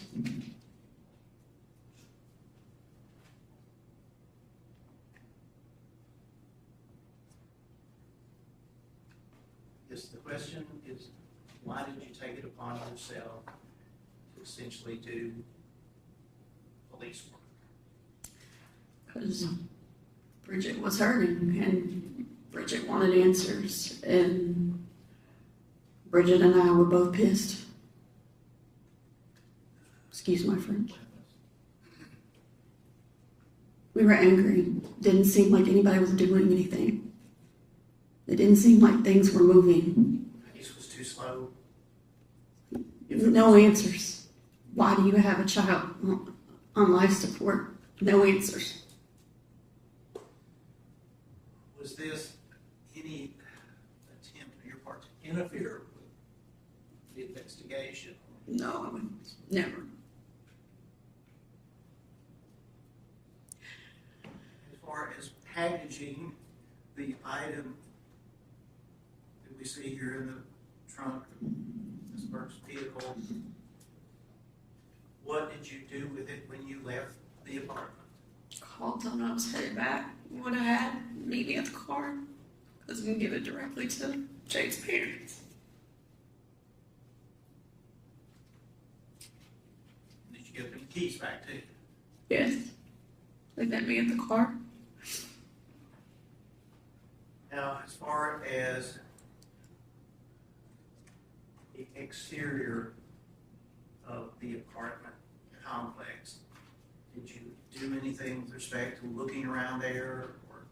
Yeah, tried to see if there was any trash or anything that was obviously in the dumpster, but not digging in dumpsters. And they were huge. Then there was a neighbor out walking their dog, and I asked her if she knew Jade.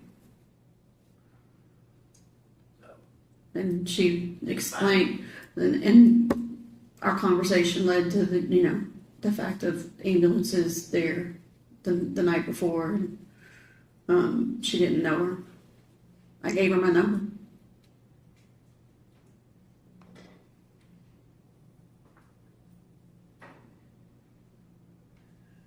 So you get back to the hospital, essentially, as far as evidence is concerned, it's still in the bag the last time you saw it, correct? Correct. And as the days went on, did you find that there was a police investigation going on and detectives who were working? Yes, I knew that finally there were people talking to Bridget and Lynn and listening.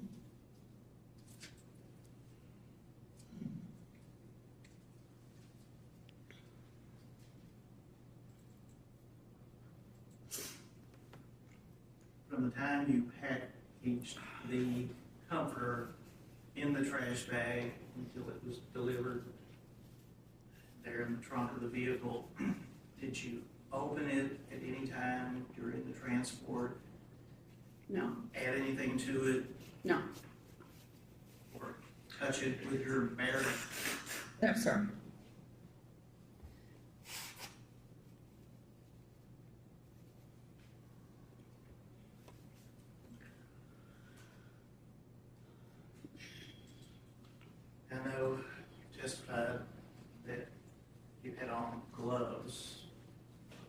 rubber gloves or latex? I'm not a medical professional, but yeah. I was gonna say. Blue gloves from the hospital. From the hospital. And when you packaged up the comforter, could you feel through the things any moisture or whether the area that we've seen highlighted? No, but I mean, that's one of the things I noticed when it looked like vomit, because there seemed to be a moisture ring several inches outside where the vomit was. And I'm a mom, seen lots of vomit, cleaned up vomit. And I'm an educator, so I've seen it there too. And you know, that looks like there was moisture added at some point or an attempt to wipe it or something.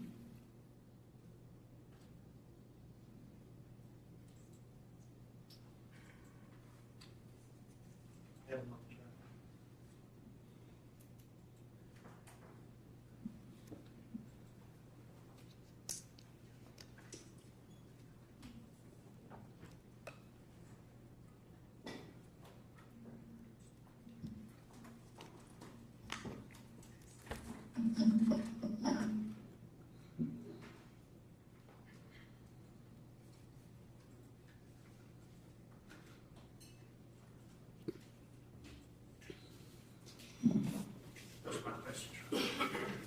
Questions on behalf of Mr. Taylor?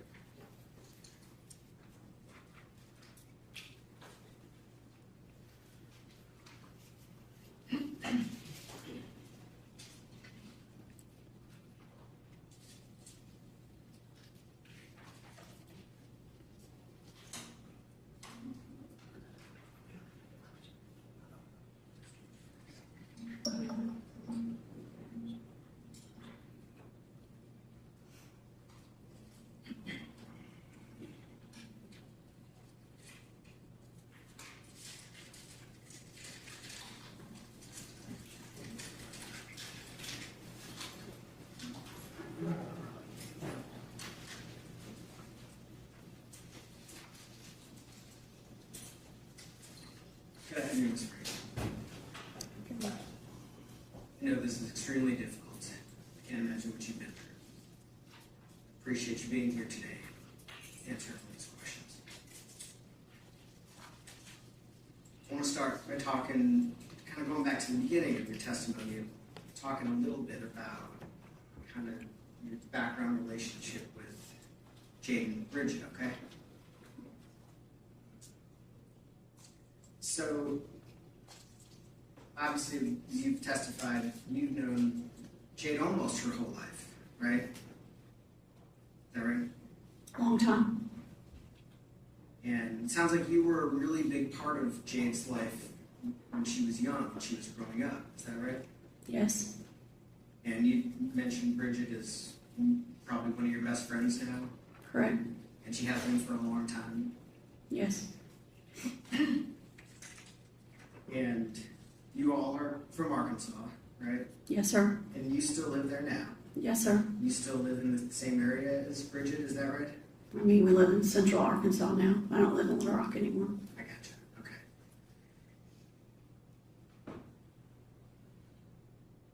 About how many years has it been since Jade has kind of lived in the same area that you and your daughter do? From today? Well, I guess it's been a few years since this incident, but since she passed away. So when, at the time that she passed away, how long had it been since you guys all had lived in the same area?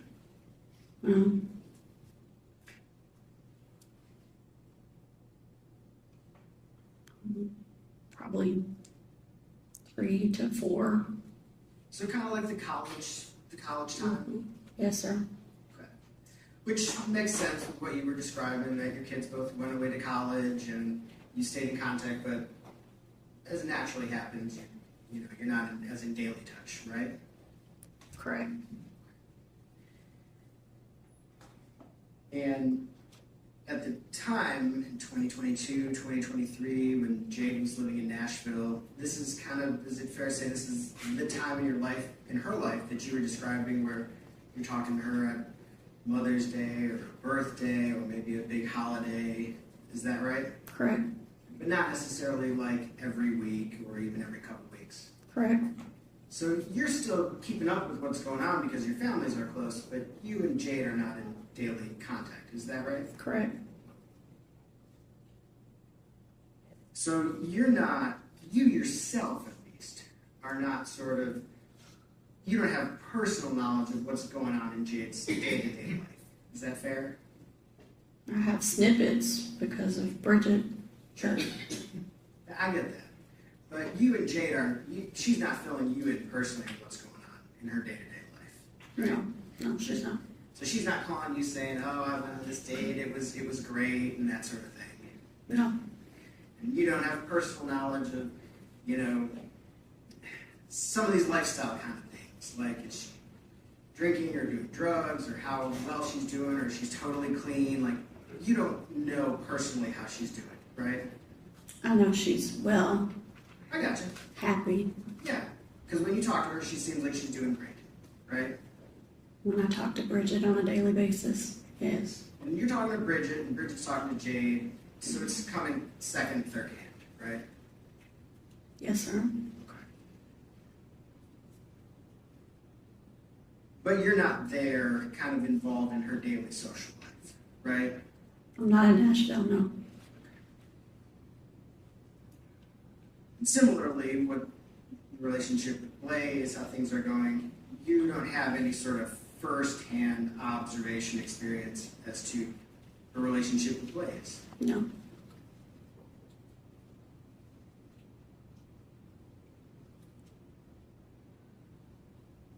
In terms of this situation, February 25th, 2023, you found out pretty quickly, is that right?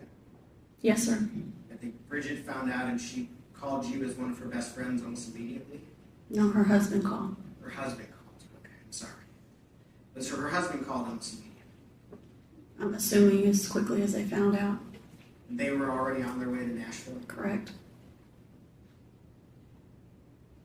The information that you received very quickly from her husband, were you, and I don't need to know the exact details, but were you kind of filled in on what people were saying about what happened, what Nijaiha Jackson was saying about what happened? Were you told all that information? I was told that there was a phone call. I was told that something happened to Jay, and there was a phone call that Bridget received from Nijaiha, hysterical. Okay. And Nijaiha shared that. I don't need to know what Nijaiha said exactly, but just that she was making some allegations about Mr. Taylor. Nijaiha was reporting what she said, Okay. what she saw, Bridget what occurred. was telling you that Nijaiha was telling her some things about it, right? Yes. Right from the get-go. Nijaiha shared.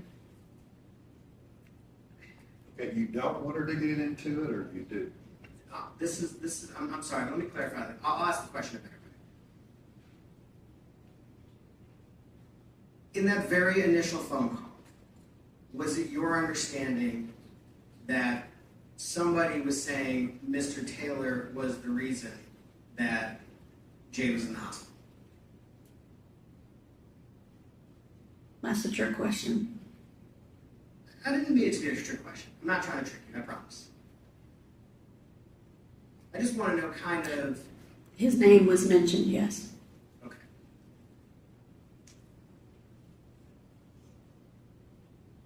So you hop in a car and you start... The next morning, you hop in the car. Correct. You indicate to Bridget that you'll be there for her as soon as you can. Is that fair? Correct.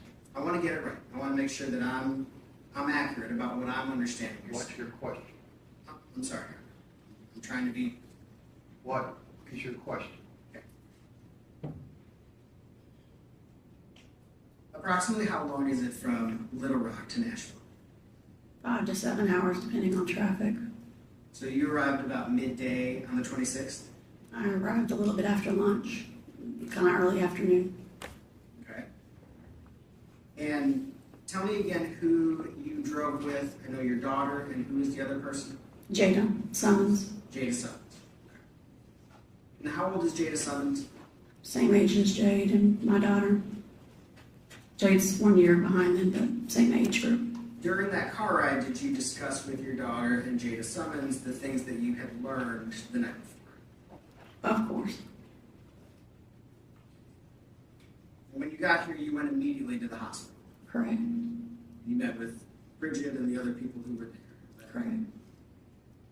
At the time that you went to the hospital, and I think you indicated this, I just want to make sure I'm understanding the scene, there were already police officers there? No, sir. Not at the time you went to the hospital? No, sir. How long were you at the hospital with Bridget or other people before you saw police officers there? I don't even recall seeing them when I got back. What do you mean when you got back? When I left to go to Jade's apartment and came back from Jade's apartment. Okay, let me clarify. Did you see police when you first got to the hospital? No, sir. Go ahead. Okay. So when you first got to the hospital, you didn't see police? That's what I just asked. No. I understand. You don't have to repeat everything. These smart people right over here heard it all, what she's testified to. Well, I heard the first time she said she saw police officers, so I'm trying to clarify and make sure I heard it right. Well, you can't be testifying either. Okay. When did you first see police officers at the hospital? Did you ever see police officers at the hospital? I saw, I'm assuming it was a detective. He was not in police clothing, but there was a badge. So it was the second or the third day of me being in Nashville. So you never saw law enforcement until the second or third day you were in Nashville? That is what I recall. During your discussions with Ms. Burke, was it your impression that law enforcement was involved on the first day that you were in Nashville? Ms. Burks? Ms. Burks. So Bridget? Bridget. Can you ask the question again, please? I was focused on you saying her name wrong. Sorry. My apologies. During the first day you arrived in Nashville, during your discussion with Ms. Bridget Burks, is that right? Yes. When did you first become aware from Ms. Burks that law enforcement was in fact involved with the case?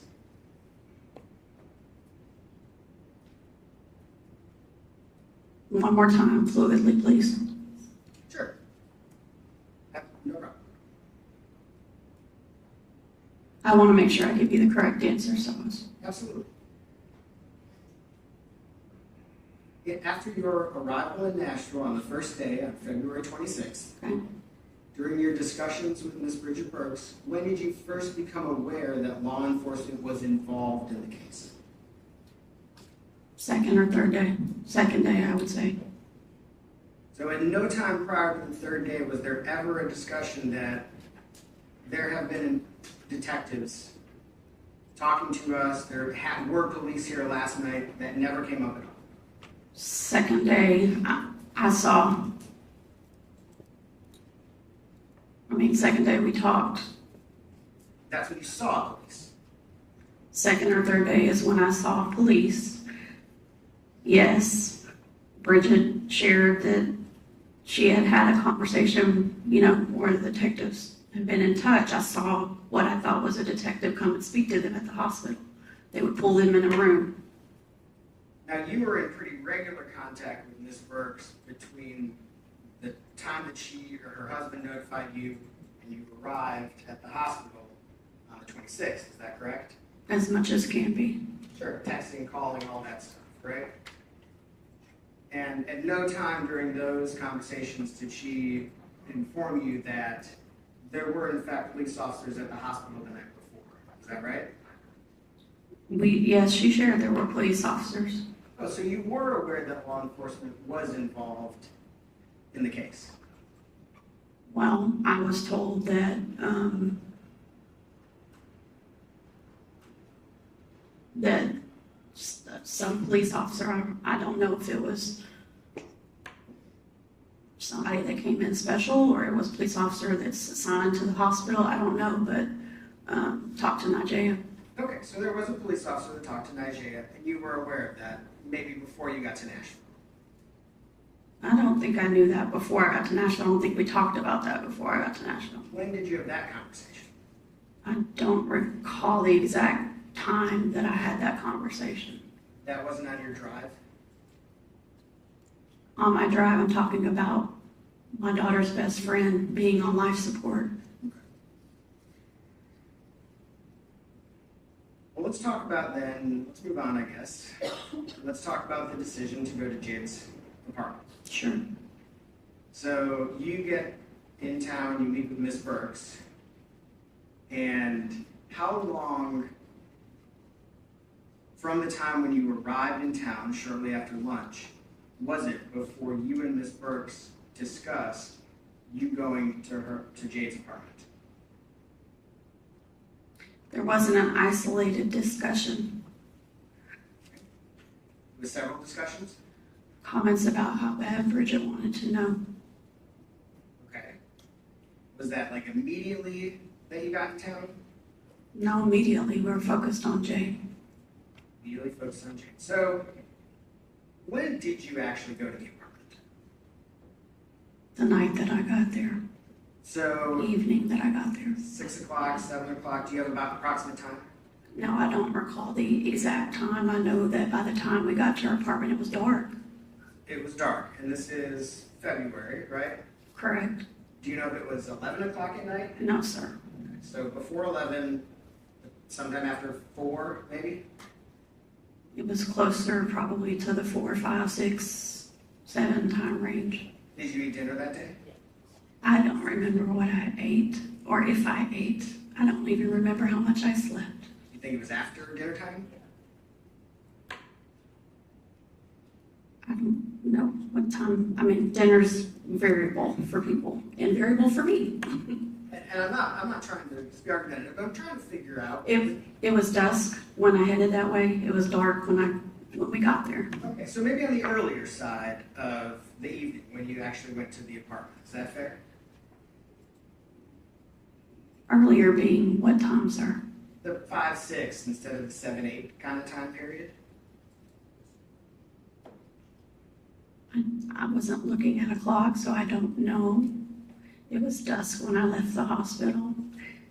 It was dark when we got to the apartment. I don't even remember how far the hospital was from the apartment. I cannot give you an exact time and feel like I am being honest with you on an exact time. Okay.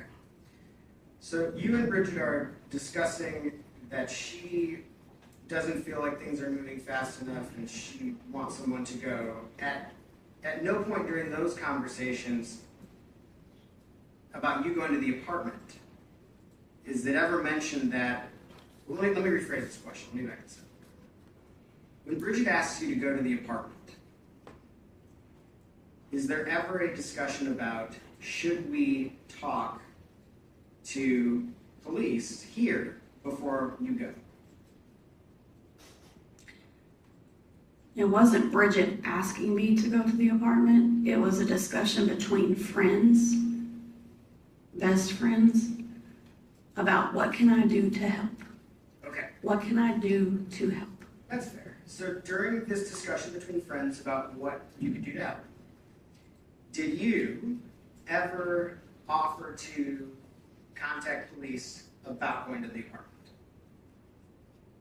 No. Did you ever call the Metro Nashville Police Department and say, hey, we think someone needs to go to the apartment? Has that been done yet? Has that been done yet? No. Did you ever reach out to Metro Nashville Police Department and say, hey, we're thinking about going to the She apartment? said she never reached out to them at all. No matter what you want to ask her, if she said it, she didn't reach out to them. I understand. You're asking the same question. In different ways. I want to make sure that everybody understands it. Did you ever call the police and say, after I ate dinner, I'm gonna go to the apartment? No, sir. Did you ever call the police and say, if I don't eat dinner, can I go to the apartment? No, sir. No. Just go ask your question and let's get to what question you want instead of repeating them.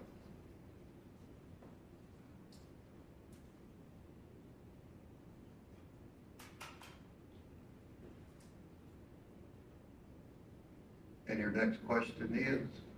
I'm sorry, I lost my place. I'm working on trying to find out where I was. I apologize for. You asked her, did she ever contact the police in any way before she went to the apartment, and her answer was no.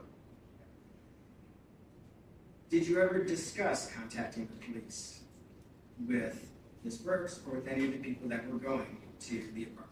Not that I recall. Did you ever consider contacting the police? Not that I recall. And at that point, you didn't think that the police were involved in this case? Is that what you indicated?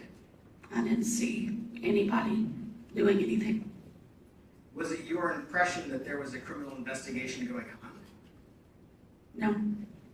Did you think a crime had been committed? I knew It's some. not relevant to whether she thinks a crime was committed. It's her state of mind, and if she thought a crime had been Her state of mind had everything to do with it. So go ahead with your next question.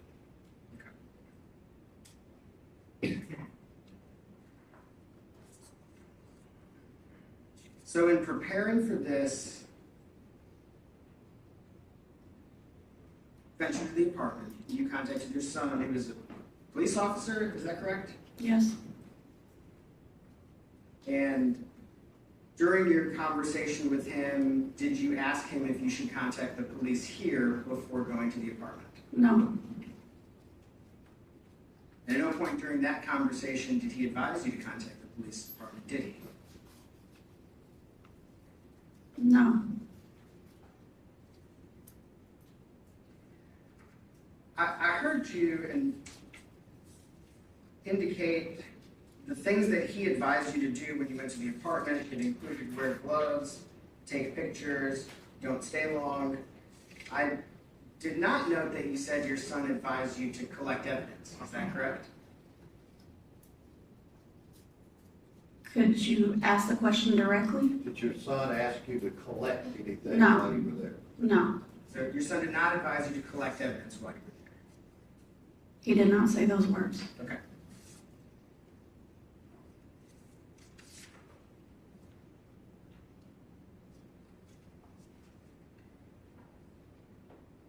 Did Ms. Burks specifically ask you to bring anything out of the apartment? No. Did she specifically ask you to collect any evidence? No. Did she specifically ask you to move anything in the apartment? No.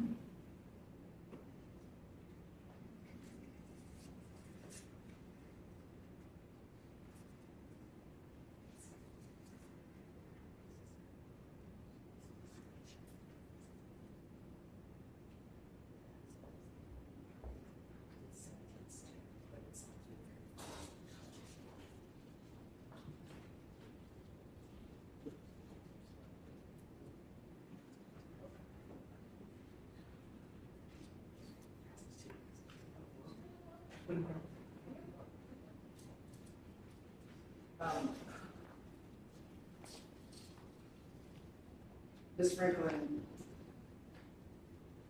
Mrs. Franklin. Mrs. Franklin,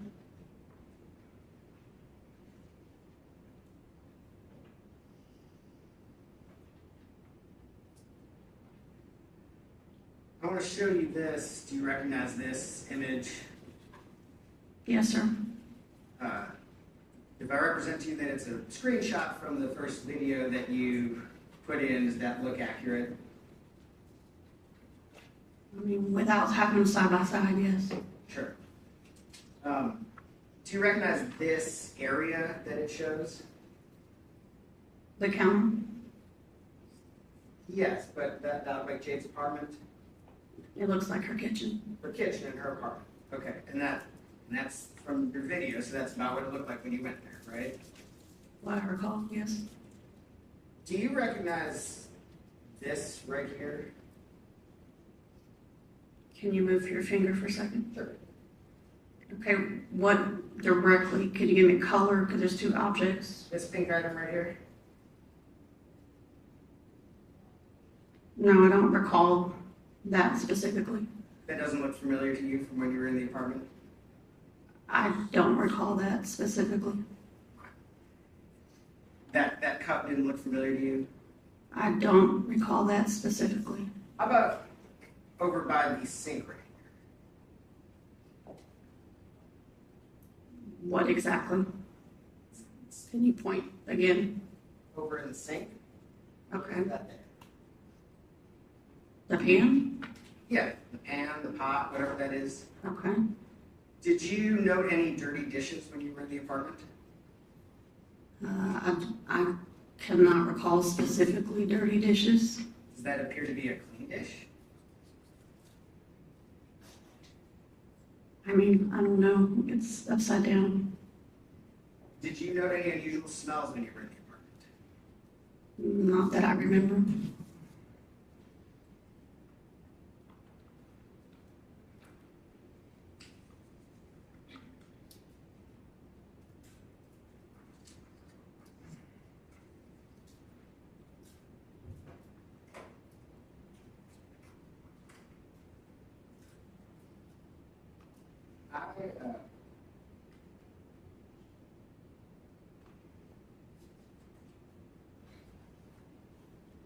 I'm able to see if I can hook my connector up. So these have been introduced as the exhibits. I don't know the exact numbers, but these were pictures that you took, right? That you've already identified? Yes, sir. I'm going to flip through and just ask you a couple questions. Okay. This picture, which, can you just describe what's in this picture? The inside of Jade's refrigerator in her apartment. Is there a reason why you took this picture? I mean, I took pictures of what I thought was concerning or needed to be documented. What was notable or concerning about the refrigerator? I was looking for anything pink. Anything pink? Liquid. So there's a pink lemonade in there?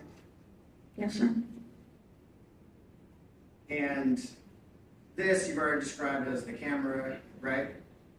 Correct. And here is the windowsill, or the window shade is up in this picture. Is that correct? Correct. And the camera is in the bedroom on this windowsill, correct? Yes. We noted in the other picture that I just showed, the screenshot, the camera's not in the kitchen, right? Correct.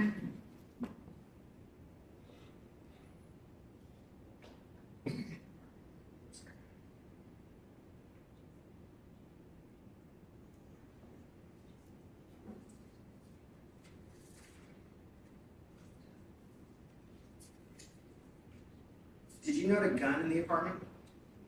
I'm sorry? Did you see a gun in the apartment?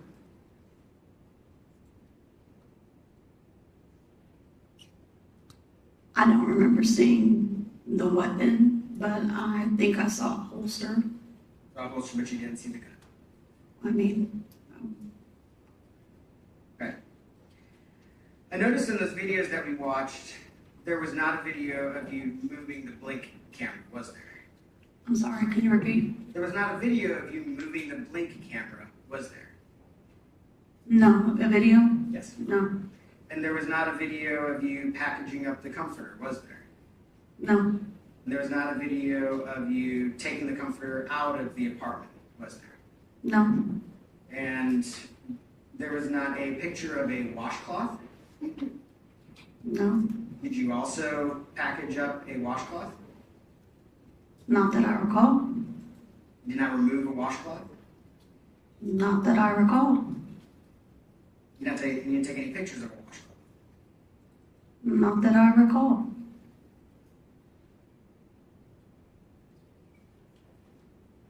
Were you the only person who touched the comforter?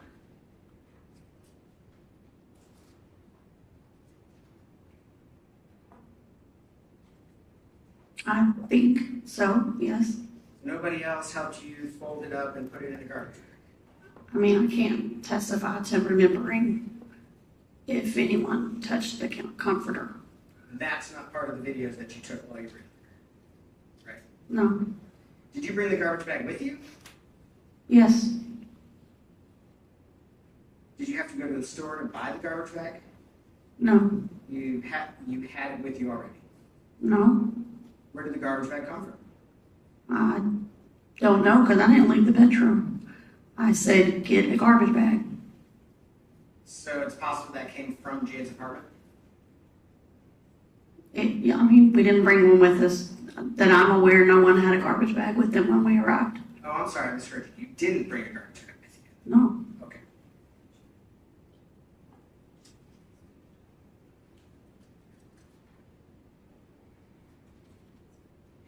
So just so I understand, so far as you were aware, there was no police officer that gave you permission to go to that apartment? I did not speak to the police officer. And not everything that happened in the apartment is on video, right? No, I didn't record nonstop.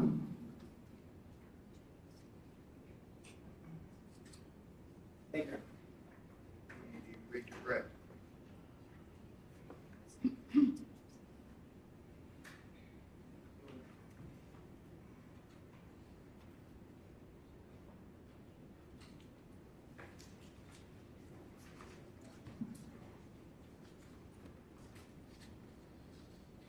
Mr. Franklin, you were asked many questions about the time you were out there. What's your question?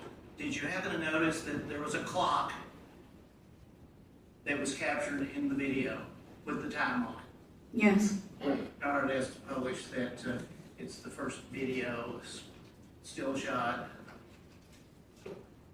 Okay. And do we see the time? What is the time? 6:39. Counsel asked you a number of questions about your relationship. You testified about Ms. Burks, Bridget, and when you learned that Jade was pregnant, was she supposed to tell you that? Bridget or Jade? Ms. Burks, Bridget. Bridget telling me about Yes. Jade being pregnant? You find out later that it was supposed to not be told? Oh, I mean, no, I found that out when she told me that she was pregnant. So that's how close you are. Yes. No. Any other questions? Ms. Franklin, do you know if that clock in that video is accurate? Hang on, let him. Oh, I'm sorry. Go ahead. No. Have a seat, General Moore. What are your questions? Ms. Franklin, get back up. Do you know if that clock is accurate in that video? I'm assuming so. Have you ever been to Ms. Benning's apartment before? No. So you don't know if it's accurate, do you? No. Did you have other questions? With respect to the questions about comfort, did you shake it out or fold it up? No, I folded it up within itself. So if there was something else in there, it would have been folded up in it. I did not spread it out. I didn't move it. I folded it up within itself and put it in the bag. Whatever was in the bag stayed in the bag. Yes. That's all. Is that how you were directed to package up evidence by your son? No one directed me the way to package. Now, nothing else, right? Okay. Thank you. You can step down and have a seat.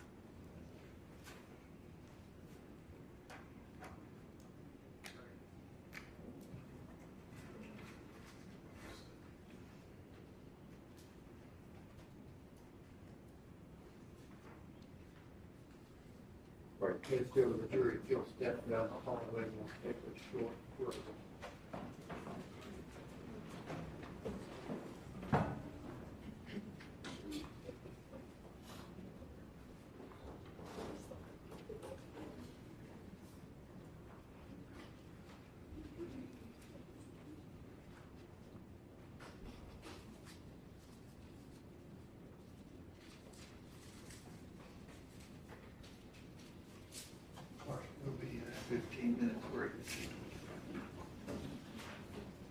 go to the 15-minute recess.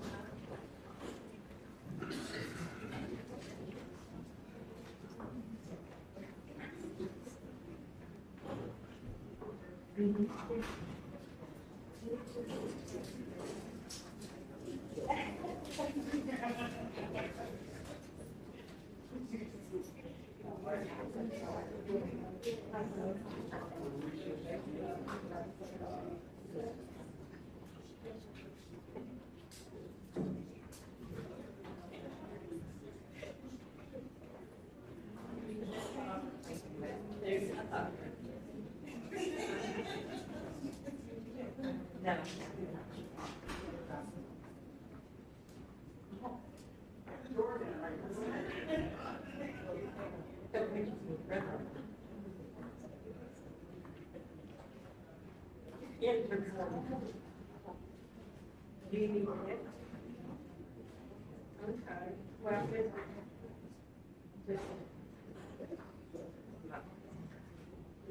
and when I, so she's going on my way, this was a few properties. And then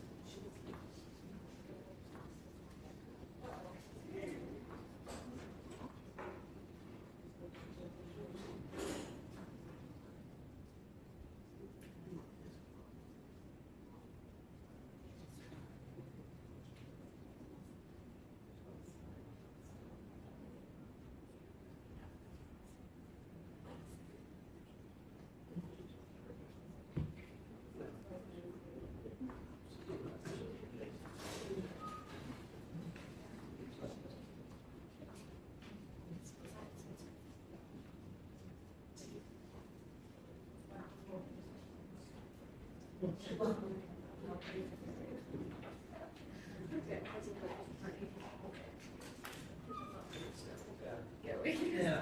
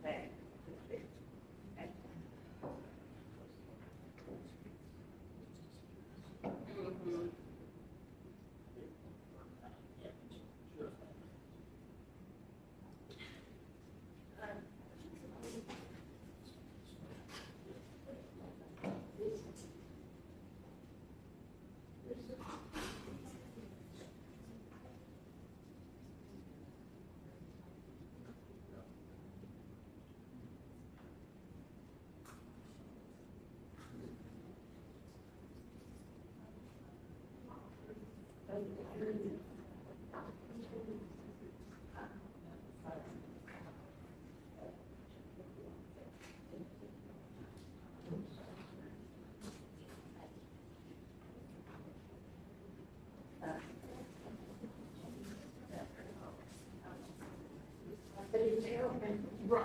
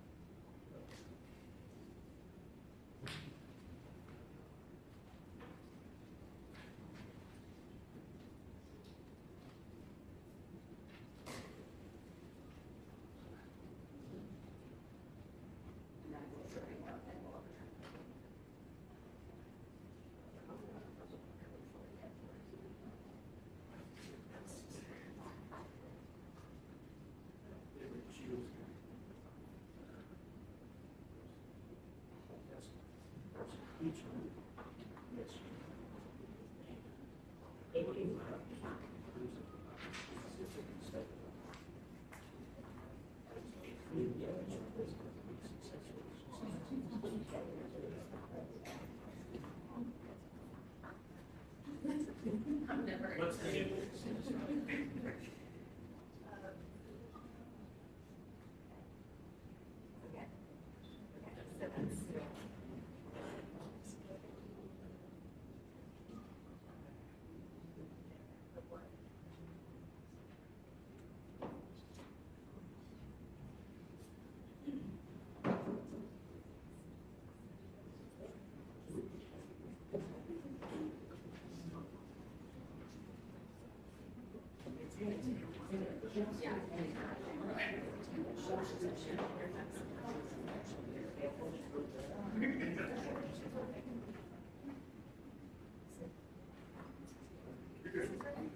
Yeah.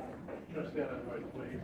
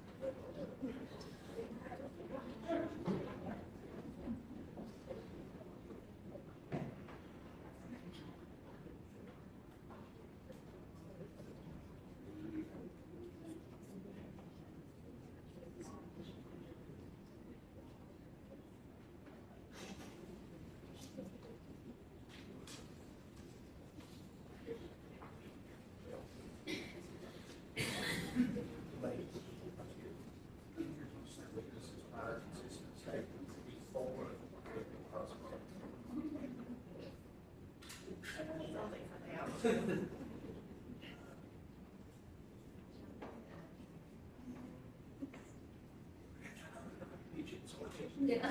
Maybe.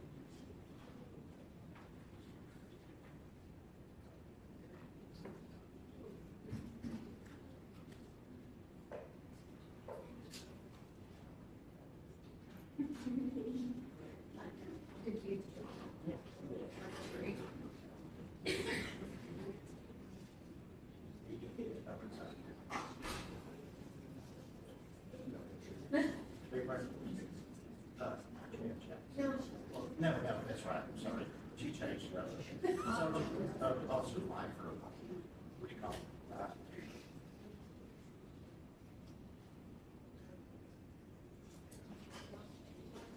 No, that's why every time Tracy asks me, like, don't have to say.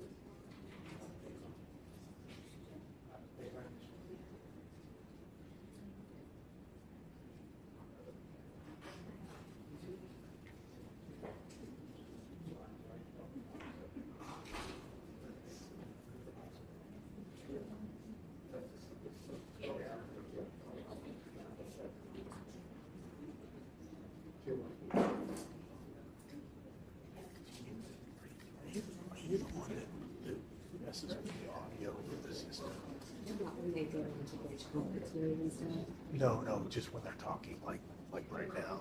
I mean, when they're talking. Okay. There's, the only thing you do is I've turned it on for that rate. Gotcha. When he has the conference, Yeah, and then they'll do the thing. It's just sometimes, well, no, sometimes it's like feeding back, it sounds like. You hear kind of ringing. It's the court officer saying. Right. I can tell them it's like time to watch for it. Yeah, when they, yeah, they're real close, yeah, that'd be great. I mean, yeah, that's it.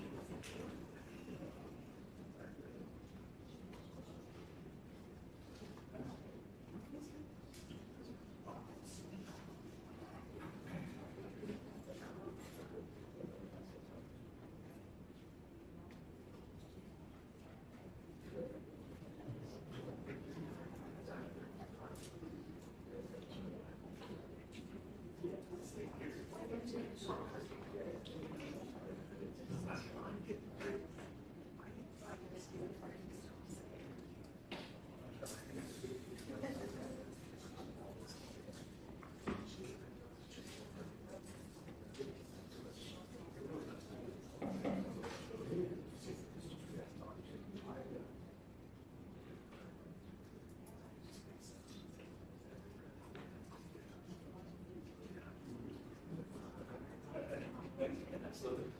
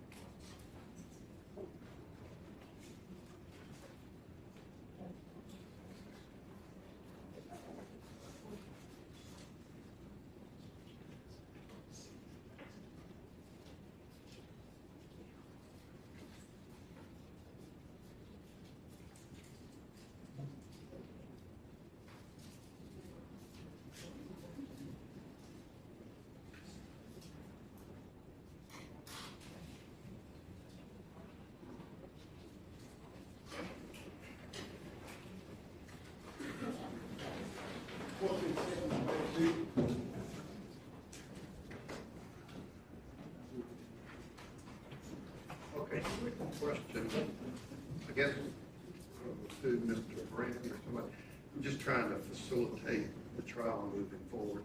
Is the defense wanting Andrea Rose resubpoenaed? Your Honor, actually, there was a document that she testified to is what we're interested in. She said there was another document that she referenced. Well, there's been references about a CAD report, but nobody asked the person that would have it about it. The 911. We have it now, thank you. So no one needs Andrea Rose. Now that we have the document.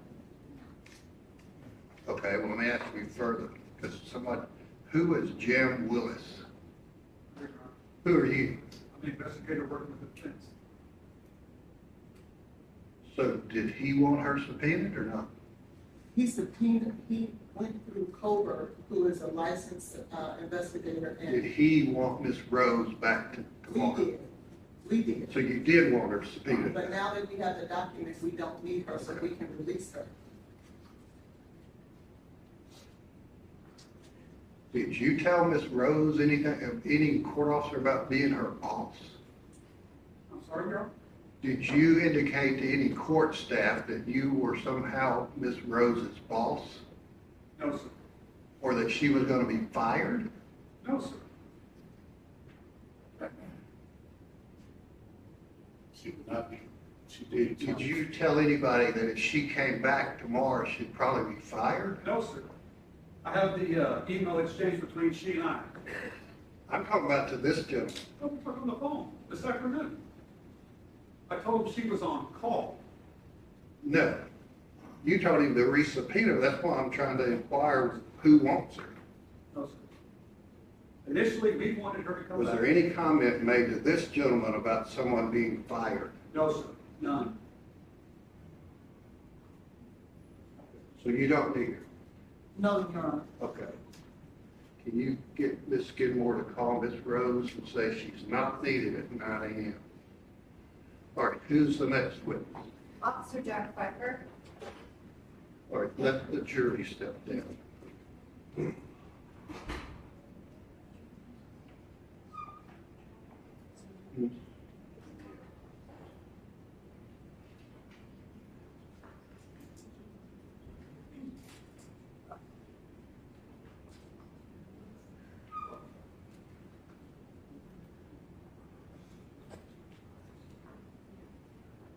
you're wanting to recall him? Yes, Your Honor. Just briefly.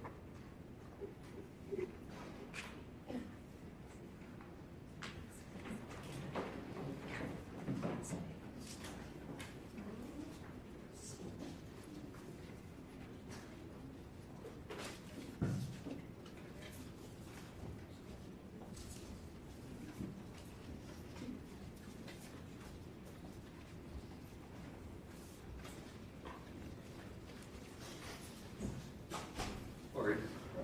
Officer, you'll step back.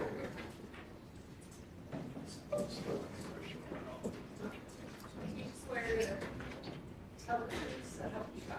And answer.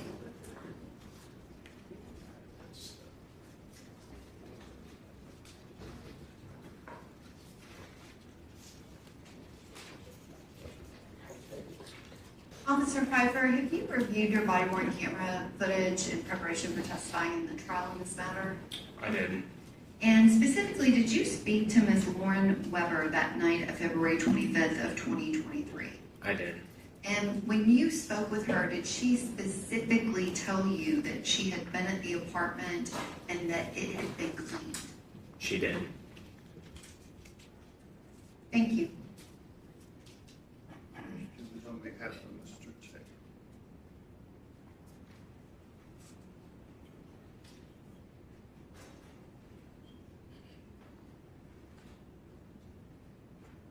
So you reviewed your body cam like today or last night, or how recently did you review it? I've reviewed it today and yesterday as well.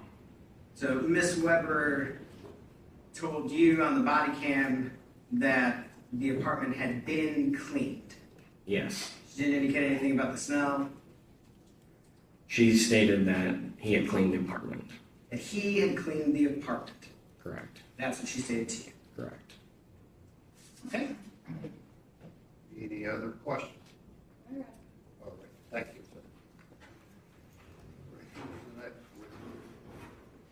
Next witness is Ms. Nijaiha Jackson.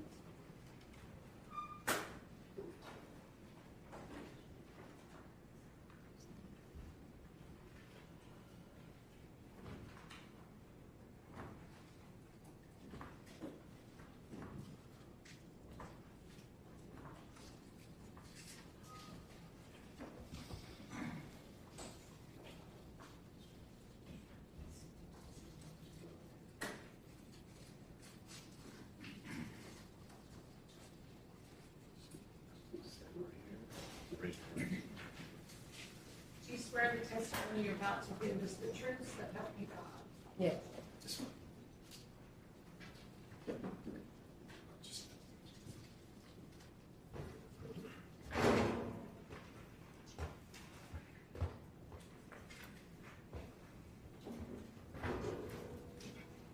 Good afternoon, Ms. Jackson. Could you please state your full name for the record? Nijaiha Jackson. And could you spell your first name and your middle name for the court reporter? Nijaiha, middle name Deshay, Deshay. And where are you originally from, Ms. Jackson? Little Rock, Arkansas.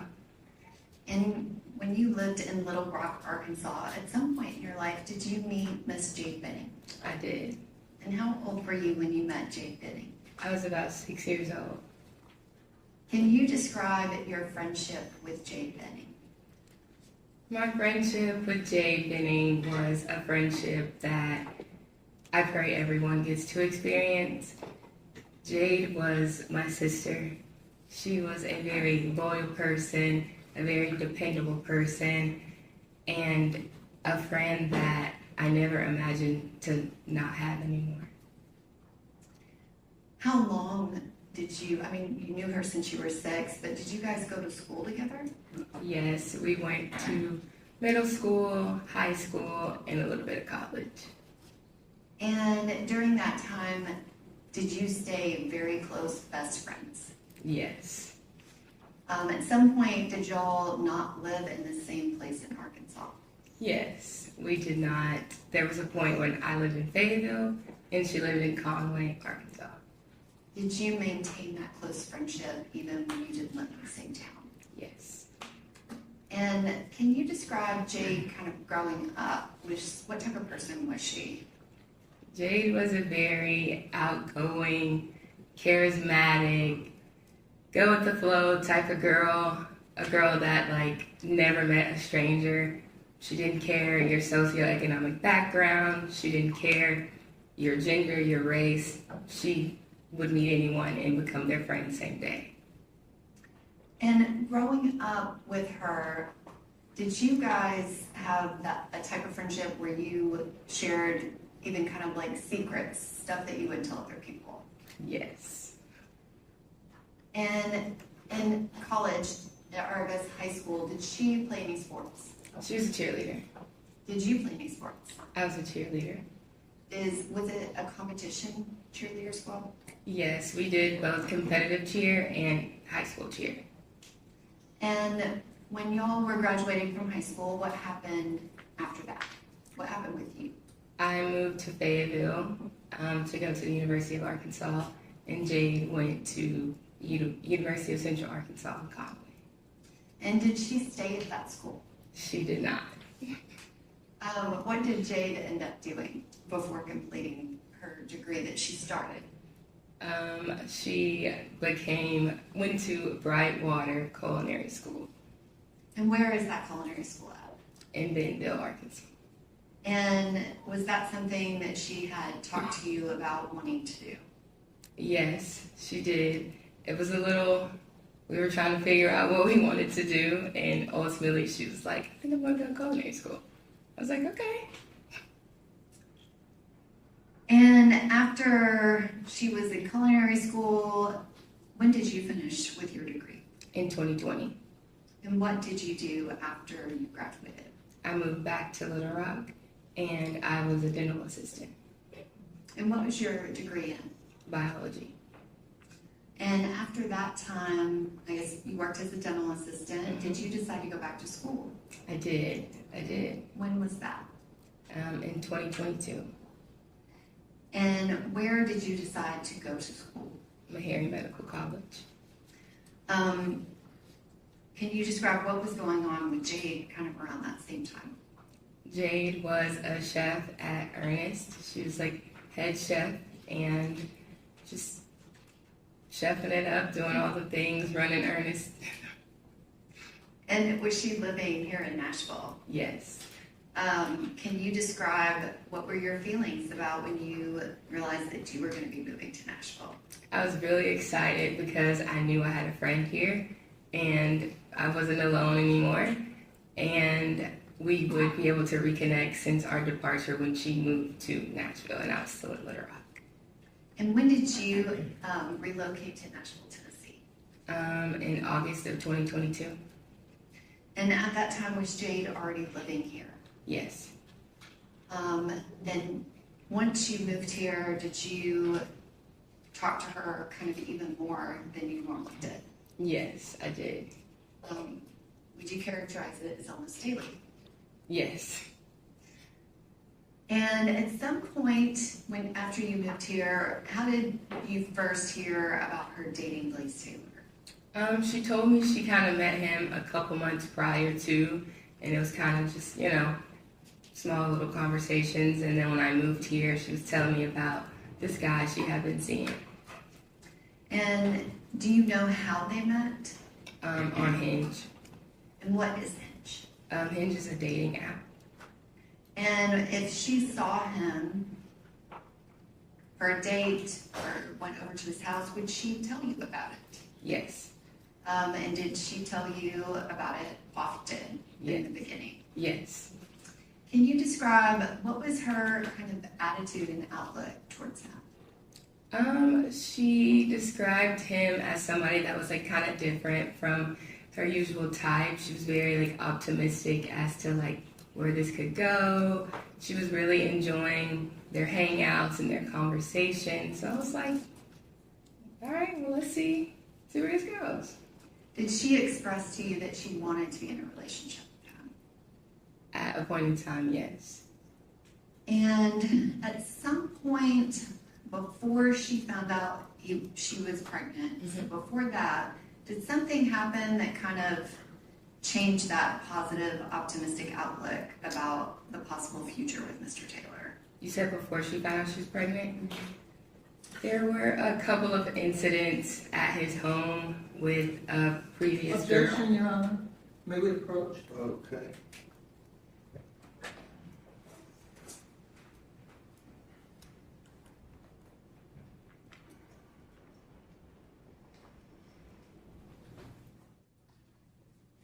Ms. Jackson, without getting into the details of the incident, did something happen where she wasn't as optimistic? Yes. And then can you describe that time frame when she found out she was pregnant? How did you find out about that? She texted me and told me that she needed to talk to me, and she then FaceTimed me, and she was showing me the maybe like 4 pregnancy tests that were positive. And are those home pregnancy tests? Yes, ma'am. And was that something that she had planned? No. Did you, I guess that day, talk to her about that positive pregnancy test a lot? Yes, I did. I did indeed. And what did you do to kind of assist Ms. Benning with this new news in her life? Well, I was telling her because these were at-home pregnancy tests, yes, they are positive, but I think that we should probably go to a clinic to verify. So I was looking at clinics in the surrounding area to see where we could get her in to get an ultrasound. And were you able to get her an appointment that same day? Yes. Was it the very same day or was it the next day? It was the next day. Okay. So were you trying to get her an appointment the same day? I was trying to get her an appointment the same day, but was told we don't do same day appointments. And did you go with her to that appointment? I did. And do you remember the date of it? November the 3rd. And what happened at that appointment? They took her back and did vitals, and then I was telling her, don't wait on me to get there so I can be with you for the ultrasound because I wanted to hear the heartbeat with her. And did you make it? Yes, I did. And I went to the back with her, and the nurse was asking her if she wanted to, well, I asked her if she wanted to hear the heartbeat, and the nurse kind of verified with her decision, and we heard the heartbeat.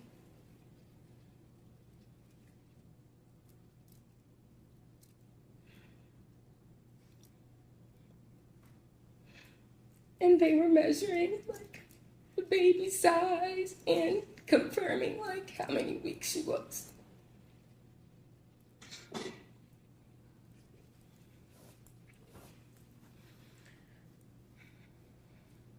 Ms. Jackson, were they able to tell Ms. Benning how many weeks pregnant she was? Yes. And was that something where you and her discussed kind of dates of when it would have happened? Yes. When they gave you that information, did you know who would have been the father of that baby? Yes. And do you still have all of your text messages with Jade? I do. And was that something where y'all were going through your phones, looking at dates, making sure like when she was where, all of those things in that moment? Yes, ma'am. Objection, leave. Okay, she's answered it, so go ahead without leading question. And after that day, did you know what contact Ms. Benning had with Mr. Taylor about learning that she was pregnant and then finding out the exact timing of it? Yes.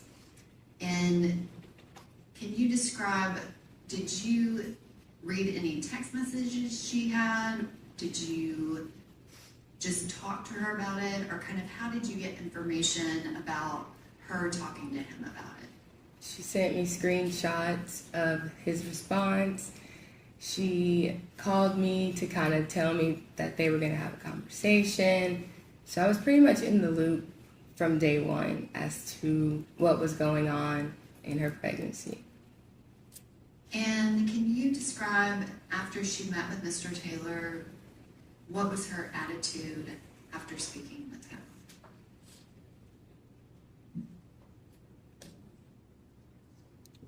She was very upset, very disappointed. Obviously, it wasn't planned, but I think the response that he gave her was not what she was not necessarily looking for, but hoping for, just in terms of a conversation. It seemed more so like he was just not really interested. Objection going into a hearsay response. No way she can know that without Jade. She was not stating his words, Your Honor, which would be hearsay. She was describing. This Benning here, so go ahead.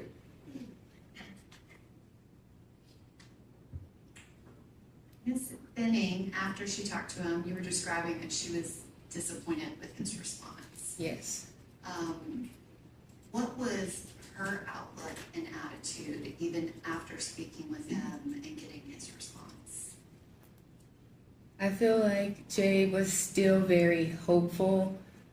She was still like, you know what, like if this is how he's gonna act, then I'm just gonna kind of move forward with my life. Like she definitely had a positive outlook on the situation, although his response was very underwhelming. Did you have any involvement in the last message that Ms. Benning sent Mr. Taylor? I did. In November. And Yes. Can you describe that? She was pretty much like, she sent me a text that she was gonna send him, basically saying how she was feeling towards the situation, and she sent it to me, and I edited a little bit to kind of be more forward and for her to say what it was that she really wanted to say, and just kind of get her feelings out there regardless of what he was going to say or not. And did she share with you kind of proof that she sent that message to him? Yes. And did he respond? I don't remember. Would that have been close in time to that November 3rd appointment? Yes. After she sent that message, are you aware if they talked afterwards in November? Yes. And were they talking like on a regular basis, or what do you know about the communication that they had after she sent that text? The communication between the two of them was very one-sided.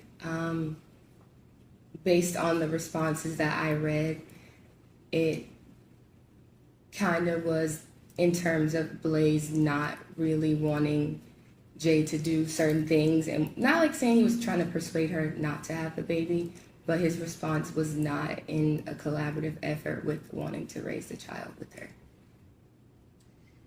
And I guess, what was Jade doing about telling other people initially? She told you. Mm-hmm. Did she tell anyone else kind of in the beginning, just the first week? I believe she told her mom, her dad, and I think that's all I remember. What was your outlook when she told you that Mr. Taylor didn't want to be involved? What was your outlook, and what were you doing kind of with your relationship with Ms. Benning? I told her that we're sisters at the end of the day. So if I have to be the baby's dad,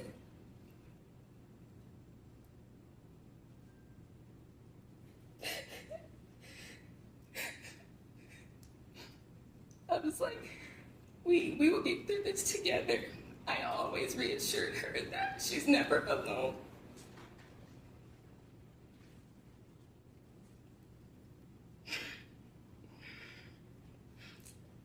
We were both living alone at that time, and her lease was coming to an end. And I was telling her, you know, if we need to live together, if I need to help you, then I will. I went to the appointment.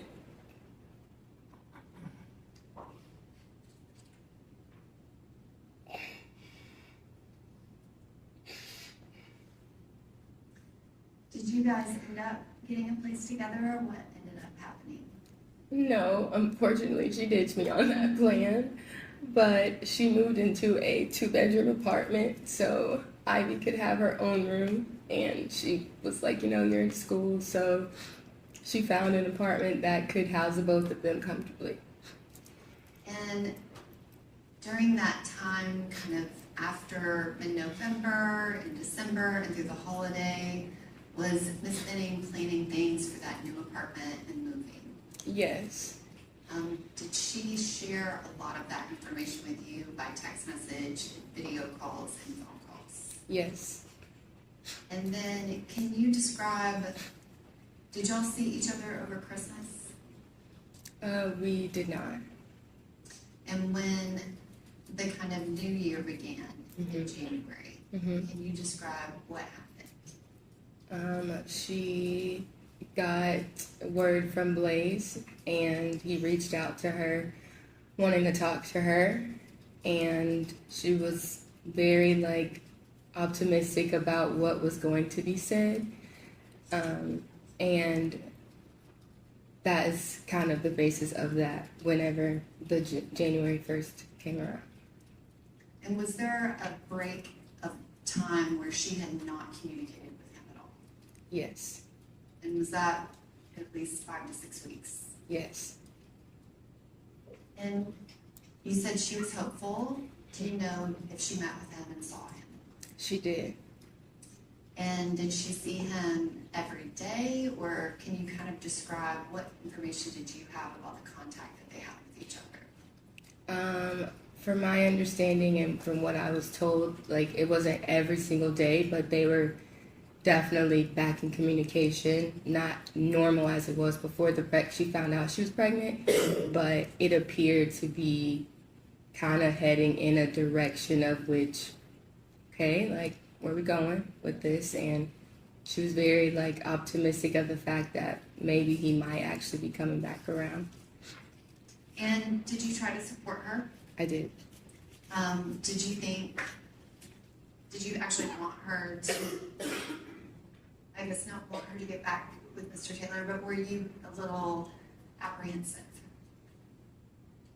A little, but I feel because it made her happy, that ultimately that made me happy for her. And did she tell you kind of every time that she saw him after they started talking again in January? Yes. And did she give you specific details about that in messages and on phone calls and things like that? Yes. And can you describe what all was Jade planning in that January, February time frame as it related to her baby? We were planning baby showers. Her birthday was coming up, so we were going to have a baby shower in Nashville and one in Little Rock. So we were kind of delegating tasks on who was going to be the coordinator of the Little Rock one and who was going to be the coordinator of the Nashville baby shower. And were there appointments related to her pregnancy that happened in February? Yes.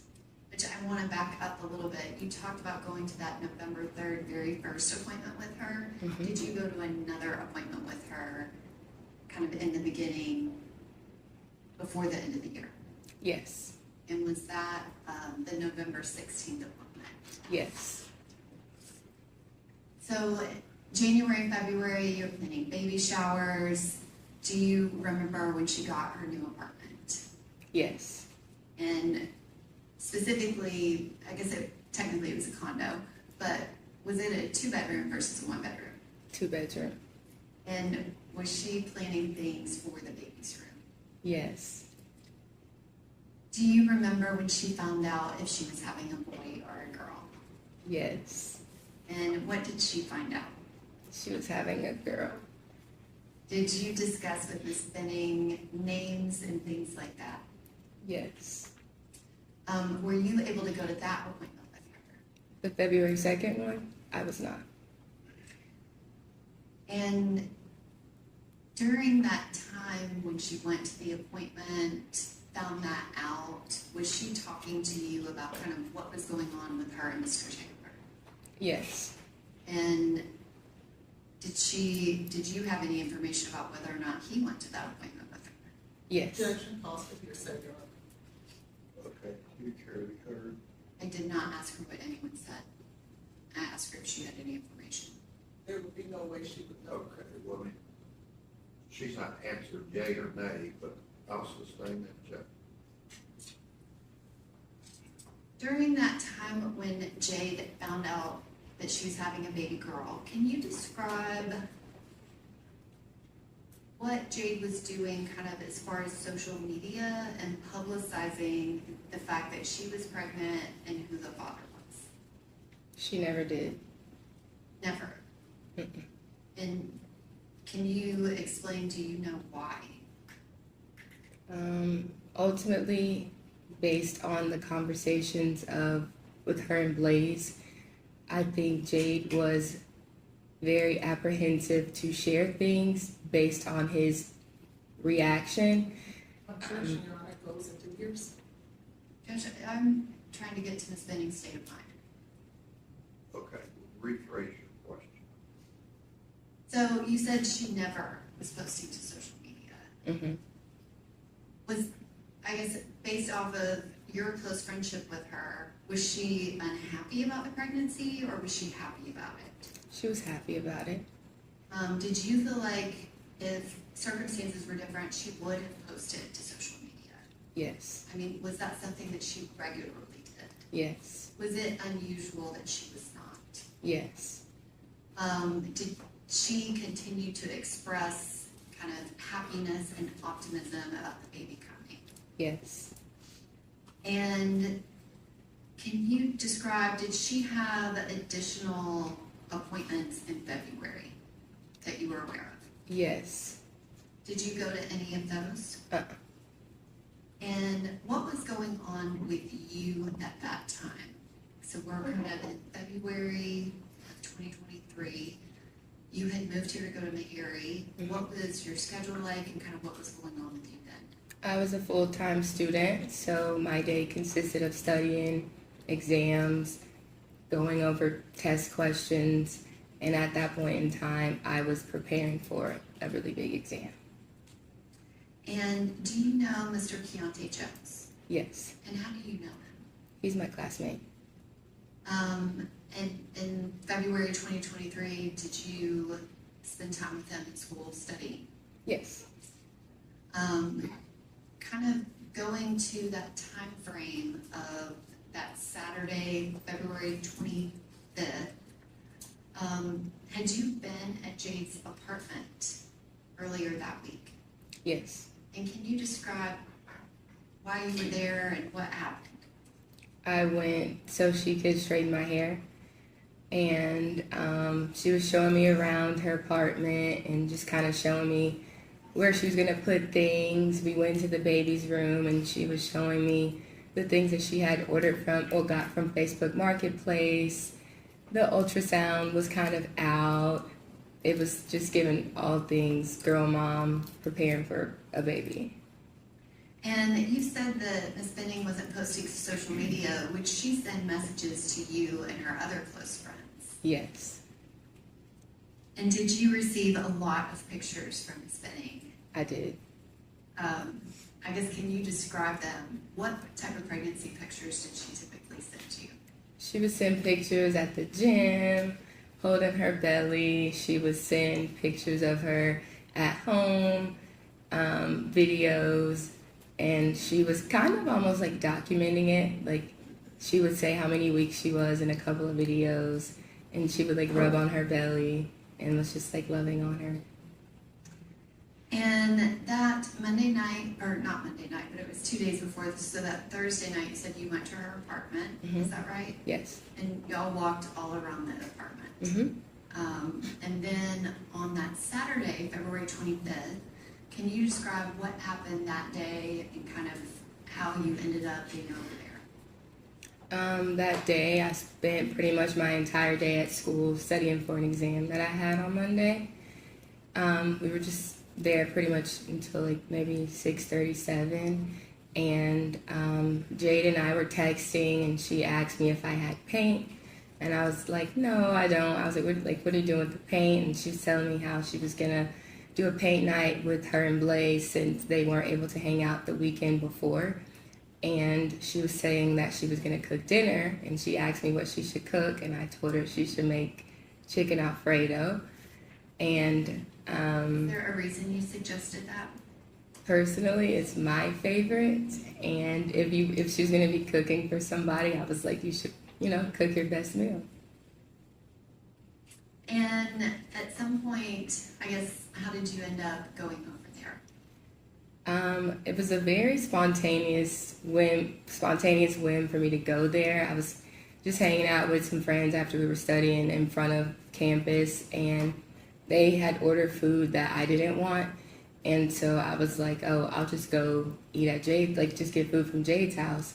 So I called her and I was like, hey, what y'all doing? I was like, I'm about to come by and get some food. And she was like, okay. And then I told her that Keontae was going to come with me. And that's how I ended up over there.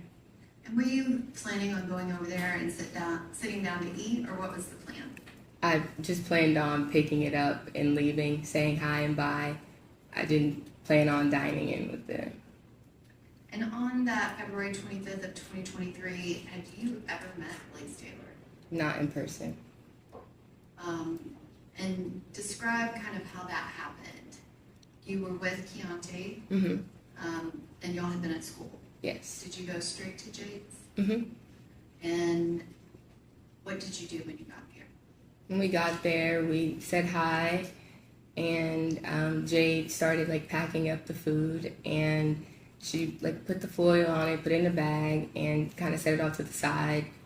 And we were just chit-chatting about what they were gonna paint, and we talked about going to a concert, and we were laughing at the fact that I didn't know how to play spades. So that was pretty much the basis of the conversation. And can you describe Jade's kind of kitchen area when you got there? Was there food out that they were eating, or kind of what was the setup at the point you got there? When I got there, the food was on the stove. It's kind of packaged. The canvases were kind of off to the side. The island was pretty clear. I didn't, and Jade had a glass of a pink drink, and Blaise wasn't drinking anything. There was no cup in front of Blaise. And did you drink anything while you were there? I didn't drill. Was that something you brought with you? I did not. What was Mr. Taylor doing, and where was he at in the room? He was sitting beside Jade at the island, and he was engaging with some of the conversations, and he was just shuffling Uno cards the whole time. Was anybody playing Uno? No. But he was shuffling cards. Mm-hmm. And did Mr. Jones, did he interact with Mr. Taylor? Yeah, ever so slightly. It was kind of like a conversation just in the kitchen. And do you know approximately how long y'all stayed? Probably a little over 15 minutes, 15 to 30 minutes. And during that time, did anything seem amiss to you?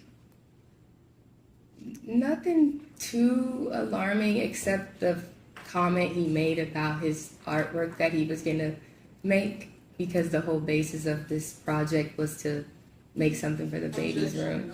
Hearsay. It's a statement by the defendant, Your Honor. Okay, I don't think she's gotten there yet, but do you want to ask about what? Yes.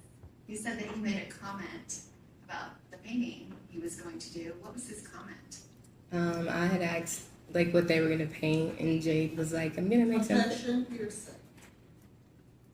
You care to be heard on? I think it's unnecessary, so no.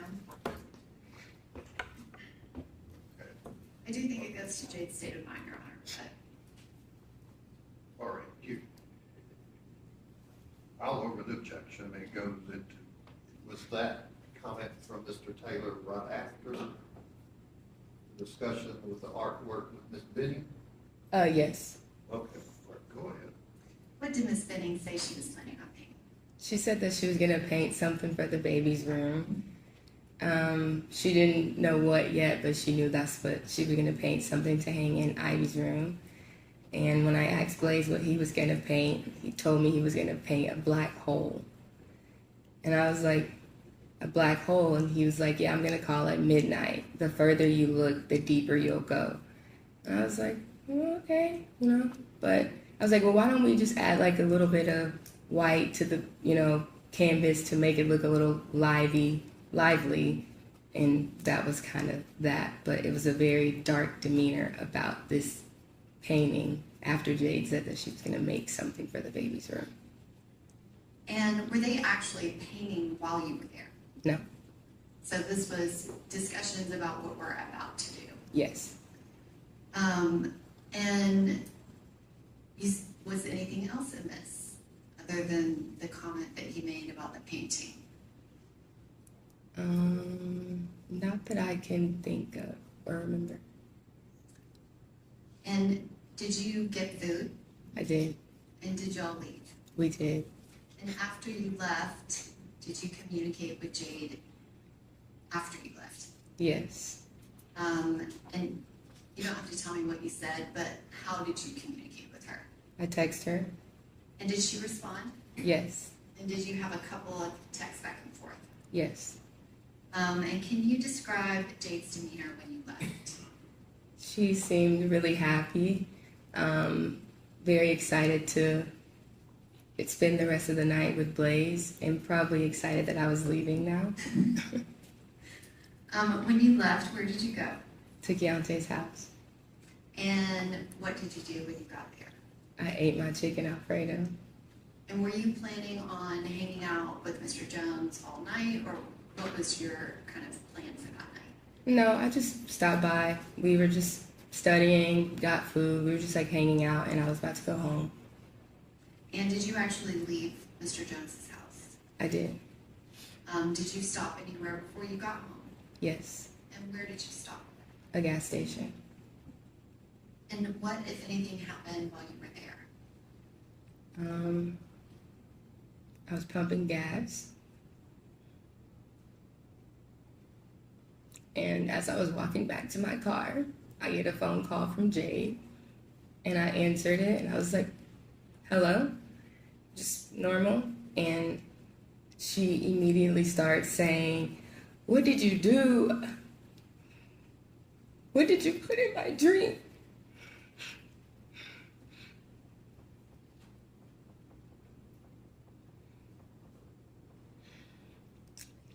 Then I heard her say, Blaise, you're scaring me. And he was like, you're scaring me. And she was like, I know you put something in my drink.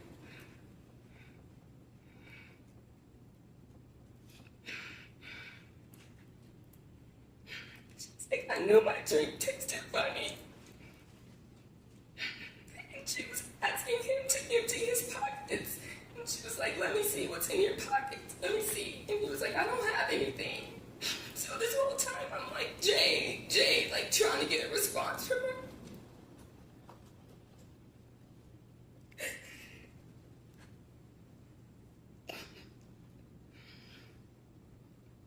So because I didn't get a response from her, I texted her and I was like, are you talking to me? What's going on? And then she was like, I know you put something in my drink because I can't even walk straight.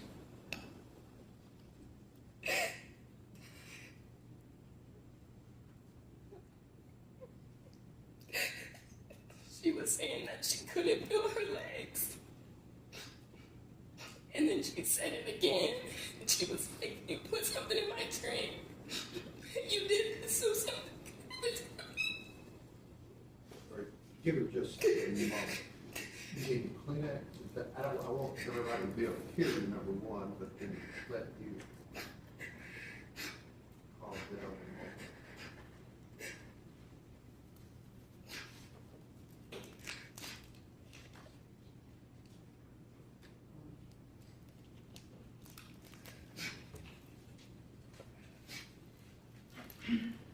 Okay. repeat the last thing that you heard Jade say? She said that you did this so something could happen to the baby. Did she say anything else? She was saying I'm about to feel like I'm about to pass out. And then like towards the end of the conversation, she was like, is key. And then nothing else. Like what? She was like saying, it was very wavy, and she was like, is, I heard is, and I heard with, and I heard key. And so I then merged Keontae on the phone because I'm like, I don't know what's wrong with Jade. Like, something sounds wrong. Like, listen to her. And he's like, Jade, like, I'm here. And at that point, you just really couldn't understand what she was saying anymore. Ms. Jackson, I want to kind of go back. At the beginning of the call, when you could understand Jade, can you describe, based off of your experience, how did she sound? She sounded like very scared. She did not sound like herself. She sounded like she needed help. Did you say she sounded like she needed help? Yes. When she was saying the things that you just testified to, did she say some of those phrases more than once? Yes. And you said at the beginning, she said, Blaise, you're scaring me. Yes. And you heard him respond. Did he respond to any of the other phrases that she was saying to him? The only thing he responded to was when she said that he was scaring her. He then said, like, you're scaring me. And then when he was asking her if she had when she was asking if he had anything in his pockets and for him to show her, he was like, I don't have anything. And that was kind of all he said. So you could hear him on that call? Yes. And that's all he said during that whole time that Jade made all of those statements, so that she couldn't feel her legs, and she's asking him, what's in your hand? Show me your pockets.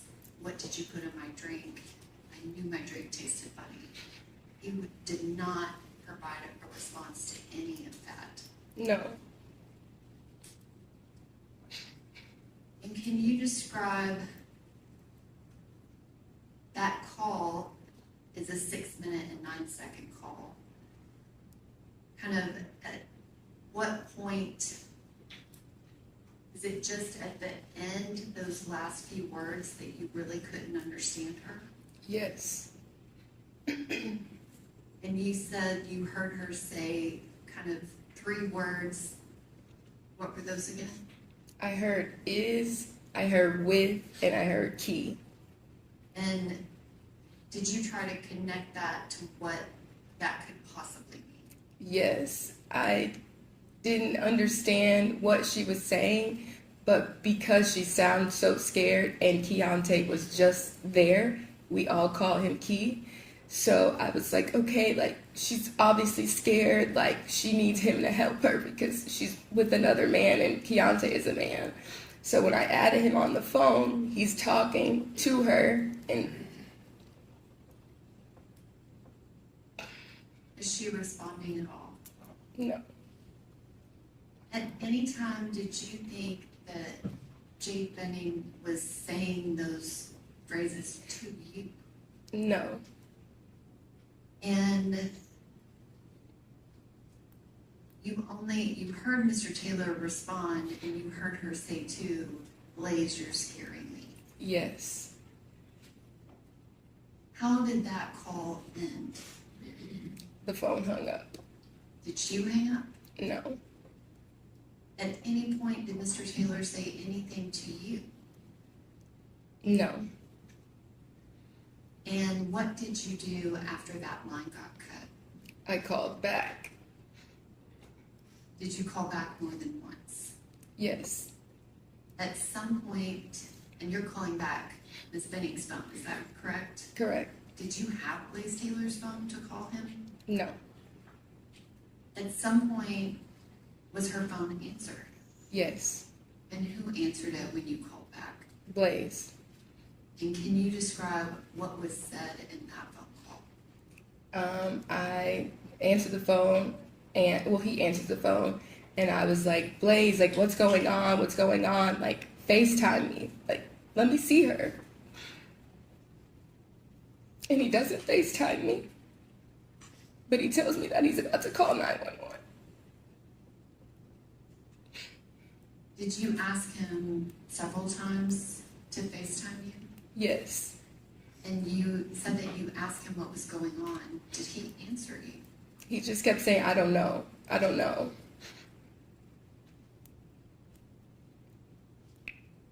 Do you remember him saying anything else on that call? There was a point where he asked me if she had an EpiPen. Did that make any sense to you? Not at all. Did Jade have any allergies? Not to my knowledge. And at that moment, can you describe, do you know what's actually going on with Jade? No. So what do you do? After Blaise tells me that he's calling 911, he's like, I gotta go. Like, I'm calling 911. The phone disconnects again. That was not on me. And then I called Jade's mother. And Ms. Jackson, do you remember, was Keontae Jones on that second call? Do you remember that specifically? And when I say second call, the call where you called her and Blaise Taylor answered. Yes. And do you remember if Keontae said anything to him or if he said anything back? He was asking him, what did he do? And you said that call got disconnected, but not by you. Yes. And then you immediately called Jade Benning's mother. Yes.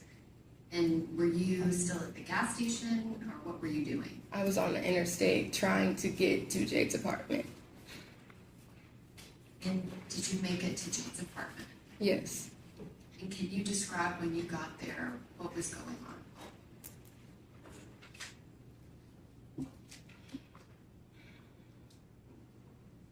When I pulled up, the ambulance was already outside.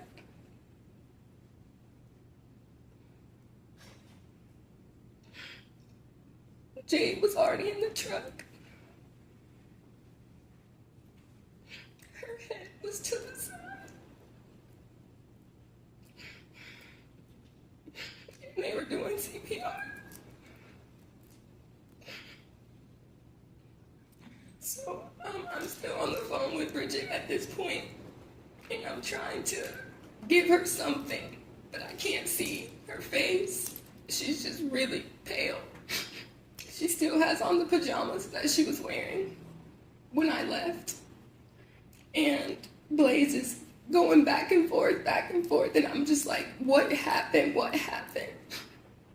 And then the EMT comes around and tells me that we all need to go to Vanderbilt. Could you tell if Jade Benning was conscious? No. Did she look conscious? No. And you said that you saw Mr. Taylor going back and forth. Can you describe what was his demeanor like when you saw him by the ambulance outside? It was just like very anxious, kind of panicky, but he couldn't answer. He couldn't tell me what was going on, what was said. Like, I had no idea what he even called 911 and said at this point in time. And when they tell us to leave, then we both leave and meet them at the ER. So he didn't tell you anything that happened? No. After you left? No. And do you drive to the ER? Yes. Do you see him again? Yes. And can you describe that? I see him again in the parking lot when we get to the ER, and when we walk into checking in at the hospital. Again, I'm still on the phone with Jade's mom, and we go to the check-in, and they're asking, who are we here to see? I say Jade Benning, and they ask what's her date of birth. But they were asking our relation to the patient, and I said that's my best friend, and he told them that this was his girlfriend, and I had never heard that before. And so at this point, I'm very, very confused. I'm still trying to process and understand what I just heard on the phone. So then they asked for the patient's birthday, and since this is your girlfriend, tell her Jade's birthday. And he couldn't tell them her birthday. So I then provided that information for them. Did he tell them anything about what happened? The check-in? Yes. No. But you said he referred to her as his girlfriend. Yes. Did you believe them to be in a boyfriend-girlfriend relationship? No. And you ever heard anything about that? No. What was his kind of demeanor like to you?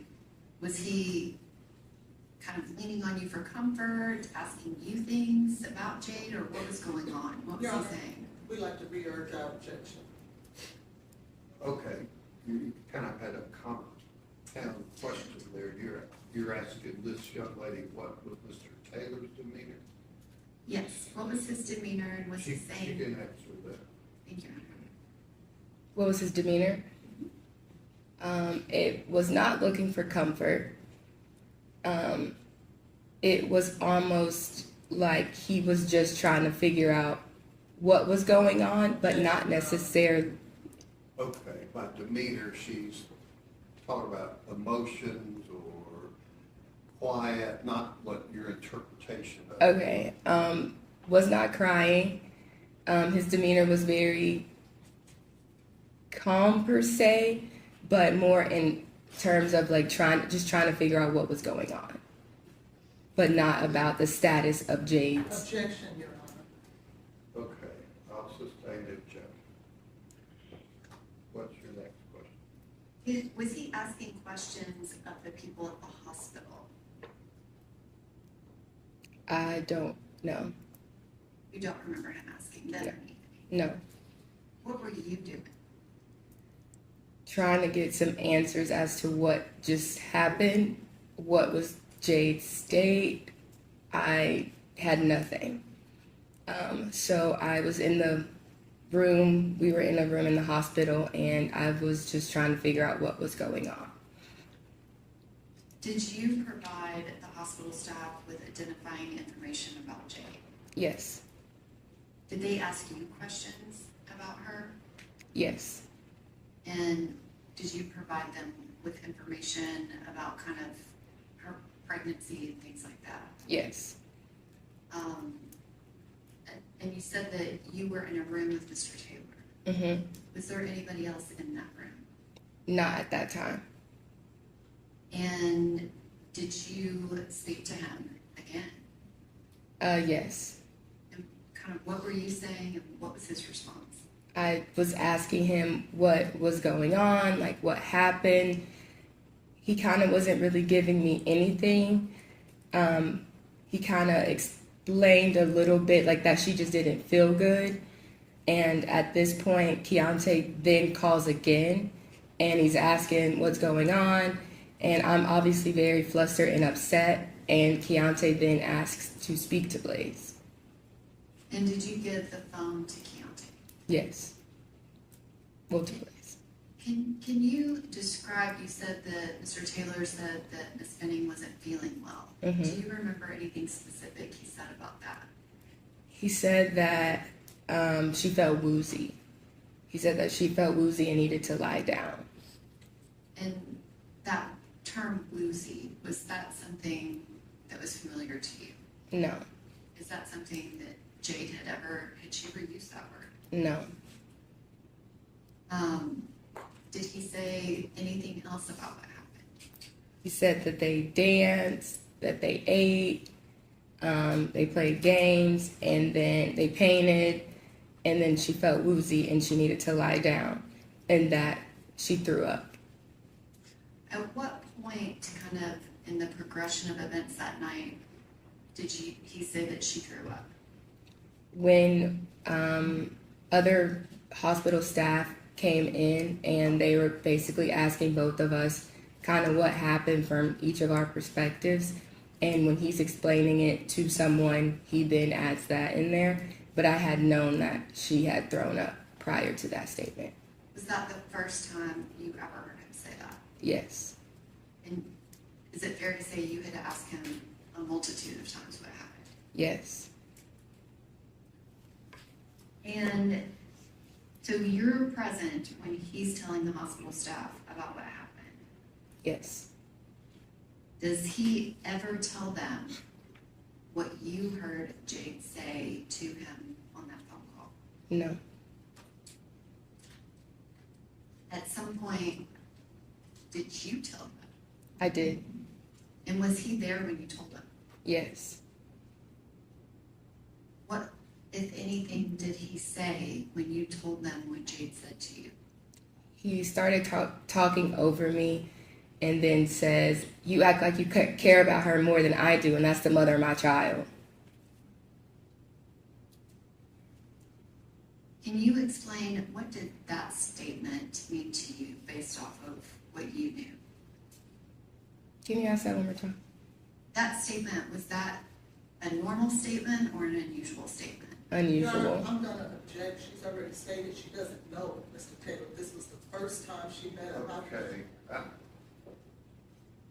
Do you want to rephrase your question? Because I don't know that I understood that. Had you ever heard him say that before? No. Did you find that to be, I guess, can you describe, what did you think when he said that? Objection irrelevant. Care to be heard on the relevance? Yes, Your Honor, I think the context of their relationship, his state of mind, I think that it's relevant. But you're to asking the her answer. to interpret that. I'll sustain the objection. What did you do at that point?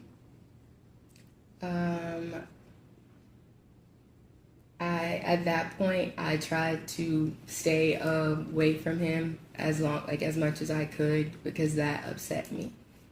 Why did it upset you? Because she's my best friend, and that didn't matter about the relationship. Like, we should be focusing on her health and the baby's health, not about who was closer to her in that moment. Did you tell multiple people at the hospital about what Jade said on that phone call to him? Yes. And at some point, did police officers arrive? Yes. And did you speak with them? Yes. And did you speak with multiple officers? Yes. Did you tell them about the phone call? Yes. And at some point, did a detective show up? Yes. And did you meet with him? Yes. And was that separate from Mr. Taylor? Yes. And did you give him a statement about everything that Jade said to you, to him on that call that you heard? Yes. And at some point that night, did you leave the hospital? Yes. And can you describe, when did you do that? Maybe around like 2 a.m. And what, if anything, did you do? I left and went home and was trying to make sense of what I just heard. At any point, did you see Mr. Keontae Jones again that night? Yes. And can you describe that? He picked me up. I was telling him that I just felt uncomfortable because at this point it was just Blaise and I and a couple of other people, and I just didn't want to be there anymore. So I asked him to come and pick me up. And can you describe, did anyone else that knew Jade show up at the hospital before you left? Yes. And who showed up? Lauren and Natalie. And did you know them? Yes. How did you know them? I met them through Jade. They were her coworkers. At some point, did you go back to Jade's apartment? Yes. And when did you do that? Maybe like a day or so after. And did you go by yourself or did you go with other people? Other people. Your Honor, may I have the permission to publish a portion of Exhibit 14 to this witness?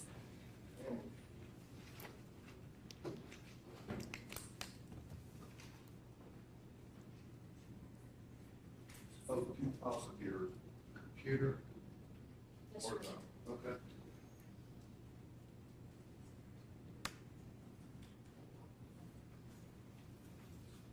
Your Honor, for the record, I'm publishing video 1 from Exhibit 14.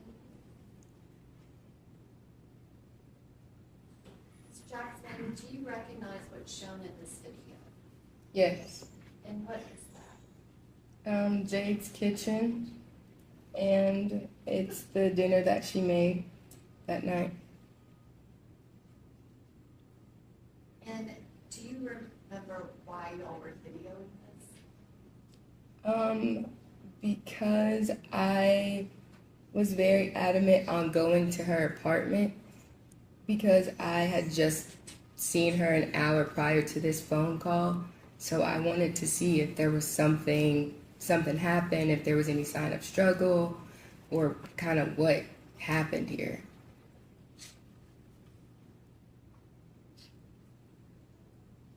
And this video, is that exactly the way that it looked when you left? No.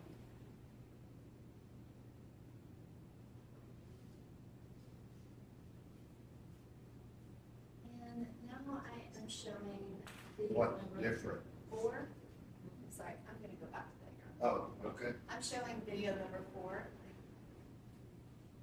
Do you recognize this? Yes. And specifically, is there anything about this video that stood out to you? The camera and the blinds. And explain what you mean by that. Every time that I've been at Jade's apartment, that white camera has been in her kitchen area. So I was very concerned as to why it was moved in her bedroom. Jade also lived on the first floor, so I was confused as to why her blinds were up and the camera was facing outward. She kept the camera in the the kitchen, I'm sorry, because the front door was right there. So this was very alarming because Jade would never leave her blinds up like that, especially at night with the camera moved away from, can't see anything there. Had you ever seen the camera in that location at this apartment or even her previous apartment? No. I am gonna go back to video number 1. Ms. Jackson, can you describe where is it that that camera normally would be? To the right of the Happiness is Homemade sign. And if you touch that monitor in front of you, it will actually make a mark, so you can mark this specific spot that you're referring to. Right here? Mhm. Oh. Oh, my God. You need to redo it.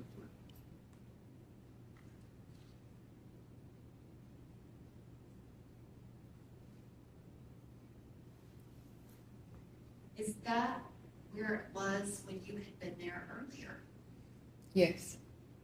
And so when you were there earlier that night, the camera was right there. Mm-hmm. And then when you came back, it was in the bedroom. Yes. Can you describe what, if anything, did you do related to that camera and the blinds that we just saw in her bedroom? I moved the camera back to where it was, and I put the blinds back down.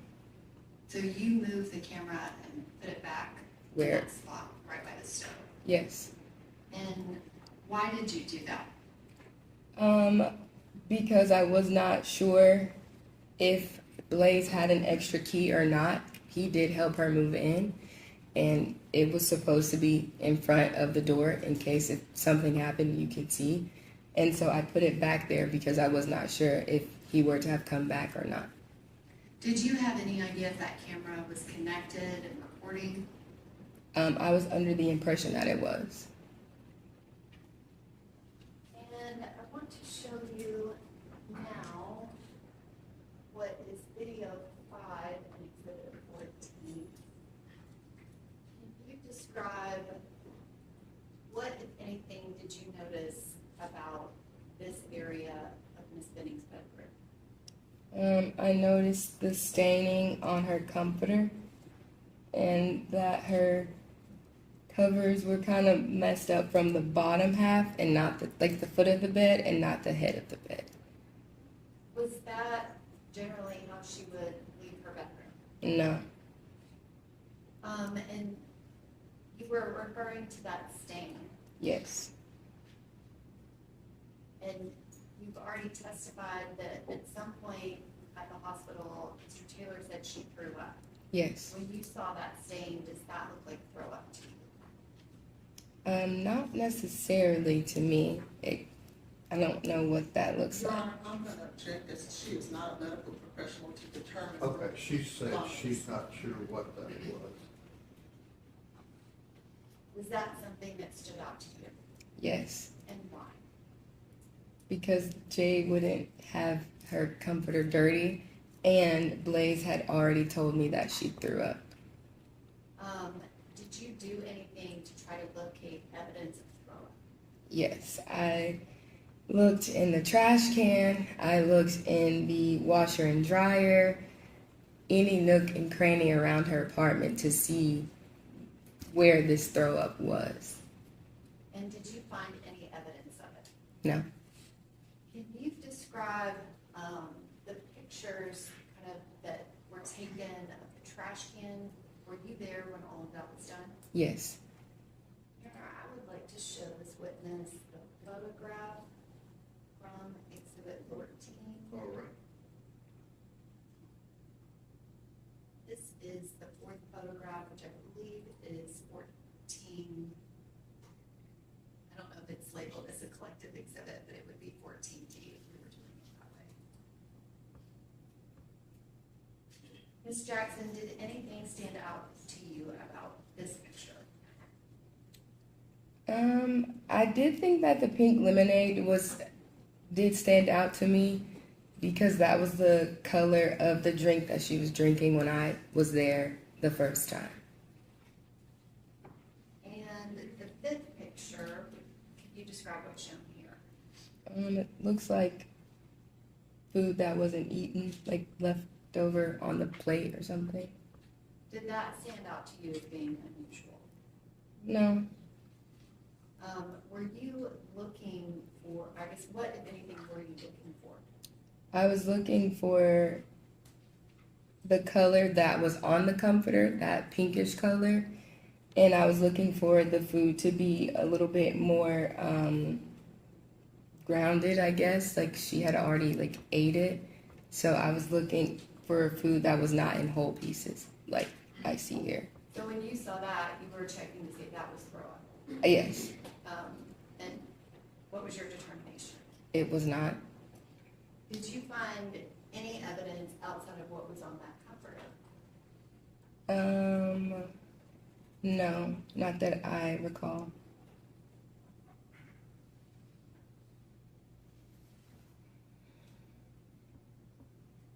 And were you there when that comforter was bagged up? Yes.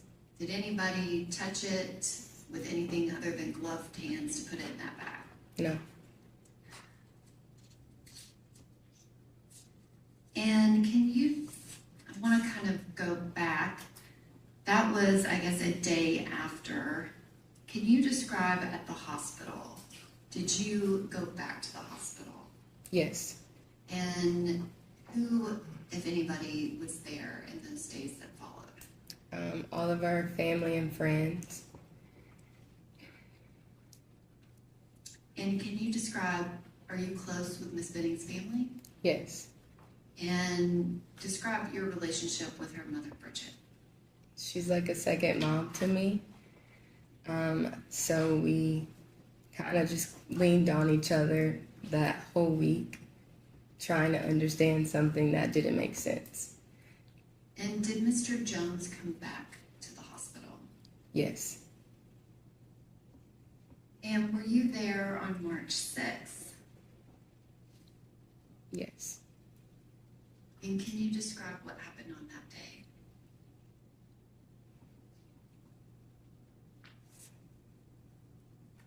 I went to Dollar Tree. I went and got balloons and cupcakes from Kroger. We brought them to the hospital. And we all sang happy birthday because that was Jade's, would have been her 25th birthday.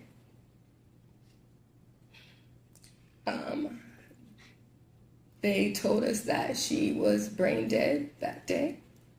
There was no active brain activity. And ultimately, Jade died on her, what would have been her 25th birthday.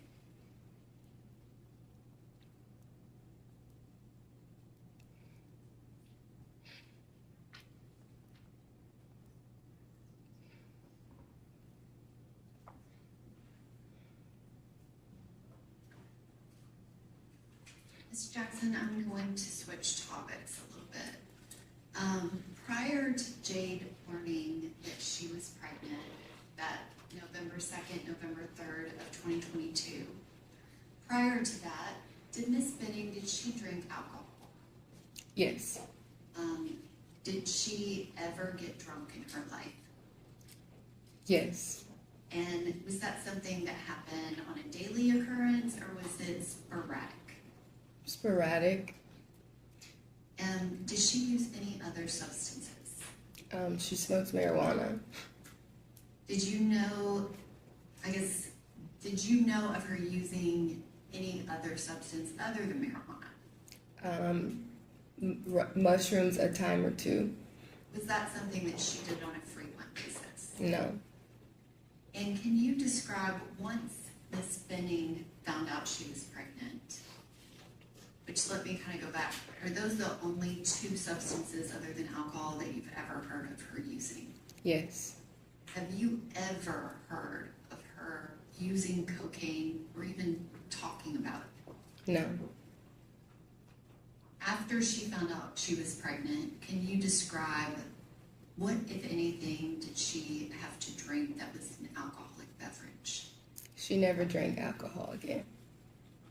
And what, if anything, did she ever smoke marijuana or have used marijuana in any way? No. Can you describe kind of her lifestyle about health after she found out about the baby? It drastically changed. She would let me know when she would take her prenatals. She was doing light workouts, was definitely changing her diet and eating habits and drinking a lot of water.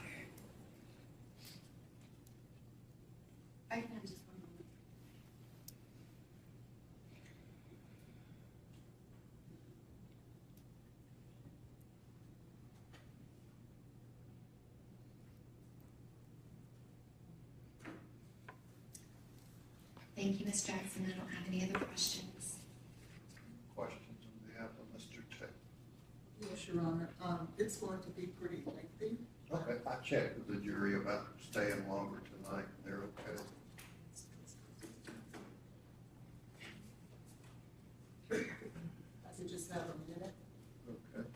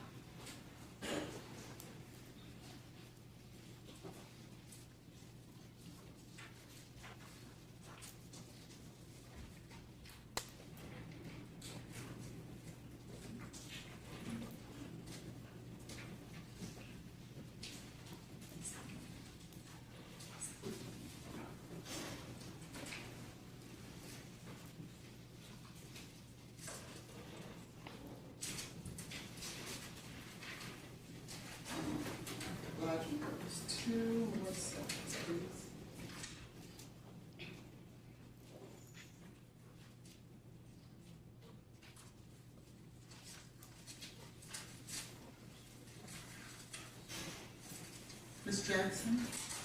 My name is Letitia Quinones Hollins, and I'll be asking you a few questions.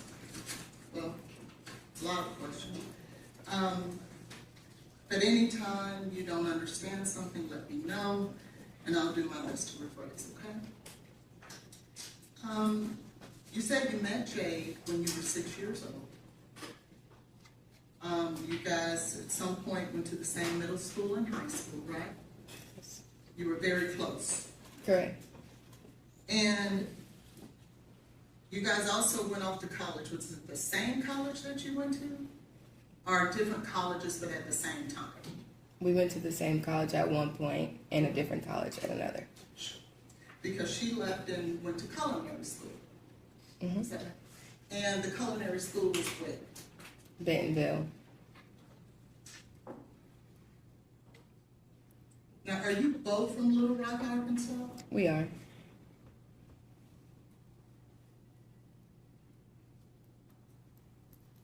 Do you know an Arion Curtis, who now may be Arion Jordan? I do. Is she also from Little Rock, Arkansas? I believe so. And do you know Apple Denny? I know of her.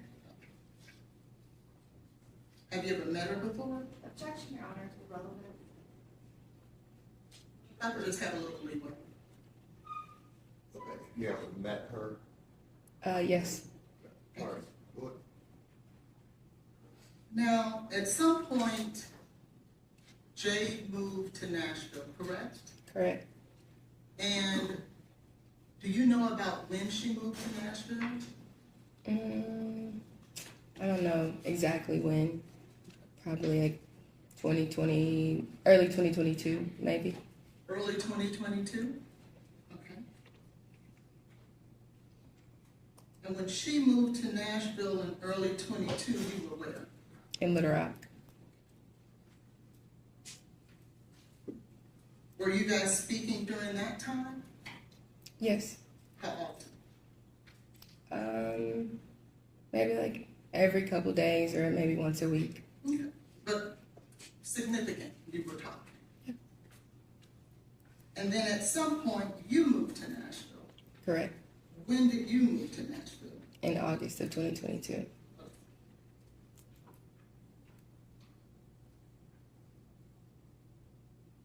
And so, when you moved to Nashville, who did you live with when you moved here? Myself. And you came here to go to McHarry? Mahara, yes. McHarry, I'm sorry. And you didn't move in with Miss Benning? No.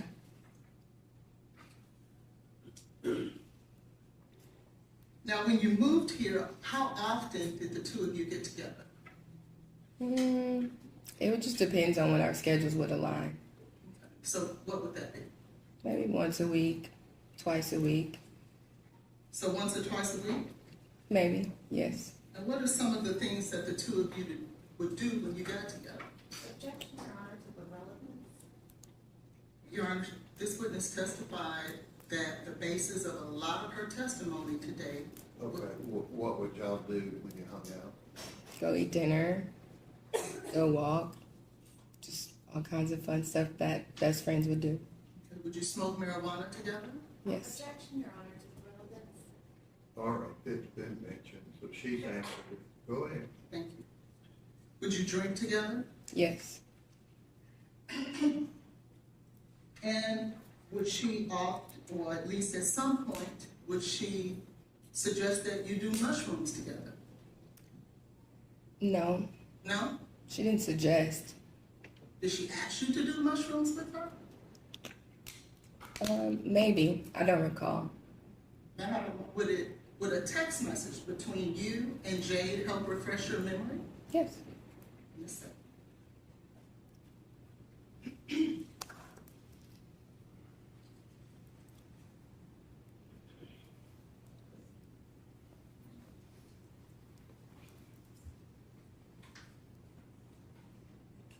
All right, get that there. Sorry. He's gonna get that. Okay. Let me make sure it's the right one.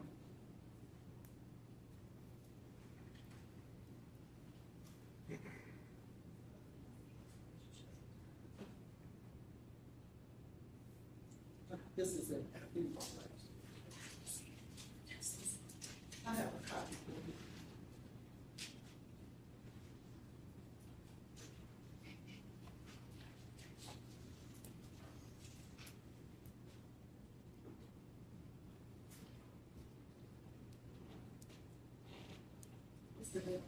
Make sure I'm doing it right. Then I can't just, yeah, thank you.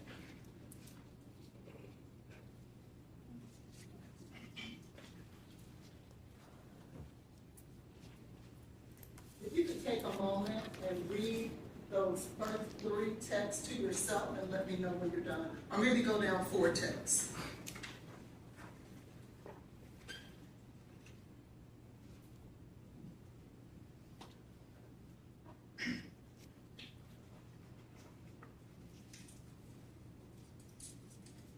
I'm ready. Okay. Did she suggest that you guys should do it together? Yes. Okay, thank you.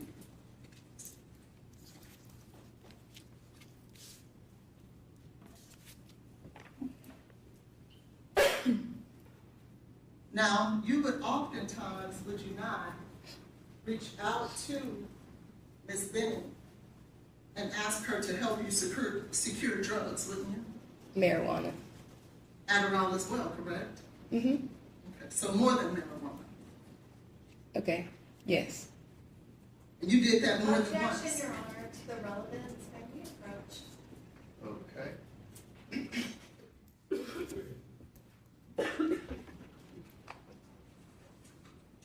I am going to ask that the witness be handed a copy of her transcript interview with Detective Smith from that night.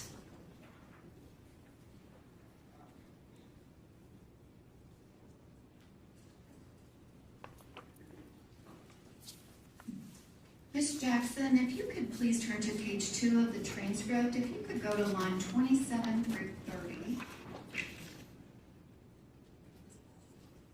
And can you read out what you said about Chianti and anything that Ms. Jade Benning said about Chianti to Detective Smith? Your Honor, I'm going to object her reading for something that has not been offered into evidence. The prosecutor can pose the question, but to read from something not into evidence is inappropriate. I'm happy to ask it in question format, Your Honor. Go ahead. Ms. Jackson, is it true that you said, it sounded like that, it sounded like I can't even explain it. Like it was like, get here ASAP.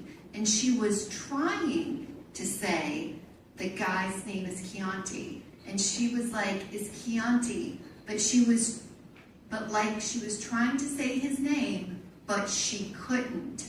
But I could tell that's what she was trying to say. I'm going to object to counsel testifying and leading the witness. Okay, I'll overrule the objection.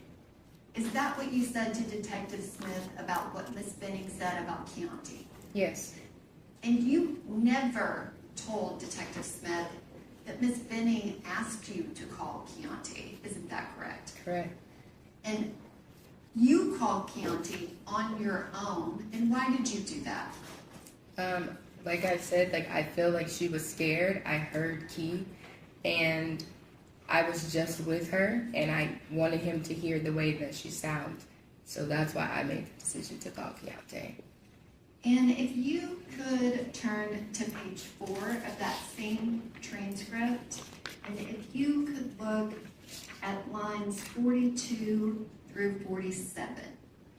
When you were asked about Miss Benning and Mr. Taylor's relationship after January of 2023, you responded to Mr. Smith, she doesn't send him any pictures, ultrasounds. Like, I just went to her house 2 days ago and the ultrasounds were on the countertop.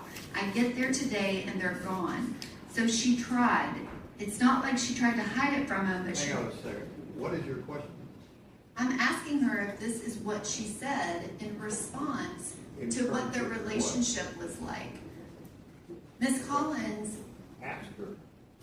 what did you say in response to Detective Smith when he was asking you about their current relationship after January 2023 in that February timeframe? Your Honor, I'm going to object to I'll overrule the objection. Have a seat. She has a right to bring up consistent information that you for 2 hours asked her about. But she's not allowed to read from something that's not in evidence. She is on She's direct asking this, examination. have a seat. Thank you. May I have a ruling, Your Honor? The ruling is have a seat. Thank you.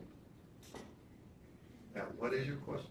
My question is, can you please answer what you told the detective about their current relationship? I told them that I would ask her if she would send Blaise pictures of like her ultrasounds and things like that, and she said no ultimately because she doesn't want to get him all riled up, and she knows that she's not going to get the reaction that she wants from him, like acknowledging that, you know, that if they were beautiful or any way that would give compliments to her or her pregnancy. So she described to you if she talked to him about her pregnancy, he had negative feedback. Yes. And were you aware, did he go to any pregnancy appointment with her? No. Were you aware of whether or not Ms. Benning asked him to go to the appointments with her? Yes. And did she send you his responses? Yes. And what were his responses? Pretty much like he was too busy.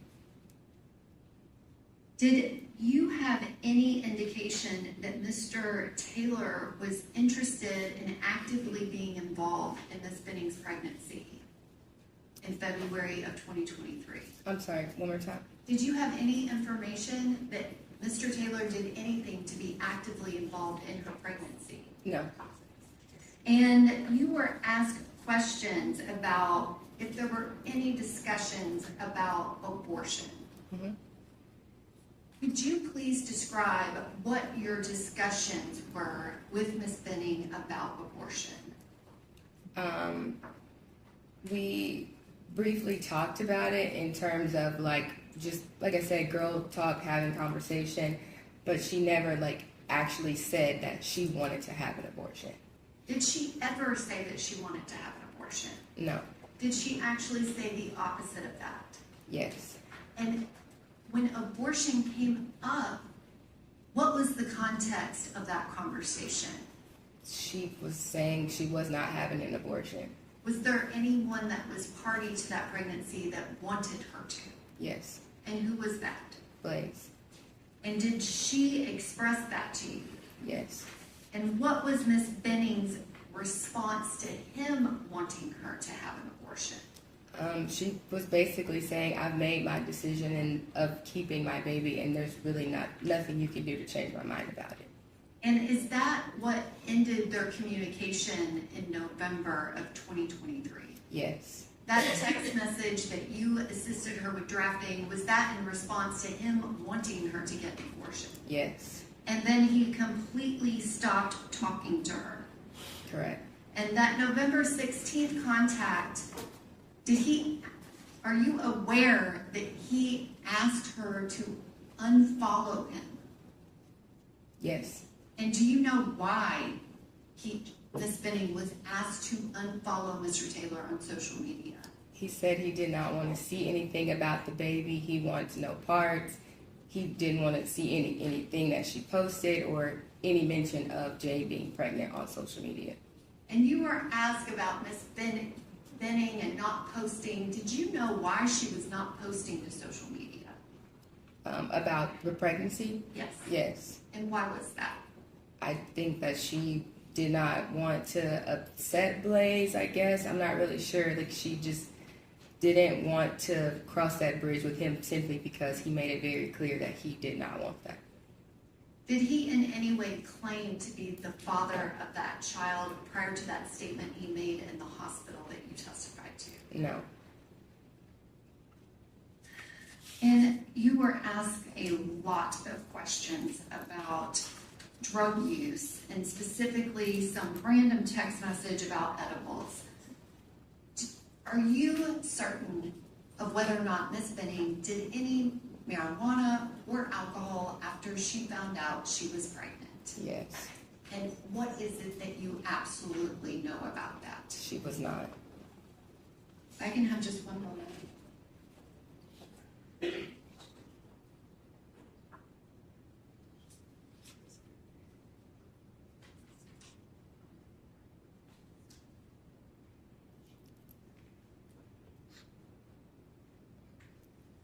Ms. Jackson, at the beginning of questioning, you were asked about Ms.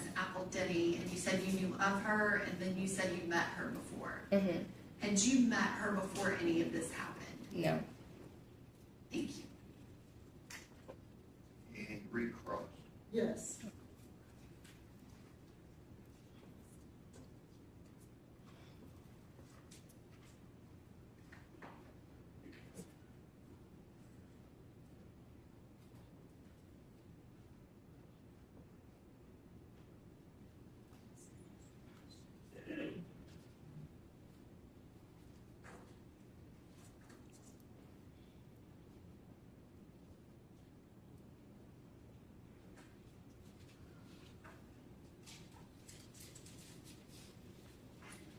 I had asked you earlier.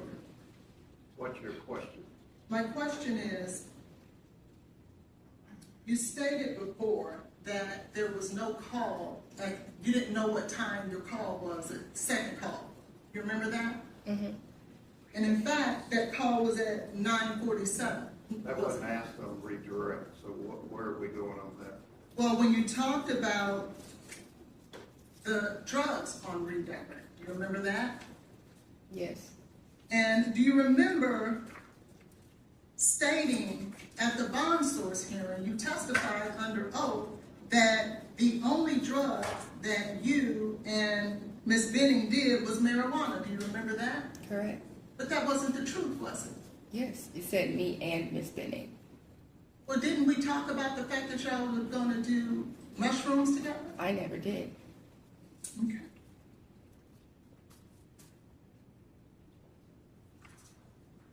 You talked about on redirect in regards to Mr. Taylor's involvement with the baby. Do you remember that?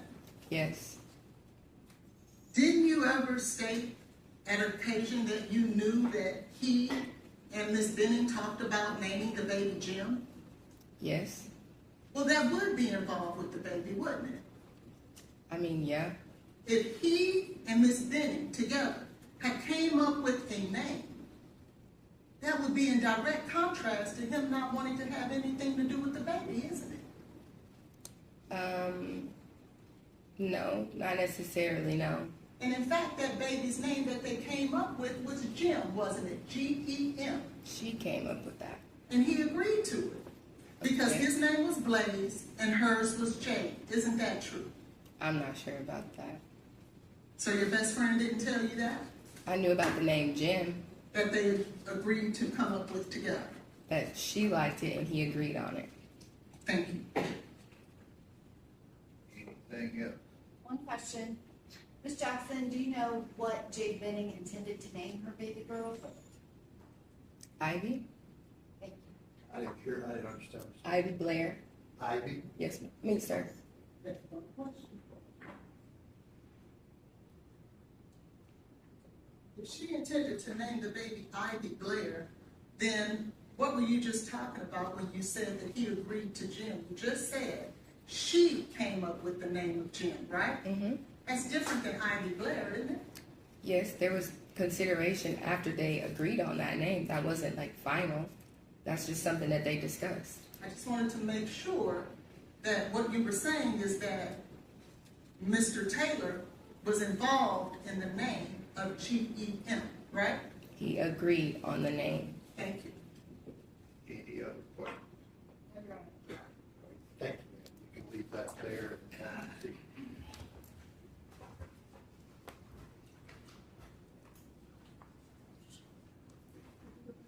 Yeah, you can have a seat.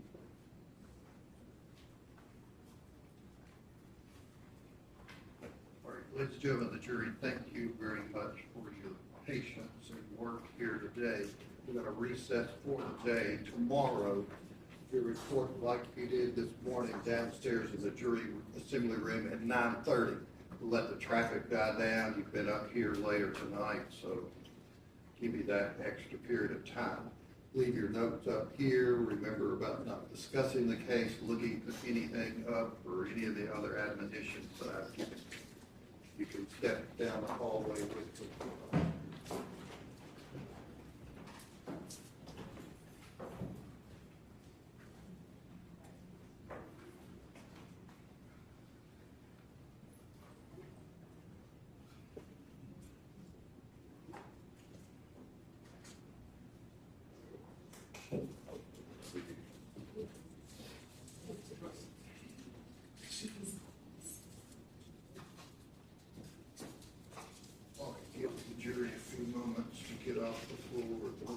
recess till 9:30 a.m.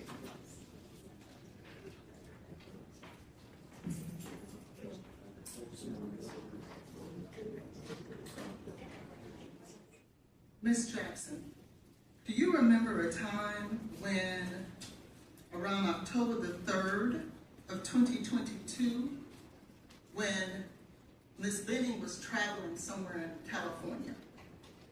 You remember that? Yes. And do you remember you guys were having a text message conversation? Yes. And in that text message, Ms. Benning starts off the conversation saying, "Edible kicked my ass." Do you remember her saying that to you? Can I please see it? You may.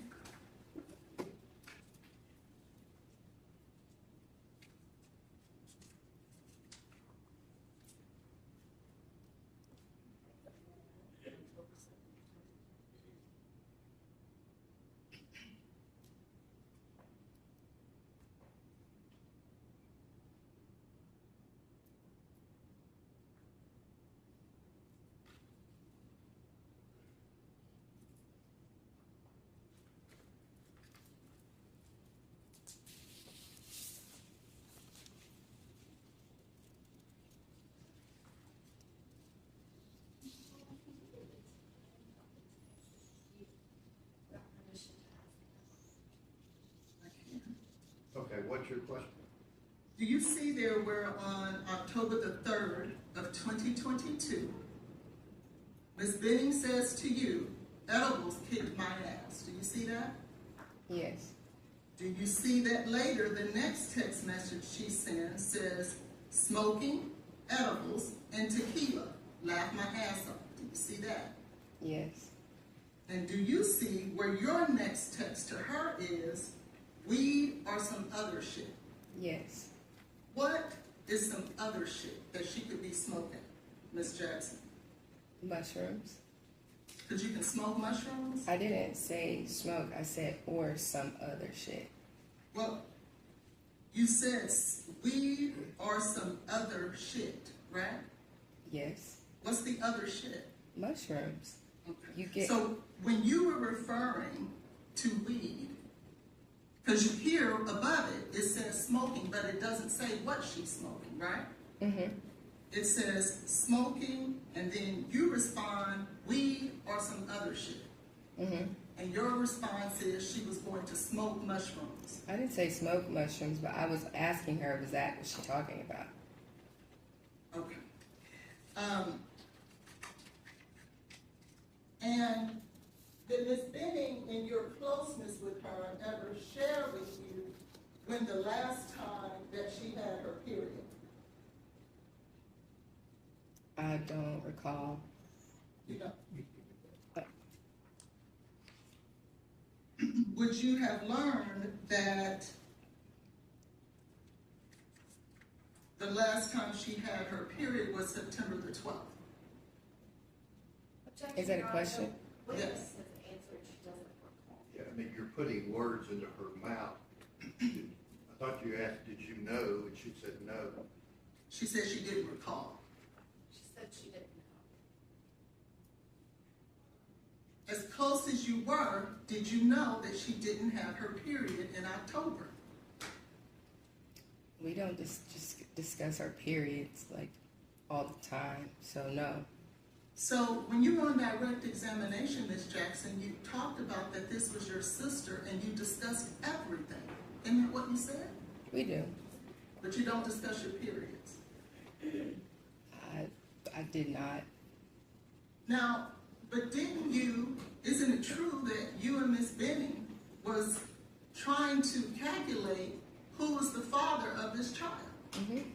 You wouldn't discuss the last time she had her period if you're trying to calculate when was the last time who was the father of the child?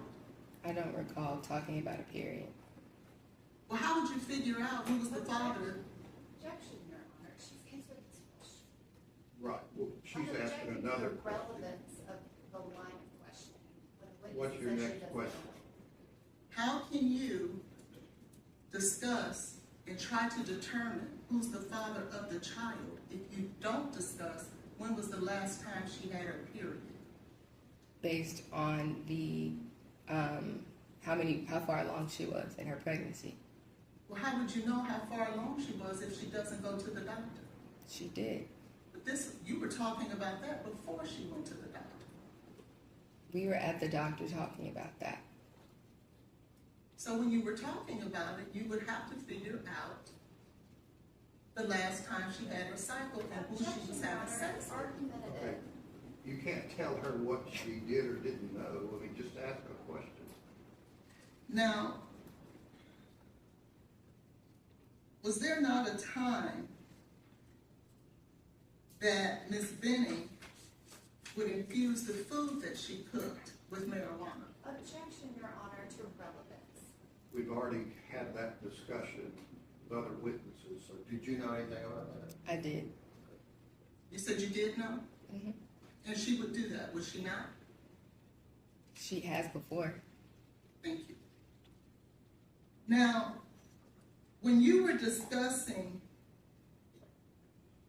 who the father was of this baby, there was another gentleman that was in the running. Was that true?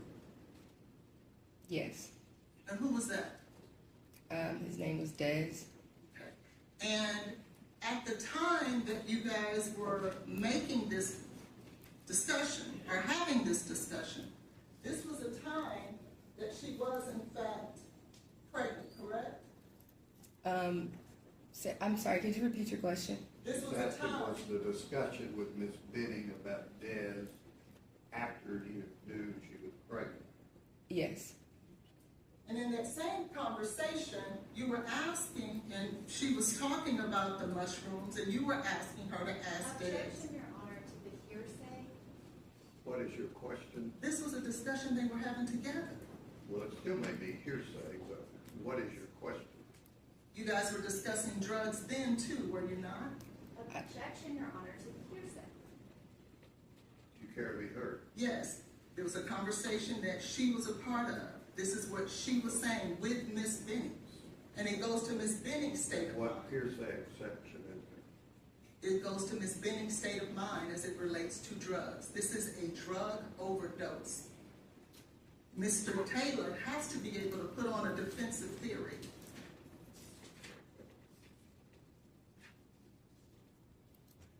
Did you ever discuss with Ms. Benning after she knew she was pregnant about drugs?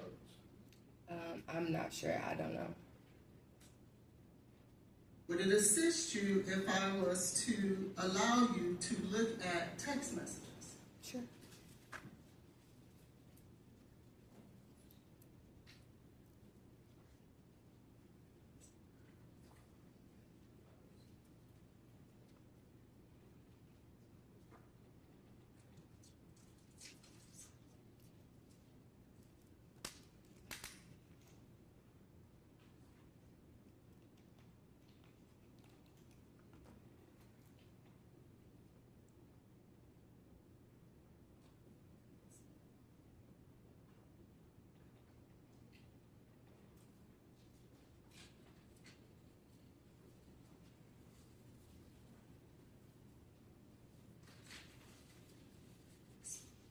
When checks, what time frame checks are you want to ask about? It is 10:29, Your Honor, and 11:02. Sorry? I'm sorry, I gave him the 10:29. Let me just give you.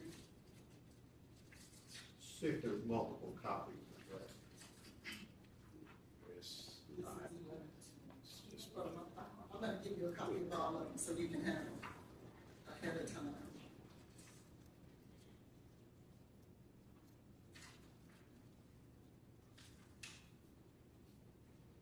You've got 10:29, 11:02, and something else?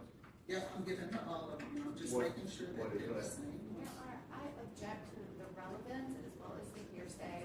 I do not understand what she is attempting to do. in this All right, let the jury step down and follow.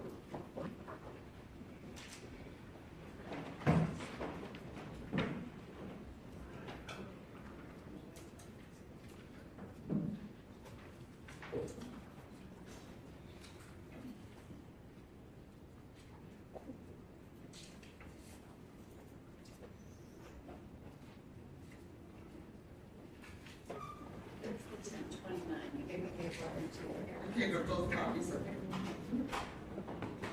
How many texts are you wanting to show this young lady?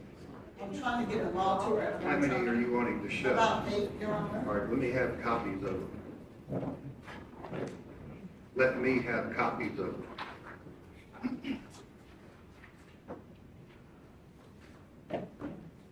I want to give them to you all at one time, please, so that we don't have to go and revisit. And I can tell the court exactly Just where let I'm me going. have copies of them. Once you read them, you're gonna ask me. I don't know what I'm asking. 11-2, 10-29. 11-2.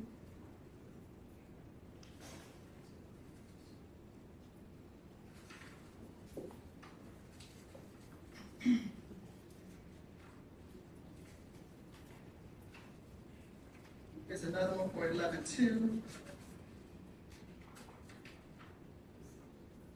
There's another one for 11-2.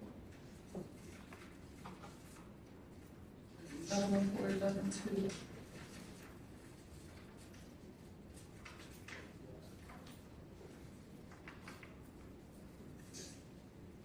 You're giving me all the metadata and everything? Yes, I am. I don't even see the, one starts off need or,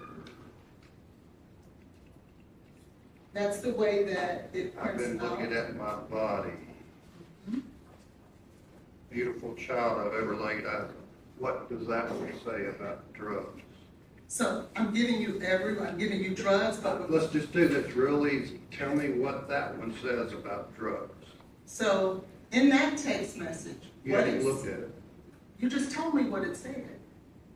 You said it says about my body, what does it have to do with about drugs? I'm trying to answer it. Okay. What this says is that on 11-2, and then you go to 10-29, she talks about. I haven't gotten to 10-29. You're asking me about this one or 10-29? That one. This one says, me either, and then she goes on to say to both. Then she says, like, I've been looking at my body and shit too. And so what it says here is that she knew that when I started questioning if I could be pregnant. So on this date, she says that she had been looking at her body and could tell that she had been pregnant. She didn't. She says that? Yes, she did. Okay, let me see that. But that has nothing to do with drugs. It does because what it I'm saying, suggests. is there any reference in this text to drugs? No, but it orients the state of mind of Miss Benning. State of mind? Yes, as it goes to our defensive theory.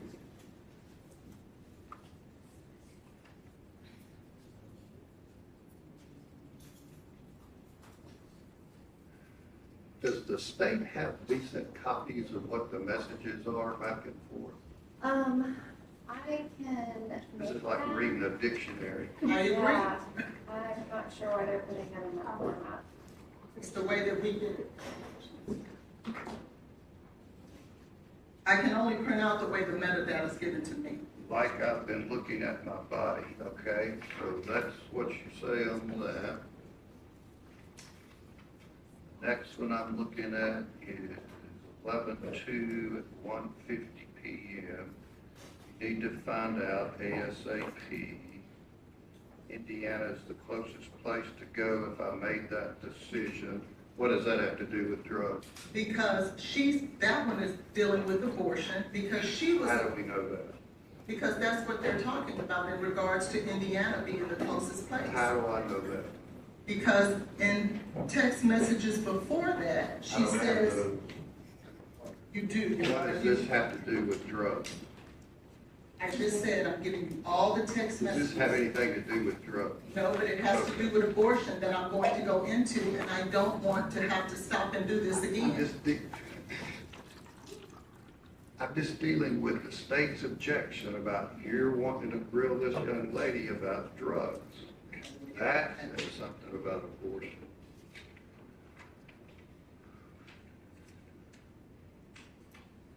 Weird, been like you've been drinking. What does this have to do with drugs? It has to do with alcohol. She was found to have cocaethylene in her system. But that is something from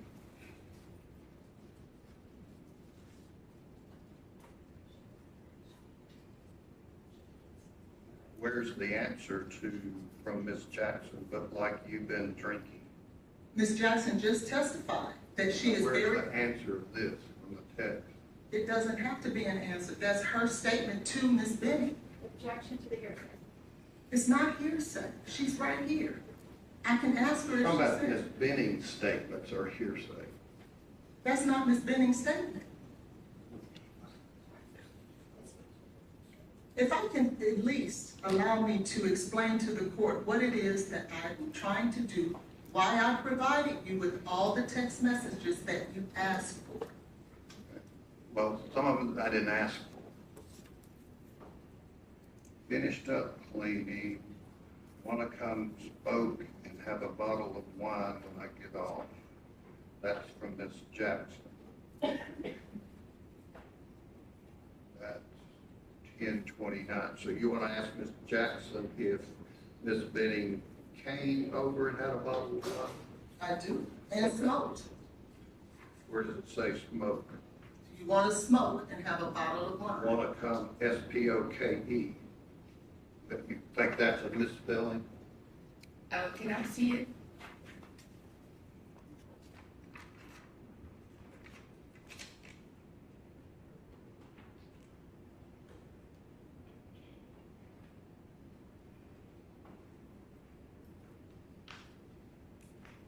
And while she's looking at that, one says, I'll be done in like an hour. You're not going to the party. I was going to, but my body is just really exhausted. I think I'd rather chill tonight. What is that? What's the relevancy of that? That one has to do with, as I stated before, that she was already telling by her body that she was pregnant. But yet she was doing drugs around this time, if you orient it with the other text message of 10:29 that I gave you.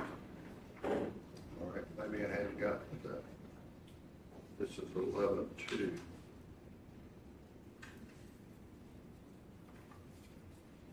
The 10:29 one says she's doing drugs.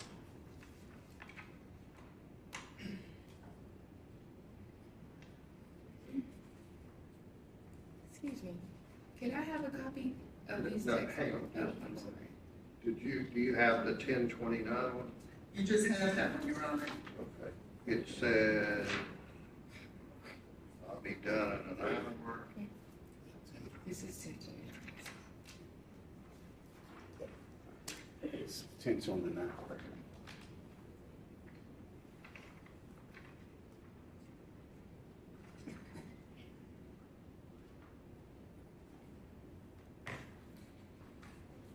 Okay, and after you looked at this, is that a typo on your part? Probably, yes. Okay, so you would say you're texting Miss Benning about wanting to smoke and have a bottle of wine? On 10:29, yes. Did she come over and do that? I don't remember. Okay. All right, we can do that. That. I've already asked about that.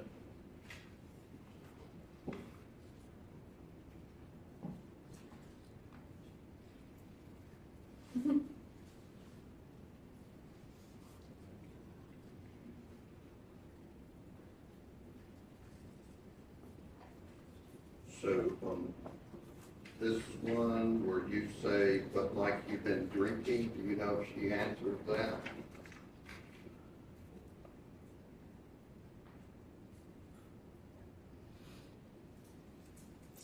If I may, Your Honor, that's Ms. Jackson's observation of Ms. Benning. In a text? Yes, in a How's text. she observing her in a text? She is finding out that she was pregnant. Ms. Jackson's response is like, you've been drinking. I don't see that one. I don't see that. Yes, hard to. And if she feels like that's not what it means, that's what she could tell the jury.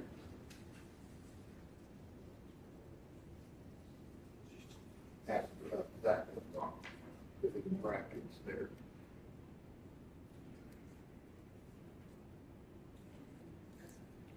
You know what that's about?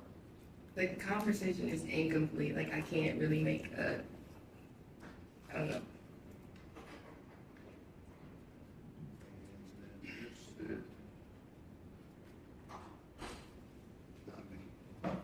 Cited in a way, I'll be more okay when I know for sure it's his.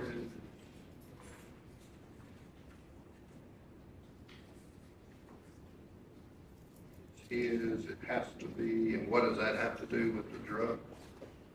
That's in regards to Mr. Taylor. Like I said, I was giving you everything so that we didn't have to go through this again. Okay, so this is relevant in terms of going back and finding out who the father is. Correct. And this shows that they're just discussing it.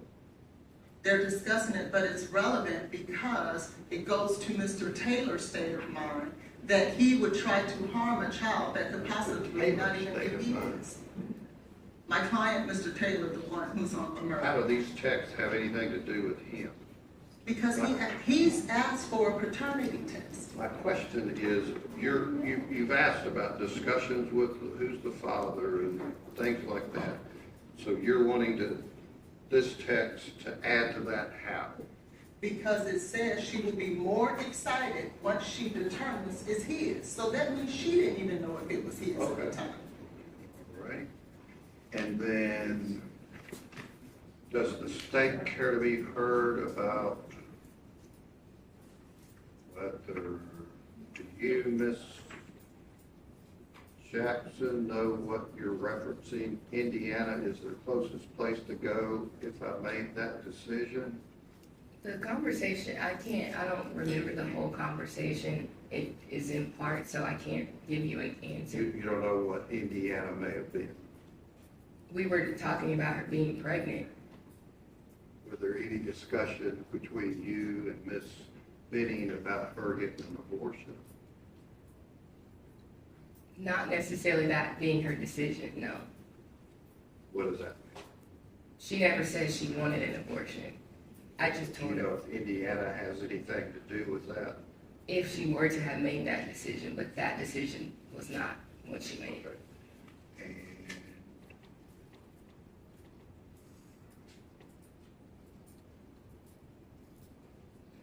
And this one says because you could be 8 and 2 weeks would be 10 and then too late. Do you know what that was about? If she were to have an abortion. And the state, these are 11-2, 11-2. And the state's objection about these is what? But I just want to be clear, we're talking about those specific texts that you just asked Yes. Ms. Jackson about. So my objection is that, number one, they're incomplete to the conversation, but Do they're you also. have the complete download? You can give it. I didn't ask you. Yes, I mean, I have access I to mean, it. you would agree with me, I'm just trying to be fair, you would agree with me that you asked a lot of questions of various witnesses about Miss Benning wanting to have her baby. Yes. And these would indicate that there were discussions about not doing that. And Yes, no. my objection. Yes, no. I would like to ask the witness the question, but I understand that the Ms. Jackson, a conversation. question? Yes. Go ahead. Ms. Jackson, those conversations that you have snippets of, did those all occur before Ms. Benning confirmed that she was pregnant? No. Are they all from November 2nd? Yes. And you went to the appointment to confirm it on November 3rd? Correct.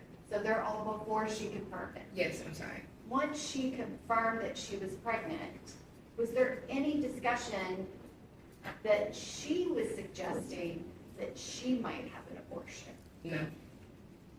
Okay. If I may be heard, Your Honor. You don't need to be heard. I'll allow to ask that. I'll allow you to ask about these 2 text messages. Thank you. Trying to bite my tongue about like that.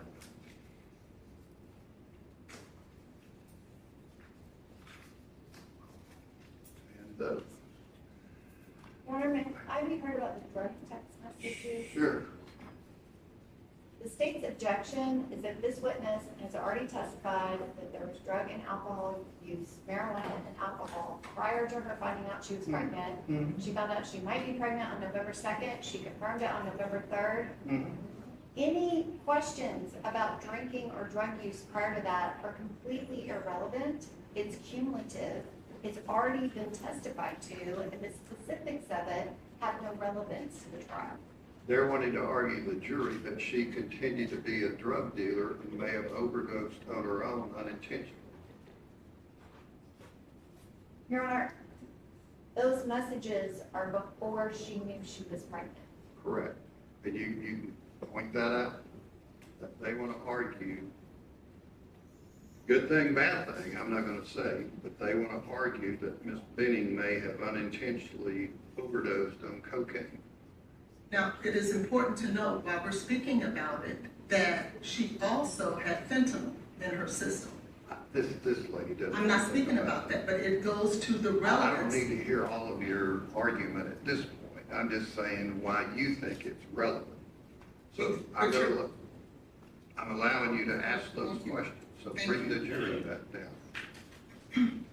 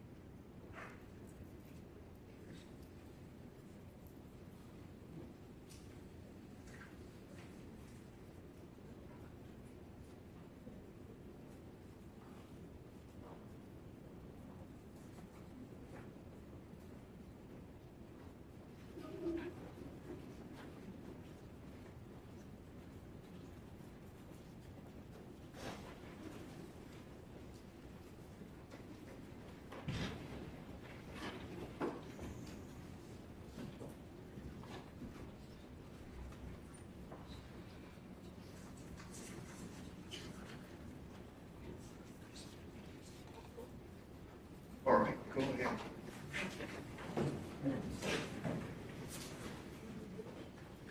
So, Ms. Jackson, during the month of October, it is in fact true that Ms. Benning was in fact doing drugs, was it not? She smoked marijuana. And some other shit, right? Mushroom. And once you guys found out that she was pregnant, you then sent her a text message and said, like, you've been drinking, didn't you? I sent that? Yes. Yes. And what you were doing was calling her out that, oh my God, you're pregnant and you've been drinking. Isn't that correct? No. That's not what you meant by that? No. And it was after that that she no longer spoke with you about she herself doing any drugs. Is that right? Could you ask that again, please?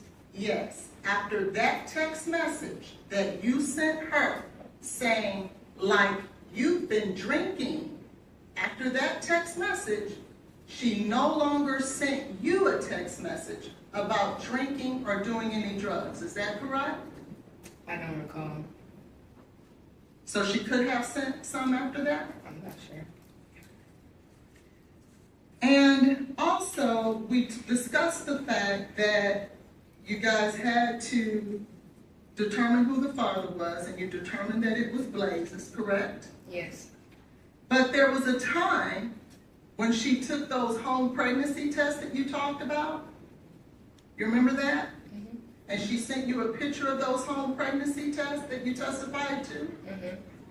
During that time, she herself was considering an abortion, wasn't she? She was not. Well, didn't you guys discuss possibly going to Indiana? In terms of, she wasn't sure what she wanted to do, but abortion was not the answer. We were just discussing as friends, what did the future look like? Well, you were going to go to Indiana to possibly have an abortion. She was going to go to possibly have an abortion. Objection, correct? Your Honor. Counsel is mischaracterizing. Okay. You know what that discussion was about? I asked her about Indiana one time. We never went, and we never talked about it again. Well, why would you talk about it if it wasn't an option for her? We were just discussing as girls, as friends, like what. Didn't you also say on one occasion, well, 2 weeks, you need to decide because it'll be too late? Didn't you say that to her? I didn't see that. Could I please see that? You may.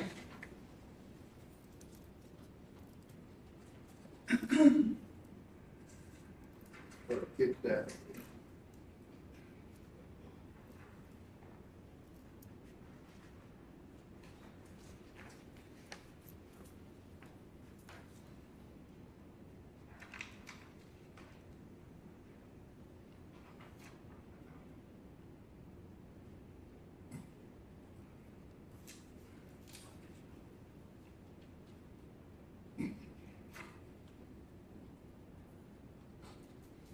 Okay, I see where I said that.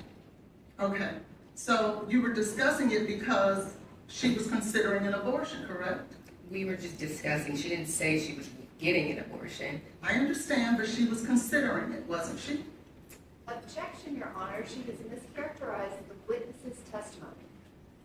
Okay. She said she checks that. She doesn't know what Ms. Benning considered. Go ahead. So when Ms. Benning then texts you, well, you text Ms. Benning, you need to find out ASAP. This is on November the 2nd. She responds, Indiana is the closest place to go if I made that decision. She was speaking about an abortion, was she not? I already said that we discussed multiple options. It wasn't like a definitive answer. Okay. We were just talking. So when Go ahead, I'm sorry. When Mr. Taylor reached back out to Ms. Benning on December 31st, after he no longer considered an abortion, it's no different. It was just different times. Isn't that correct? I'm sorry? What is your question? That's a statement. No, I said, isn't that correct? That's a question. That Mr. When Mr. Taylor, what Mr. Taylor thought. when Mr. Taylor reached back out to Ms. Benning on December 31st, do you remember that? I don't remember the day when he reached back out. It was, I don't know. You remember when she told you she went to the park with Mr. Taylor? I do. On January the 1st? Yes. And they sat there for 4 to 5 hours and talked? Yes. And after that date, did she ever tell you that Mr. Taylor talked to her about having an abortion after that? I don't recall. So is it your statement that he could have, or you don't recall him ever saying that? Is there messages that I could potentially read about it? I can give you the messages between you and Ms. Benning from January 1st all the way up to February 25th if you would like me to. I'm speaking about this question that you're asking me now. My question is from January 1st of 2023 until February 25th of 2023. Did Ms. Benning ever come to you about Mr. Taylor trying to pressure her or ask her to get an abortion? Yes or no, ma'am? No. Thank you.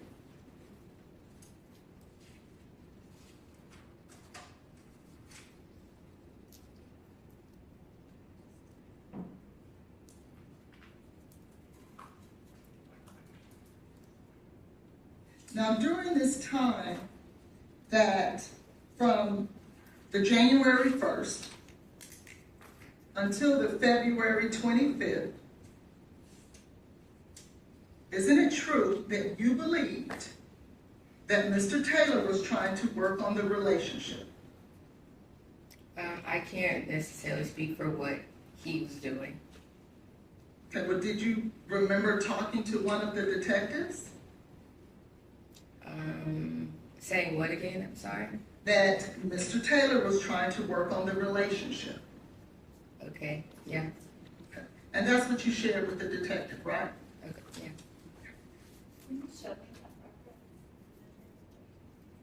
I would have to pull it out. I can't. This witness is not, I'm going to. Go ahead, what's your Thank you. question? I'd like to move on. All right, go ahead. Now,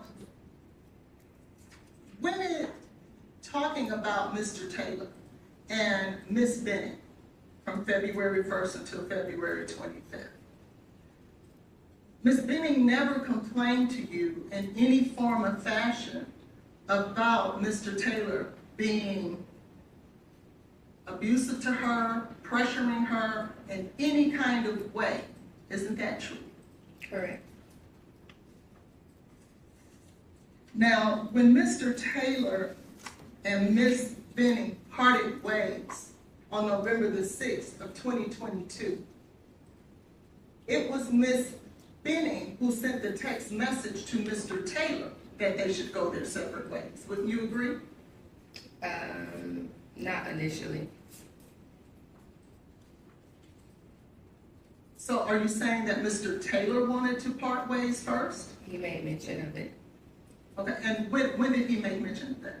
When she found out she was pregnant. And where did you see that? Did she tell you that in person or via text, or how did she tell you It that? might be in the text messages, or she might have told, or she probably told me on the phone. Right, because I've looked through the text messages. That's not there. On the phone. Okay, do you want to ask questions or testify? So, when Miss Benning sent the text on November the 6th, in fact, she said, we're at an impasse. Isn't that what she said? Because she sent the text message to you. You testified to it, remember? Yeah, can I see this text message, please? Yeah.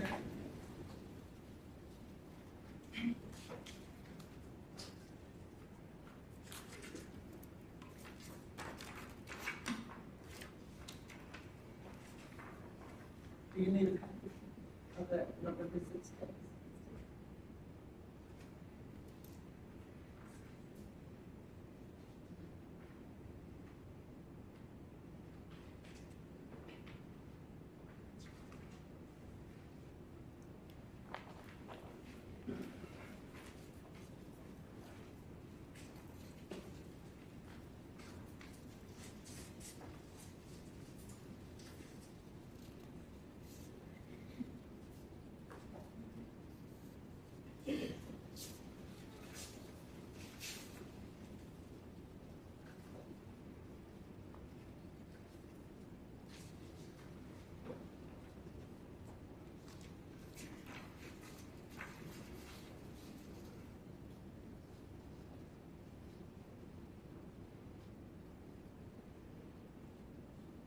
Okay. That's the text that you testified to on direct examination that you edited, correct? Mm-hmm. And that's the one where it was Miss Benning who sent the text message to Mr. Taylor, isn't that right? Mm-hmm. And what she says is, we need to go our separate ways. Isn't that what she said? Do you want me to, am I supposed to read it, or? No, I just says asked you it's whether not or in not she there. said it. Yes. Okay. And she never shared with you that after that, Mr. Taylor tried to continue to call her, continue to try to force her to have an abortion or anything of the sort, did she? Could you repeat that? I'm sorry. After that text message, Miss Benning never shared with you that Mr. Taylor tried to force her, coerce her, or do anything to force her to have an abortion, did she?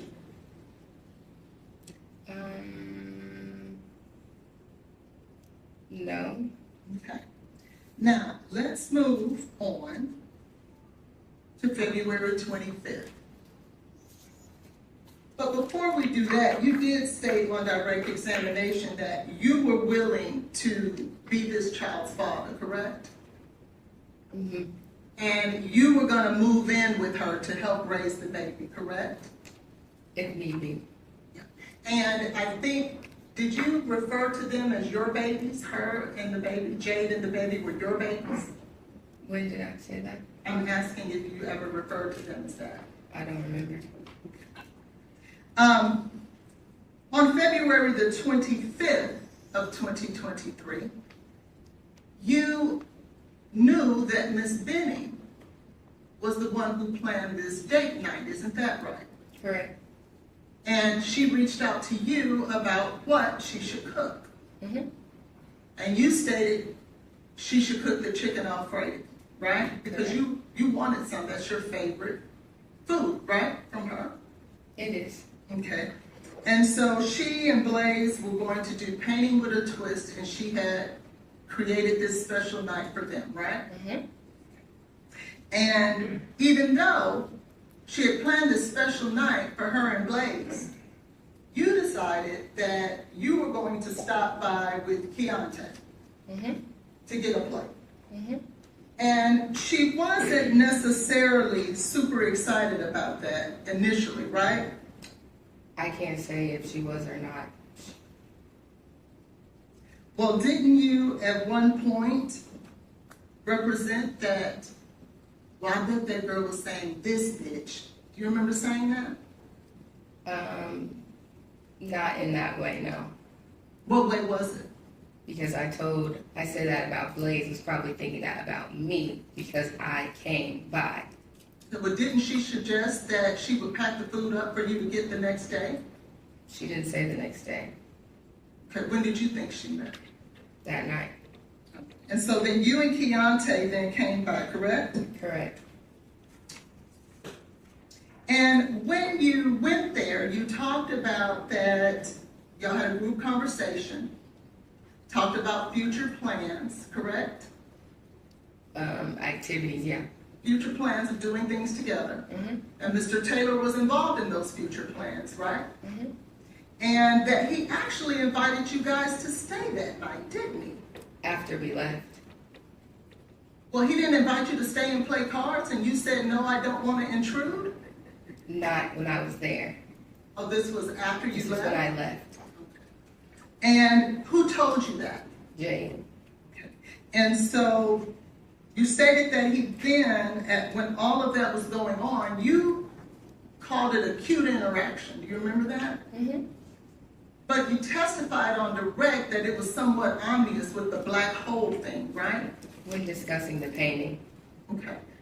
So just the painting and not Mr. Taylor and his view of it. I'm sorry? So when you were discussing that it was dark, you were only talking about the painting and not Mr. Taylor? I was talking about the painting. Because you actually characterized it as a cute interaction, didn't you? Because we were all talking and we just met him for the first time. Okay. And there was nothing about that evening that made you feel any way about the way Mr. Taylor was acting, were you? Beyond what I said about the painting. But yet you still called it a cute interaction. For her, yes. And the painting, if I could have State's Exhibit 1A and B, please.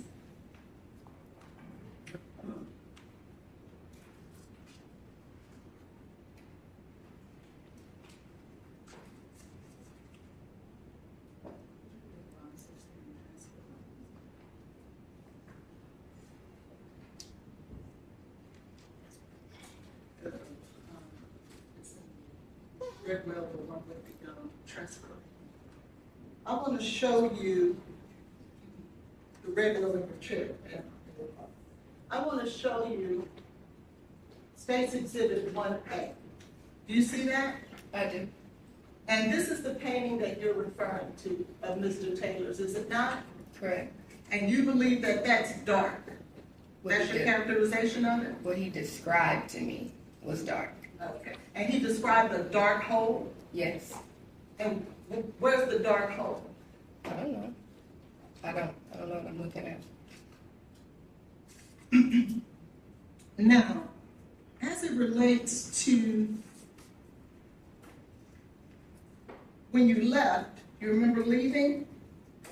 You and Keontae? Yes. And when you left with Keontae, you guys took your plates and went over to Keontae's house. Correct. And then Keontae was going out to hang out with his friends. Is that right? Correct. And where was he going? Do you know? I don't know. Okay. But he was going to hang out with some buddies. But about 9:29, you get a phone call from Miss Benning. And I think you said that when she called, if I remember correctly,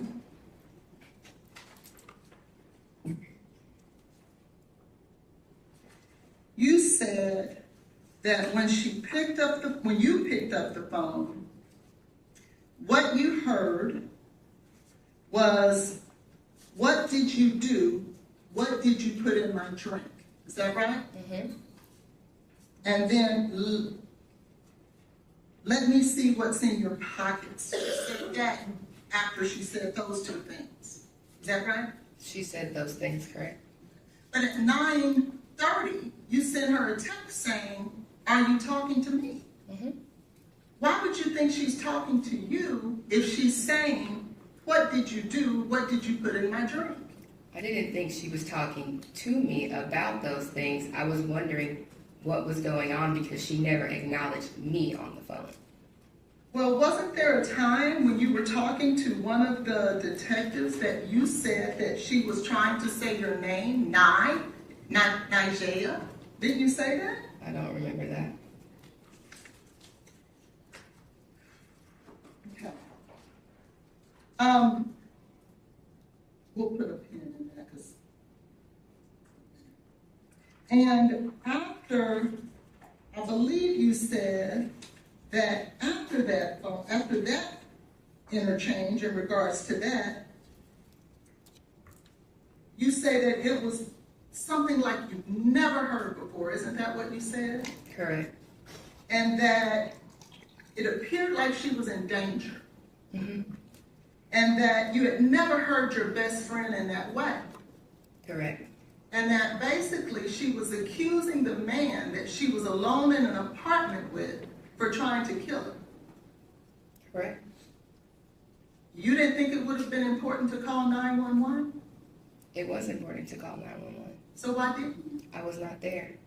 You didn't have to be there to call 911, did you? No, but I didn't have anything. What was I going to report? What you just said. Everything that you reported to those police officers at the hospital, you could have reported to 911, correct? And if they would have asked me questions about her physical state, I would have not been able to provide those answers.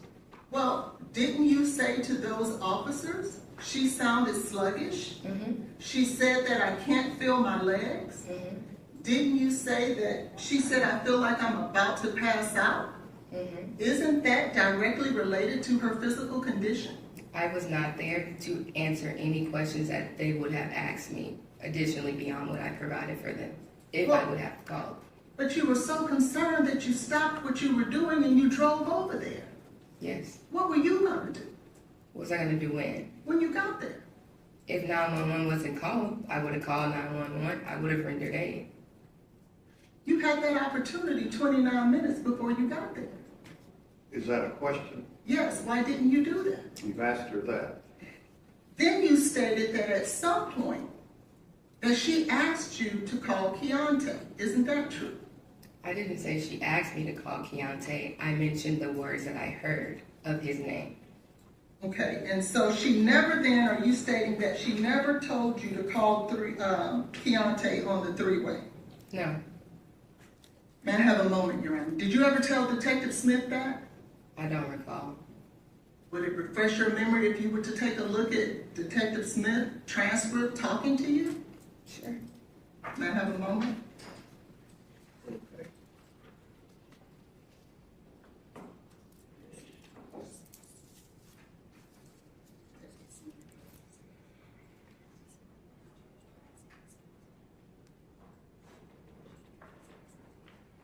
Your Honor, we have a recording of You said you wanted to show her a transcript.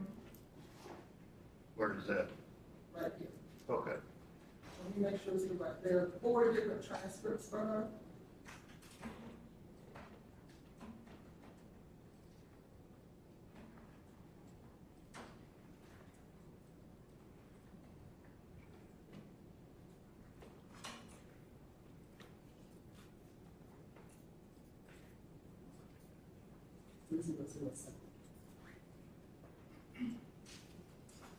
I'll move on until you find it, Your Honor.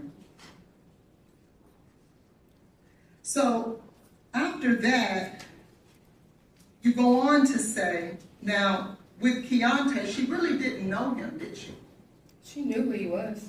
Well, Mr. Jones testified she had only met him twice. I said she knew who he was. Okay, but she didn't know him very well, did she? No. Did her father live here? Whose father? Ms. Benning's. No. Did her stepmother live here? Yes. Okay. And so instead of calling or her suggesting to call someone that she actually knows a little better, she would ask you to call someone that she's only met twice? Objection, Your Honor. The witness has already said. Yeah, she didn't say that. She did that. Well, you interpret it that way because you called Keontae, correct? Objection, Your Honor. The witness is testifying in question. The attorney this witness has not said any of that. Do you want to clarify whether this young lady witness was told by Ms. Benning to call Keontae? What made you call Keontae? I heard the word key. Okay, and so you thought that to mean what? She was asking for him. Why do you feel like she would be asking for him? Because she was scared. That's how she sounded to me. So again, I'll ask you, why would you think, with her being scared, that she would want to call someone she's only known or only met twice? I have no idea. But that's what you did, correct? Mm-hmm. So when Keontae gets on the phone, you then state that he asked Blaise, man, did you do this? Right? I said he asked, what did you do or what happened? Okay. I don't remember that exact verbiage. And so you don't remember the exact verbiage now? I just said what I said. He said, what did you do or what happened or something along those lines, yes. And how did Mr. Taylor respond? He said he didn't know. Okay. He didn't know what happened. Mm-hmm. And so when you finally hear what's going on, you drive over there, correct? I was already on the way over there when she called me. And you were over there because you were on your way over there because you felt like she was in dire straits. In what? Dire straits, meaning she was in trouble. She was, yes. Okay. And so you get over there. Do you call her mother before you get there, given the fact that she was in so much trouble? I called her mother, yes. Before you got there, did you call her mother? Yes. I thought you didn't call her mother until you got there. Is that not right? I never said that. Okay, so when exactly did you call her mother? After Blaise told me he was calling 911. Okay. And so when you got there, you actually, well, before you got there, you talked about at 9:47, you made the second call. I don't remember what time. You don't remember what time you said that you called the second time? I don't remember exactly what time, no. Okay, and then when you get there, in fact, 911 is there, is it not? Correct. The EMS was there just like he said they were. Mm-hmm. And you stated that when you arrived, that he was frantic. Isn't that what you said? I said he was pacing back and forth, like anxiously panicking, yes, that's what I said. And you were panicking too, weren't you? I was. And you were jumping on the back of the ambulance? Were the paramedics and EMT allowing you to do that? They told me that I needed to go to meet them at Vanderbilt. Did they try to stop you from jumping on the back of the ambulance? I didn't jump on the back of the ambulance. I was trying to see through the window what was going on with Jade. And were you getting in the way of the paramedics? No. Not at all? No. And you feel like jumping on the back and trying to look inside? She said she didn't do that. Would you be surprised to know that someone testified that you did? Objection, Your Honor. Counsel is mischaracterizing the witness. You'll just ask questions instead of testifying, please, ma'am. Now, when you got to the hospital, you had to check into the hospital, didn't you? I did. And when you checked into the hospital, you had to go through a metal detector? I did. And they gave you a visitor's pass? I don't remember. But you did have to go through a metal detector? I did.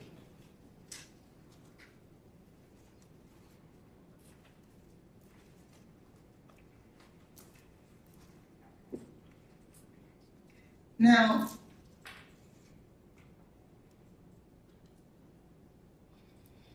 when you guys left Miss Benning's home, Mr. Taylor didn't go back upstairs, did he? No. He went straight to the hospital just like you did. Correct. So he never had an opportunity to go back upstairs, did he? Objection, Your Honor, calls for speculation. All right, I'll sustain the objection. Did you see Mr. Taylor get in his vehicle? Did you see him get in his vehicle? Yes. And did you see him drive off? Yes. So he didn't have an opportunity to go back upstairs, did he? Not at that point in time, no. You talked about that when he got there, that he referred to Miss Benning as his girlfriend. Is that right? Correct. And you told officers that you didn't believe that they were in fact dating. I said they were not dating. They were not dating. But isn't it true that they planned a date night? Exclusively. Boyfriend and girlfriend. But I thought you just said they weren't dating. Because you didn't qualify it with exclusively, did you? No. You said dating, didn't you? Yes. But they were on a date night, isn't that true? Correct. And then you testified on direct that she wanted more, correct? I said that? Yes, you did. Okay. Okay. And that they saw each other 2 to 3 times a week, didn't you say that? I said sometimes. And in fact, they had seen each other 3 days in a row that week. I don't remember. I'm going to object to Ms. Hollins asking her questions, insinuating that she made those statements. Ms. Jackson did not make those statements. Yeah, she just testified to it. She has not said that they saw each other the last 3 days. That is not. No, I didn't say that. I asked her that. I should be able to ask the witness questions. What?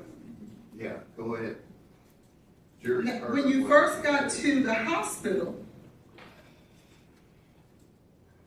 it was you who accused Mr. Taylor of doing anything wrong, isn't that true? You said what? It was you who accused Mr. Taylor of doing anything wrong. Of doing anything wrong? I don't understand what you're saying. With Ms. Benning, doing something to her. I simply told everyone that I spoke with what I heard on the phone. Okay. And do you remember if she said anything like that when Mr. Jones was on the phone? No, she did not. So he never heard what you heard? No, not the beginning of the phone call. And in fact, when Mr. Jones was on the phone, there were no accusations made by Ms. Benning. Isn't that true?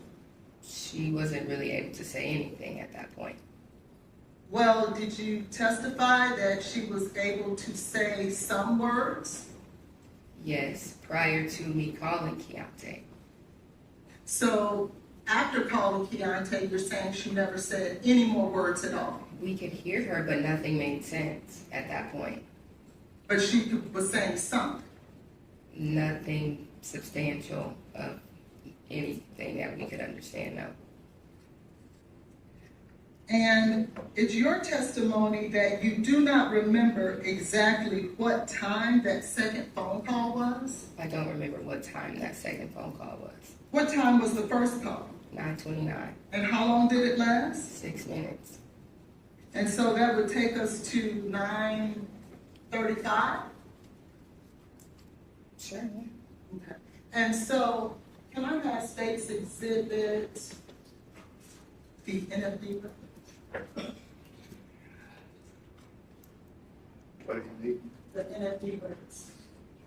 That's been.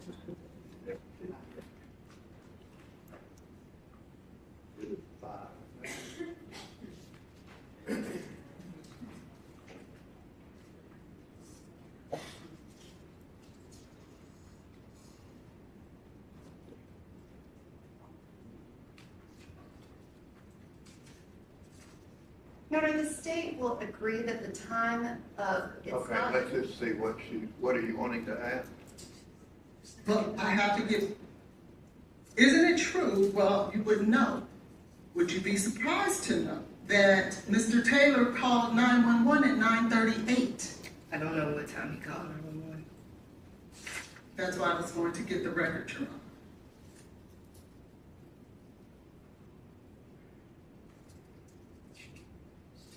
If he called 911 at 9:38, you called back a second time, correct? I did. And when you called back the second time, how long did that conversation last? I don't remember. And when you got to his house, you will agree with me that EMS was already there. I did not go to his house. I'm sorry, to Ms. Benning's house. EMS was already there, yes. And didn't he, when you talked with him, didn't he tell you that, I think I hear them outside? He said I hear sirens or something. Yeah, he made mention that he heard something. And that would have been on the second call, correct? Correct.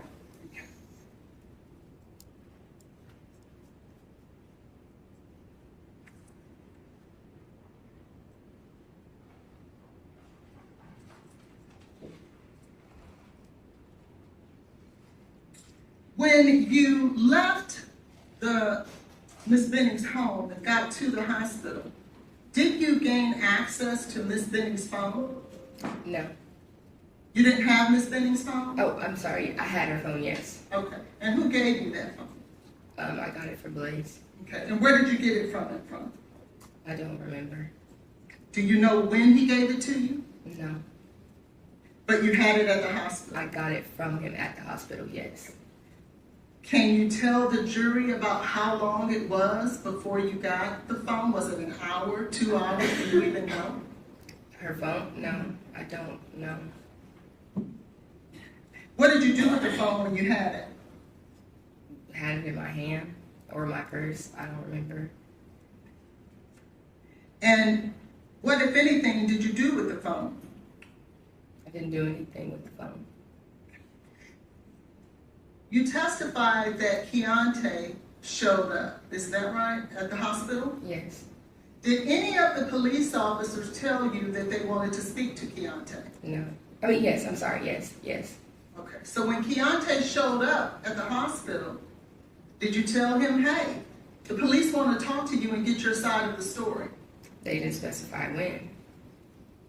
Well, they talked to you that night, right? And they asked to talk to me. Well, my question is, they talked to you that night, didn't they? Yes. How many police officers did you speak with? Are argumentative. How many police officers?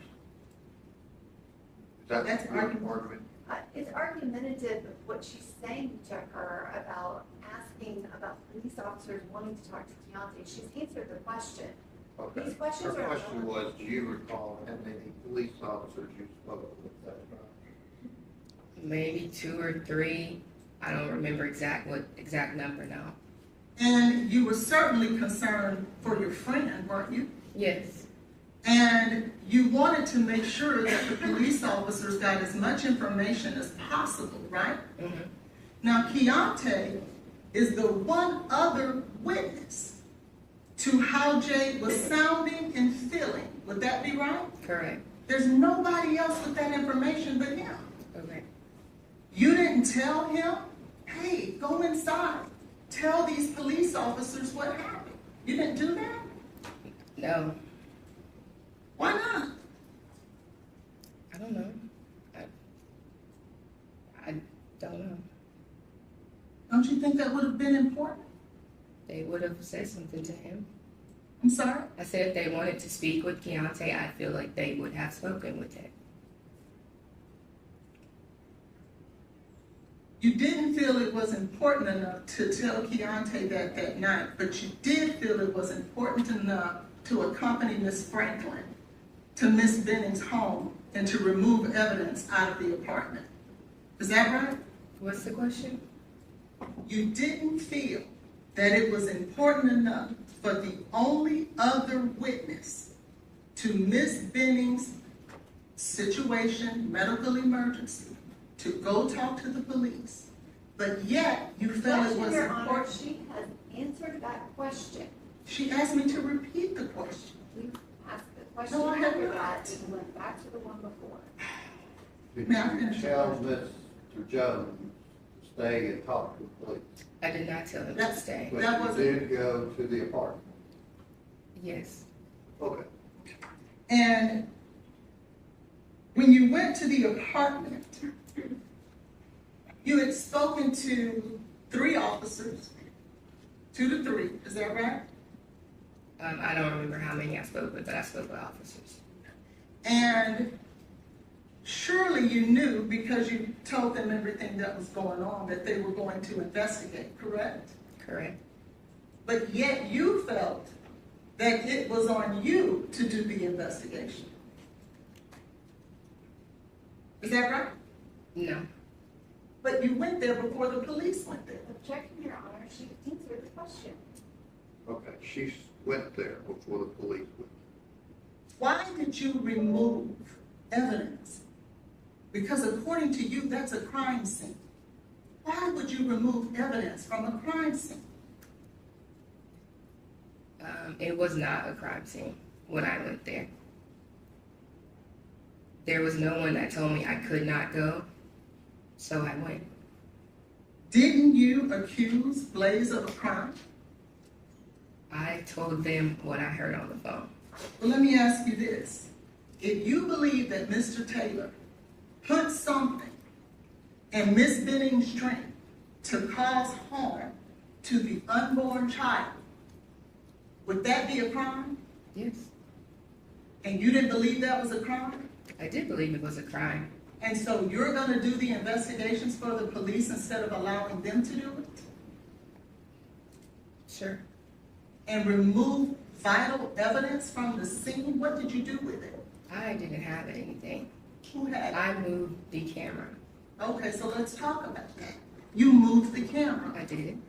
The camera had the potential to video or record Mr. Taylor doing anything that Ms. Benning was accusing him of. Isn't that true? Yeah, yes. So why would you move the very thing that could have recorded him? Because it was not in the location where she had it at. And isn't that all the reason more to leave it there so the police can see that it was in a location different than what it was? Sure, yeah. So why'd you move it? Because it was not where it was supposed to be. And if he did come back to her place, we would have seen that. You also would have seen, if he did what you said that Ms. Benning was saying, they would have seen that. Isn't that true? Yes. Which one would you think would be more important to preserve? What he did according to what you said Ms. Benning said he was doing, or him coming back into the apartment? Which one do you think is more important? I'm not sure. And so you then moved that camera into the kitchen area. Did you look at it? No. Why didn't you take the camera and give it to the police? I didn't take anything out. You were there when Ms. Franklin took it out, right? Correct. Did you assist Ms. Franklin in taking it out? Objection, Your Honor, she has asked and answered that question. I've never asked that question. Assist her in what? Did she assist Ms. Franklin in removing evidence from the scene? I walked out with her. But you didn't have the comforter? No. Did you see a washcloth there? No. Did you see a glass on the counter? Yes. And isn't it true that you stated that Miss Benning was drinking out of a glass? Mm-hmm. And that same glass was on the counter, was it not? Yes. Why didn't you take that? I didn't take anything. Well, you moved the camera. I did not take anything. Well, why didn't you move the glass?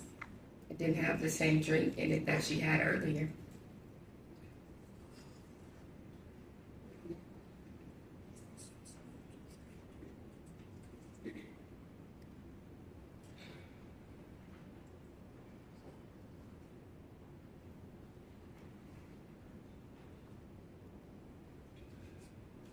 Okay. So, when you went back into Miss Benning's house, did you see a gun there? No.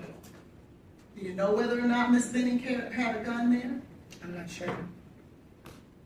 I want to draw your attention back to State's Exhibit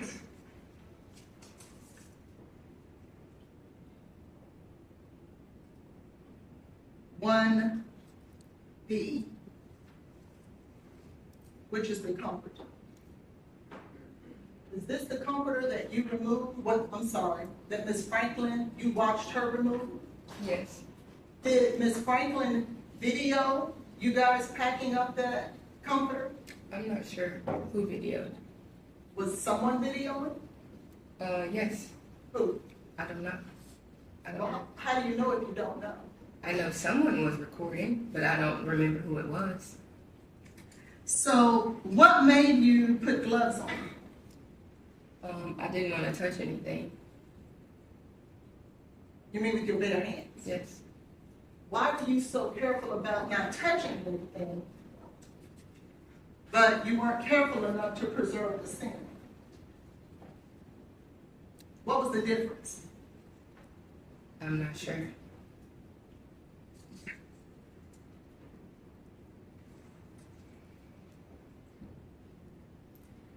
When you went to the hospital and you started talking to police officers, did you talk to them about Lauren Weber, who had gone to the apartment earlier that day? I'm not sure. I don't remember.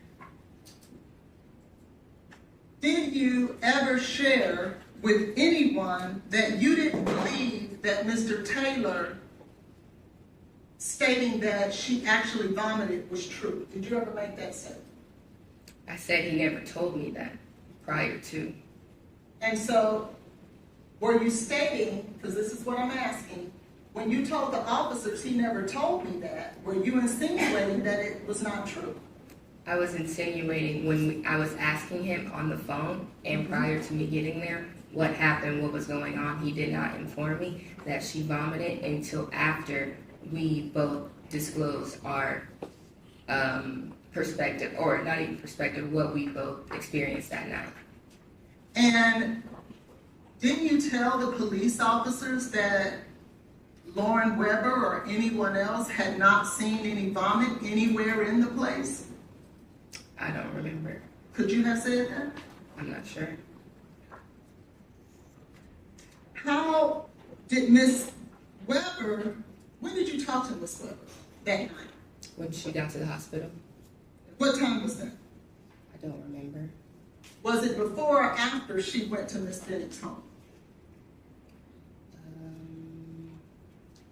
I really don't remember. You remember talking to her about what she saw when she went into Miss Benning's house? I don't remember us talking about. You don't remember you guys talking about it? Objection, Your Honor, this has been asked and answered. Okay, she's answered. Let's talk a little bit about the allegations that you made or talked to the police officer about as it relates to Mr. Taylor, okay? You remember talking to them about a cup that was missing. You don't remember that either? I don't remember talking about that, like, no. Do you remember talking about whether or not he wiped her face or any of those types of things? You said, did I? Mm-hmm. I don't remember talking about any of that.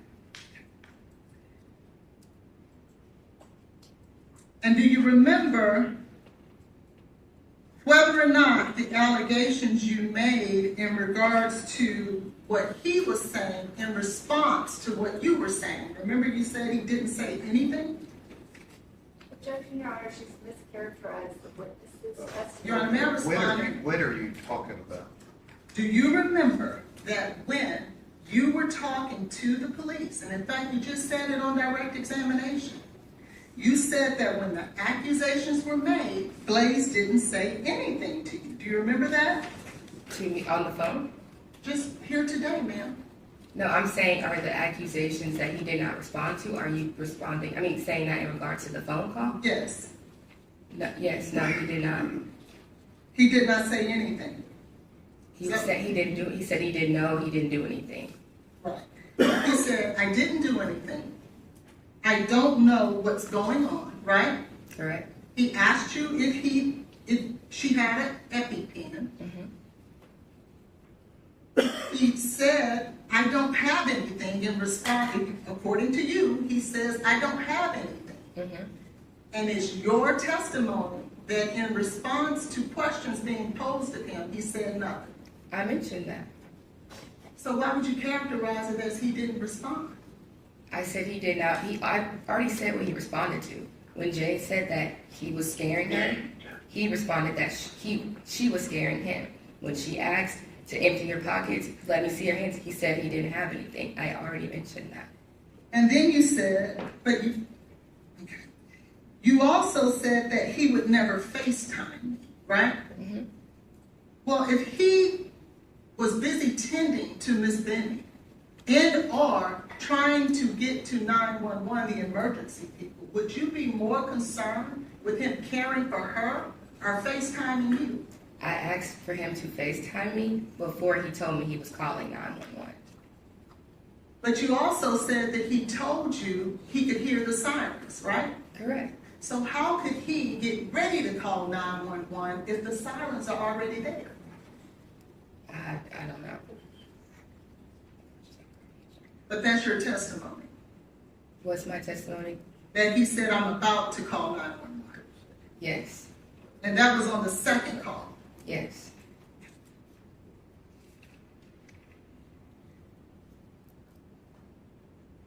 You said the last few words that he made is key with you. That's what I heard, yes. She made, I'm sorry.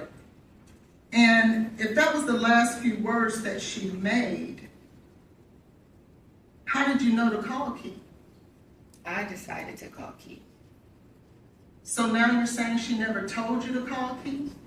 I said she never told me to call Key. Did you ever tell anyone that she did tell you to call Keontae? I don't recall saying that. Okay.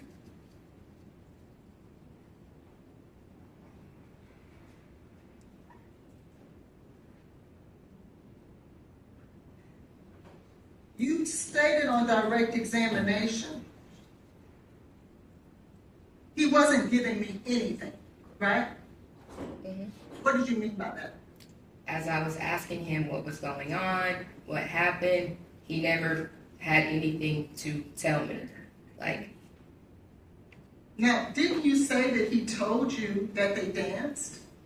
That was at the hospital. What he told me that. So then he did tell you something. When I made that statement, I was saying in terms of when I was asking him what was going on, he didn't give me anything. Wasn't he in the middle of a medical emergency? Yes.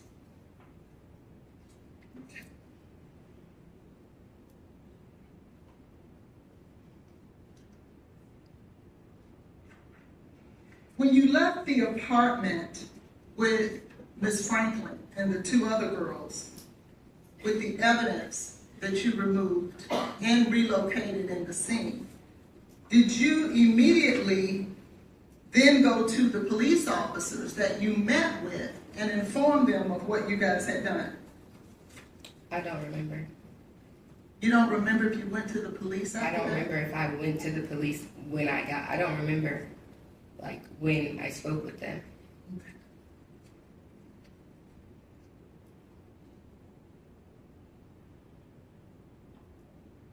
And who told you, or how did you come to the decision that you were going to participate in going back to the scene? I did. And why was that? Because nothing was being done about what was going on. So even though you talked to those 3 officers as they were getting your statement, right? Mm-hmm. So you didn't talk to 1 officer. You didn't talk to 2 officers. You talked to 3, right? Correct. But to you, nothing was being done. After I talked to them, no. And so you were going to take it upon yourself to play Objection, Your police. Honor, this has been asked. in- Okay, I'll sustain the objection.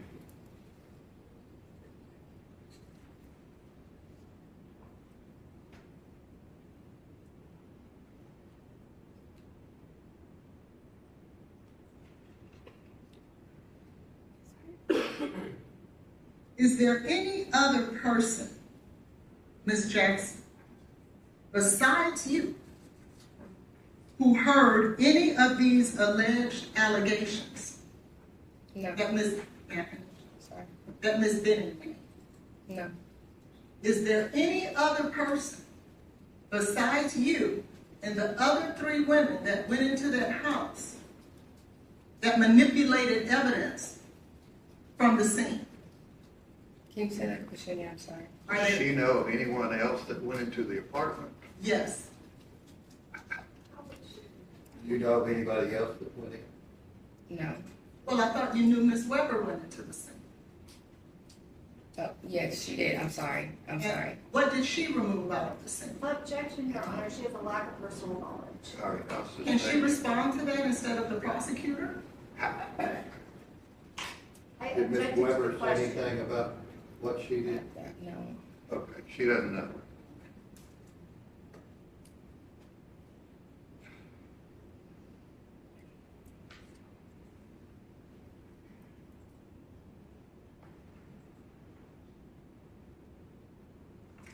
If I could just have a minute.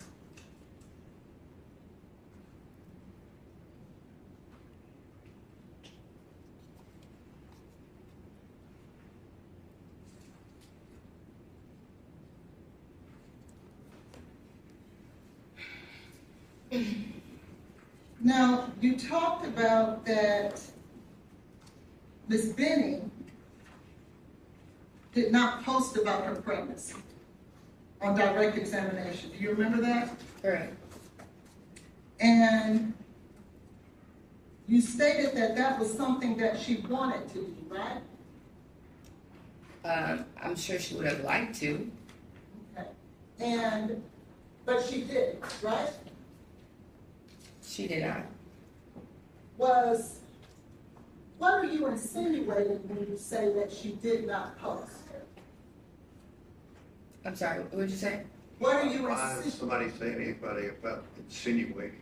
Because the question was asked on direct examination that Ms. Benning was, although she was very happy about her pregnancy, she would never post on the internet. And the insinuation was made that it was a... Nobody's insinuating, she's just answering the questions that she's asked. So if it's- rephrase your question about insinuating anything. Why do you feel that Ms. Jackson did not post about her pregnancy? I feel... I'm sorry, why Ms. Benning didn't post about her pregnancy? I just feel like she was trying to deal with whatever was going on between her and Blaise, and he made it very clear that he didn't want anyone to know about him being the father. Now, wasn't Ms. Benning dating other men? She was talking to other people. Okay. Isn't Jarius Porter one of those men? At a point in time. And wasn't it a time where she did not want him to know that she was pregnant until she was ready to tell him? I'm sorry? Wasn't there a time where she did not want Mr. Porter to know that she was pregnant until she was ready to tell him?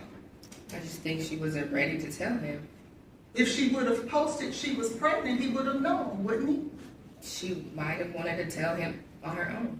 Correct. So it wasn't that Mr. Taylor didn't want her to post. She had her own reasons. Isn't that right? No.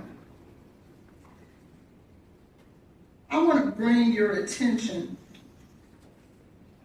to a text that you wrote to Ms. Benning on February 5th of 2023. Objection, Your Honor, to hearsay.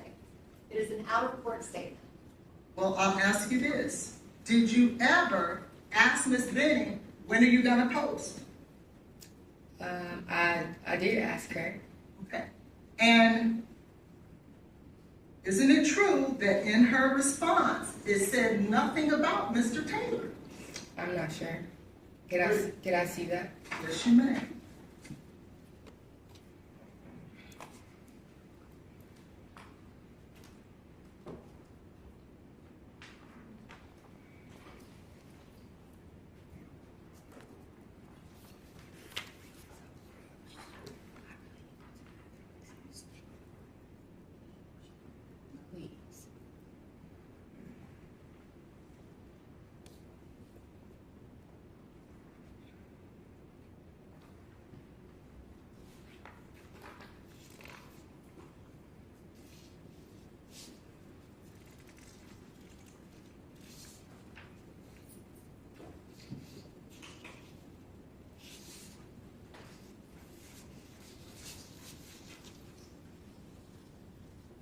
Okay. So I'll ask you again. When you asked her, when is she going to post, her response had nothing to do with Mr. Taylor, did it? Not this one. Well, I'm talking about this one. No. Okay. Are you saying there's another one where she does say that? We've had conversations. Was that in person? Person, on the phone, we definitely talked about it. Okay. But in this text message, when you directly ask her the question, she never talks about Mr. Taylor, does she? Not in this text message.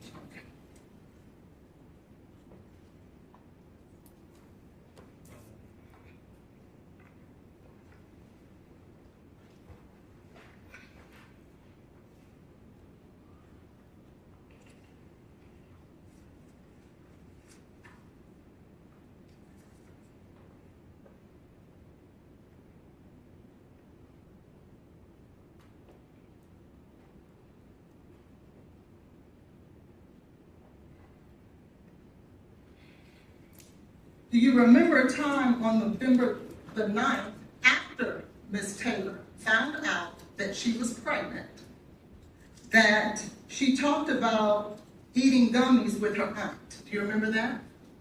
I remember the conversation. And isn't it true that her aunt offered her some gummies after that day? Her aunt did not know she was pregnant.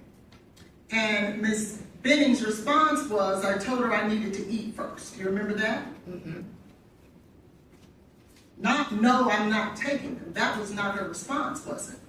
She wasn't. No, it was not her response. So your statement then that she did not do anything after that wouldn't necessarily be true. How does she know whether she did that or not? Yes. In this text message, did she ever say to her aunt, I'm not taking those? Not in that text message. She did not say that.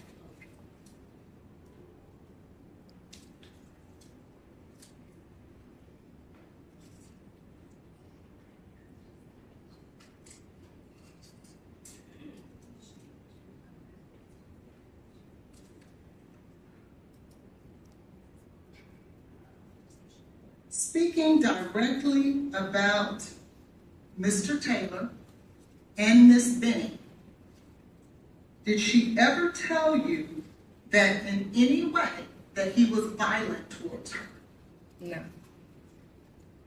Did she ever tell you in any way that he threatened her? No.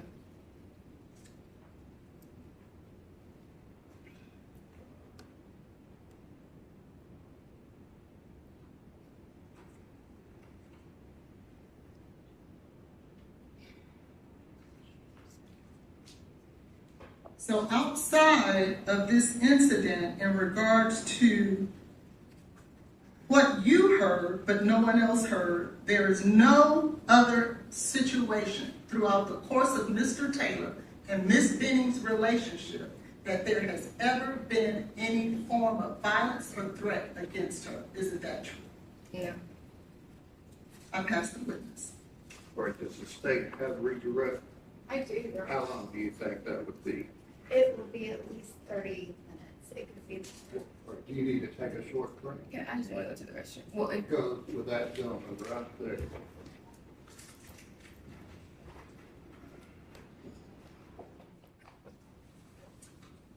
I am going to ask that the witness be handed a copy of her transcript interview with Detective Smith from that night.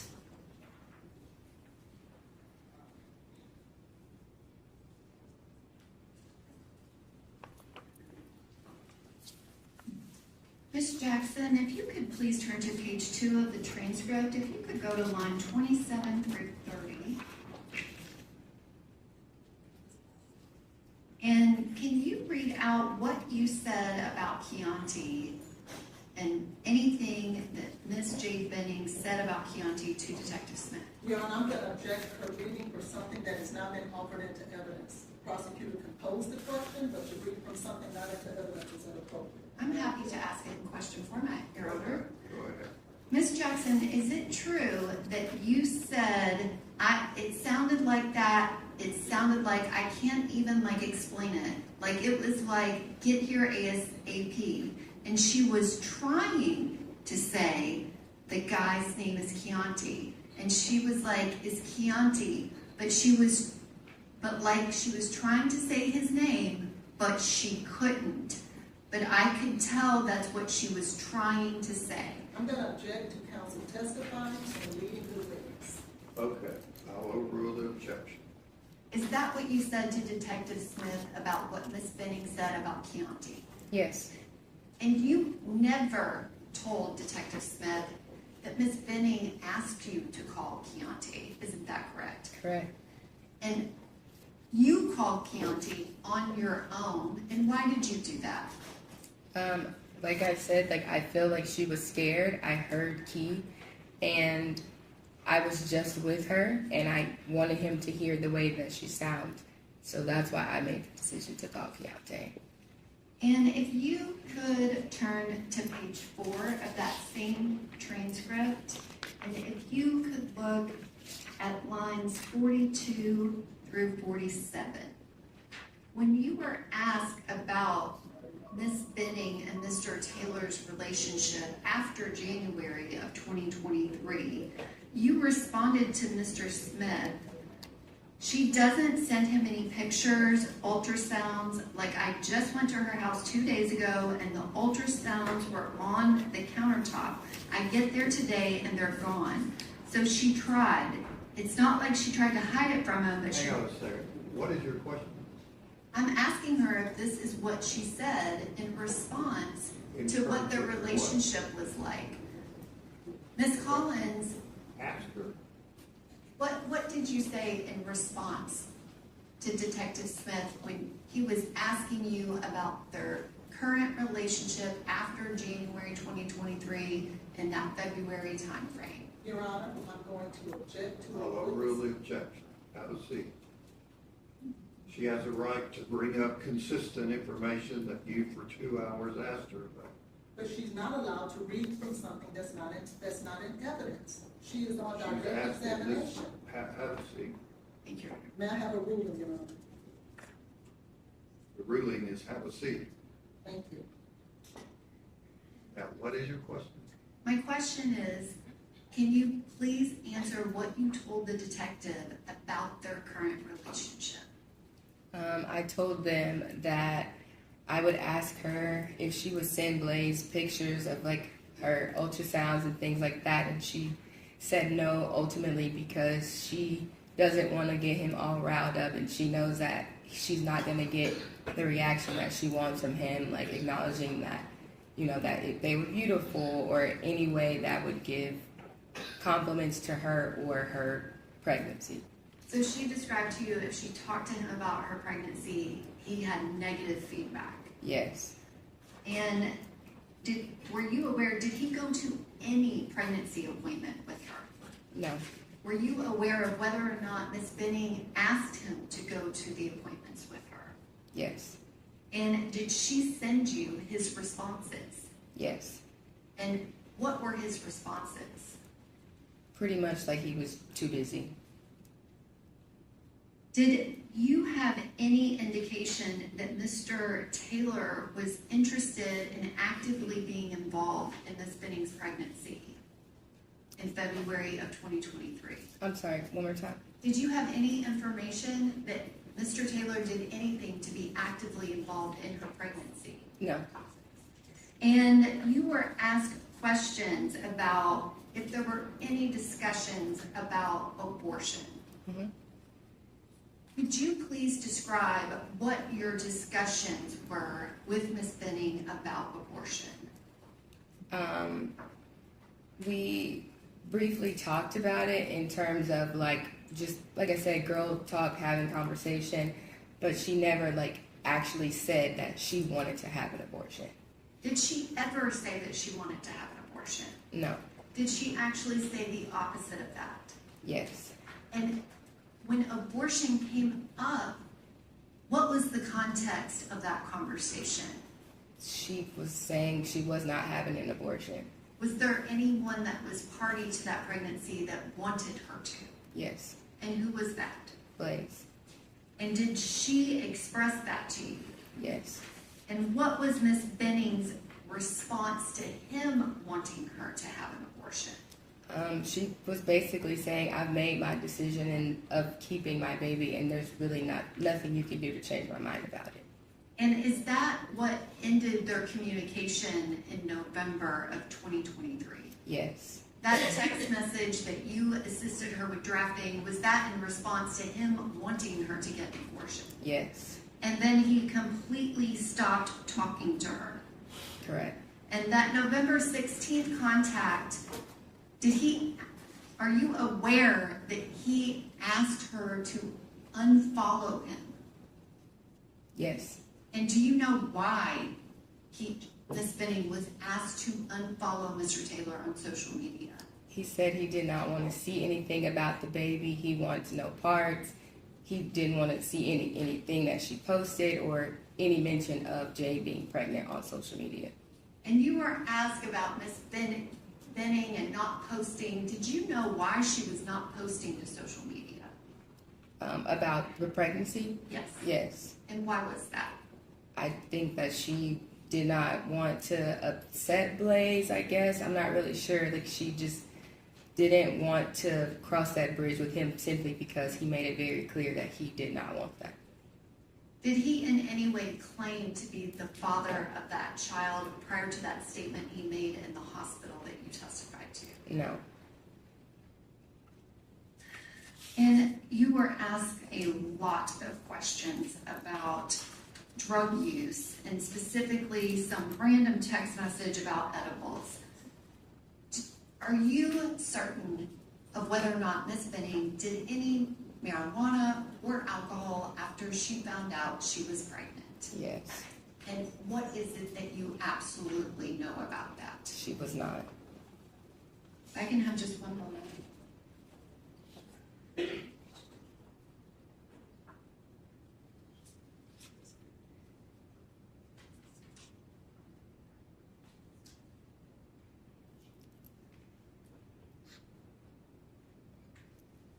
Ms. Jackson, at the beginning of questioning, you were asked about Ms. Denny, and you said you knew of her, and then you said you met her before. Mm-hmm. And you met her before any of this happened? No. Thank you. And Recross. Yes.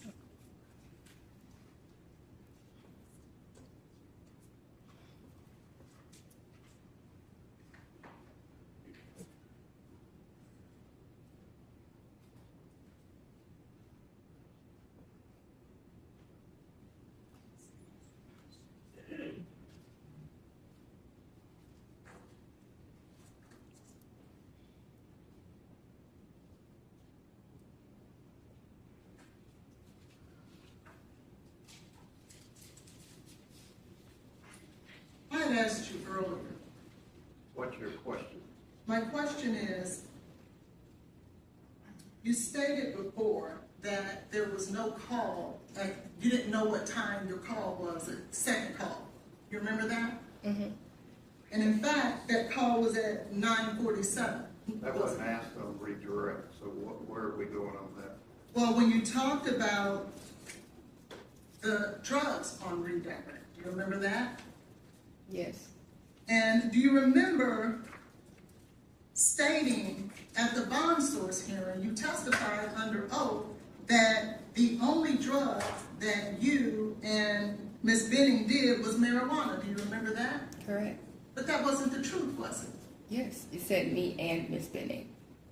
Well, didn't we talk about the fact that y'all were going to do mushrooms together? I never did. Okay.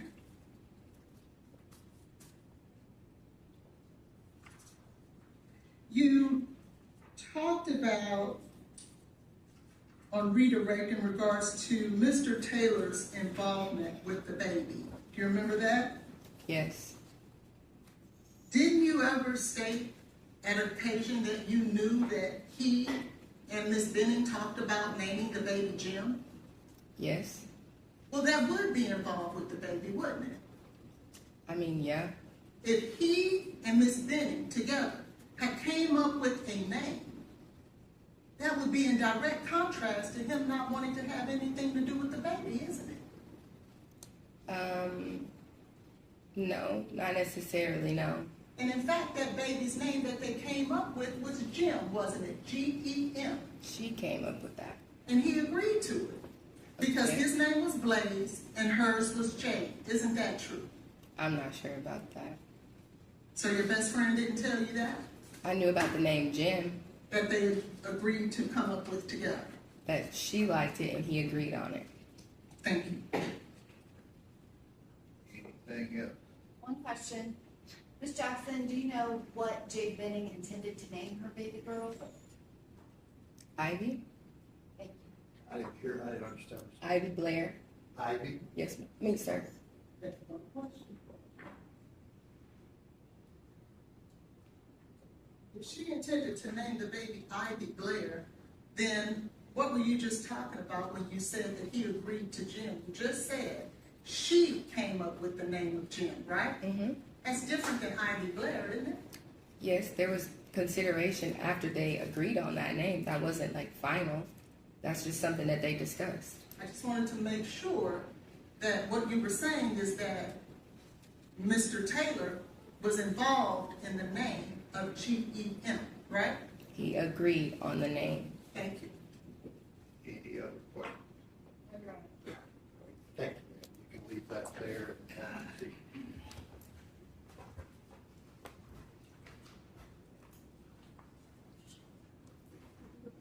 Yeah, you can have it.